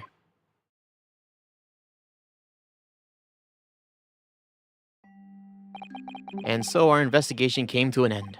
Susato-san went to file the necessary papers for my defense for Gina the following day. And then it hit me. I could no longer suppress the wretched feeling that had been gnawing away at my insides. Tomorrow, Susato-san will be leaving Britain and making her way back to Japan.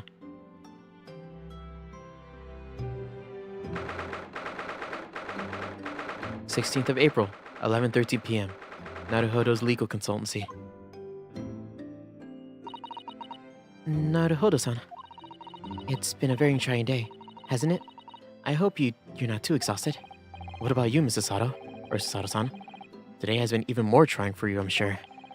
Mr. Sholmes was shot before your eyes. Gina was arrested. All on the back of the news that her father has fallen ill and that she must return to Japan at once. I hope your father recovers soon. Thank you for your kind words.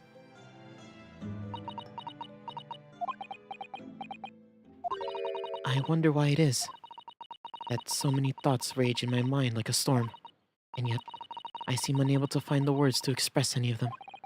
I know exactly what you mean. Anyway, I have one final task to complete as your judicial assistant. Once that is done, I shall make preparations for my departure tomorrow. One final task? Oh, her theme is playing. This theme is really nice. I remember listening to like a video of like, oh, all the assistant themes, right? And like this was one of them. And at first I was like, I think it's it's rather late now. Perhaps we go at this art, can we? oh, we can't, I can't even. Can I look at everything? Oh, I can. I'm gonna look at everything first. What's the matter with me? Why am I examining things at a time like this? This is my last chance to talk to Susato-san before she leaves. Oh, really? Can't even look at the Dharma? Oh, I can't look at the Dharma. Can't even look at the Dharma. It's just 2 months since we arrived in London, but we managed to establish this office. It was finally feeling as though we were settling in. I would be lying if I said I felt no regret. I'm so sorry, Susato-san. It's just so sudden. I really don't know what to think.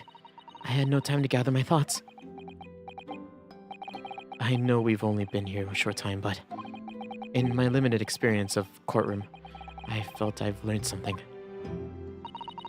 And what would that be? It would seem to me that there are many facets to people's personalities. Facets? Like a jewel. The light plays off of them in complex patterns, illuminating their actions and their motives. But we only see a small numbers of those total facets, and what is illuminated is only a part of the whole story. What lies in the shadows?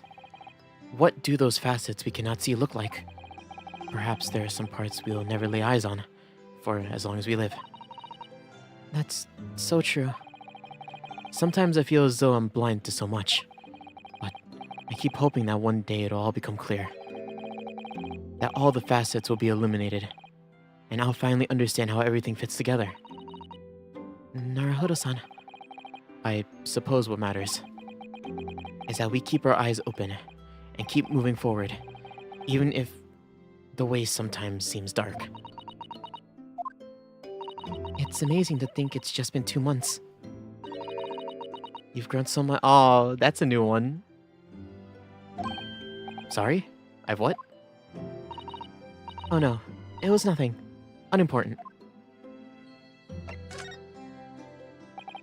Do you know what time you'll have to leave for London in the morning? 10 o'clock, right? Yes, I picked up my ticket earlier. I should be leaving here at 4. Wow! I see. Well, I'll escort you to the station. Absolutely not. Sorry? I'm sure you realize why I couldn't possibly let you do that. You have a very important day ahead of you tomorrow. Gina's trial. Yes, I know, but every word you utter will have the potential to determine Gina's fate.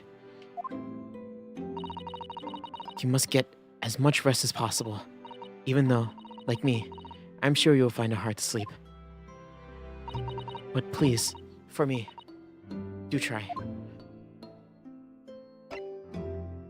Oh. These two are such an interesting pair. You mentioned one final task a moment ago. What did you mean? Oh my, I nearly forgot. Please, I want you to have this. What is that? Some huge bundle of documents? It's her legal consultancy books, right? It's my notes from the case 2 months ago. The murder that was committed on Omnibus. The McGilda case.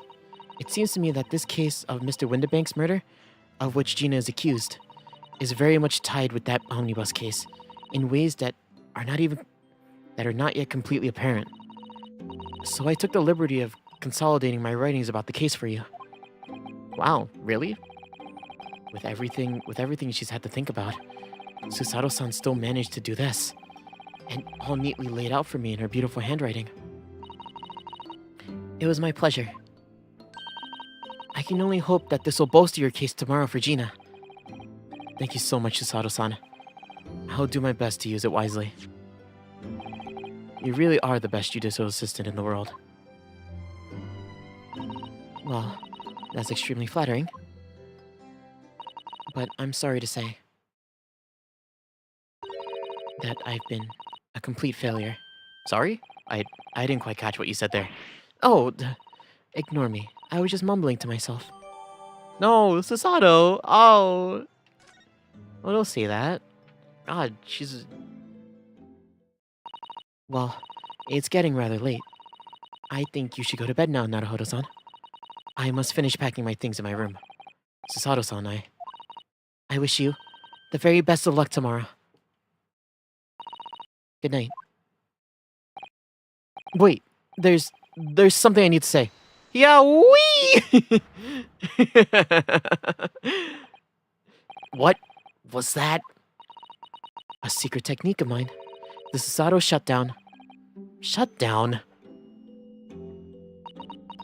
Can you pick me up? Please, I implore you. If we were to voice our goodbyes, I won't be able to hold my tears. Aw. Susato. And now I will sleep like this for the whole night. Susato-san.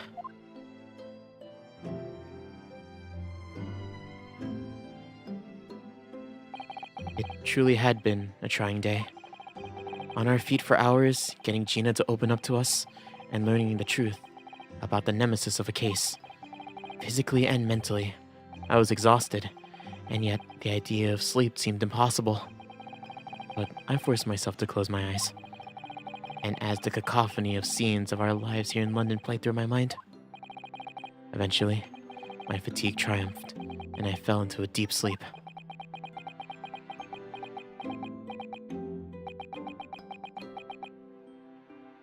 Everyone's disappearing. It's just me and the little girl.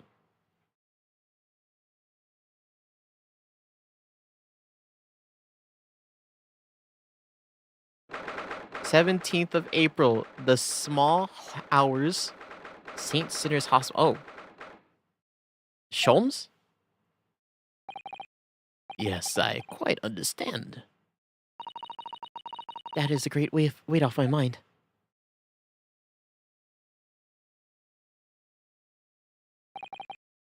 Rest assured, I shall put everything in place exactly as we discussed.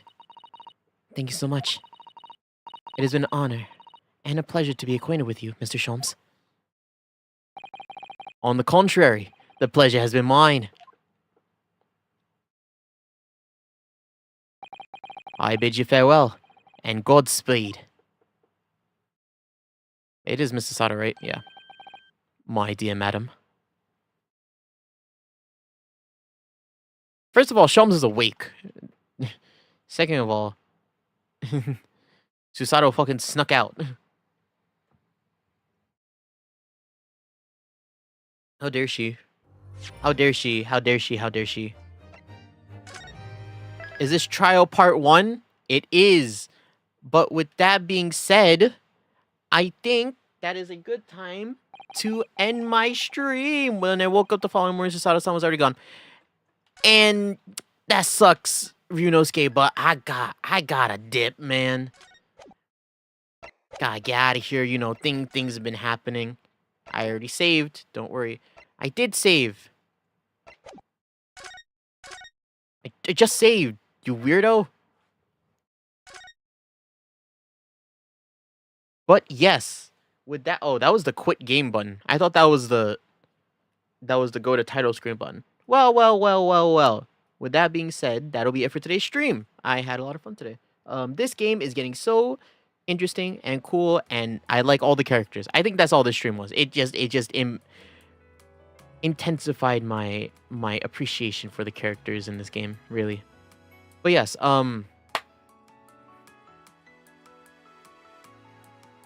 yeah, is there anything specific that I want to say about this case? At least for the rest of this investigation, not really. I think the game is gonna ramp up really fast now, or not ramp up really fast, but it's gonna get really intense, and some of these plot points are gonna get really crazy. Is what I'm about to hear. And I also don't know if this game will do like a part 2 investigation and then a part 2 trial, right? I don't know if it's gonna do that. All I've been told is that this is a long one, and that's all I need to know, and I don't want to know anymore. So I will, yes, I will have fun with this game, really, and then we'll play the next part of the game, part 2, the second game, and I'll be like, oh, this is even better, because apparently everyone says that part of the game is better. But I don't want to dilly-dally too much, because I do want to end stream, just so I have more time to prepare for some things and just do some other things, like play some video games. I kind of want to play a game today. Kind of just want to chill out. So thank you everybody for watching. Today is Thursday. Thursday is Phoenix Wright Day, or Great Ace Attorney Days. I keep saying Phoenix Wright even though it's not Phoenix Wright. And then we'll keep playing the Great Ace Attorney until I finish this case, which I'll either move on to the second game of the series, or I will move on to another game that I have in my backlog, because there's another game that I have here that I don't know if I'm able to play, but we'll see. But yeah, but just know next week, every Thursday for the next little bit will be Great Ace Attorney, but the next actual stream will be on not Saturday. I think Saturday. Unfortunately, I would love to do a stream on Saturday actually, but I don't think I'm gonna do a stream because I believe there are plans. So it is unfortunate, but you know, this is the world we live in. I unfortunately have some plans on Saturday that I have to attend to, so pretty much no Saturday stream. I will put a post about that on the YouTube post. So yeah, keep track of that if you're interested. But the next actual stream after that should be on Tuesday, which we will play Spiritfarer again, which is getting really sad. Spiritfarer is getting really, unfortunately, sad. I'm getting really a lot of things are happening in that game, and I'm sad. I'm so, if you're interested in that, go watch that, please. But yeah, other than that, is that all for me? Yeah. This next stream will be on Tuesday, and then then the next stream after that will be on Thursday. Usually there's a Saturday stream, but there's no Saturday stream this week probably. So thank you everybody for watching. That'll be it for me today. Thank you everybody for watching. Let me move over here. Like I said, loud music, 3, 2, 1. Bye everyone. I'll do what I gotta do, alright? I'll see you guys when I see you guys again, okay? Bye. Yeah.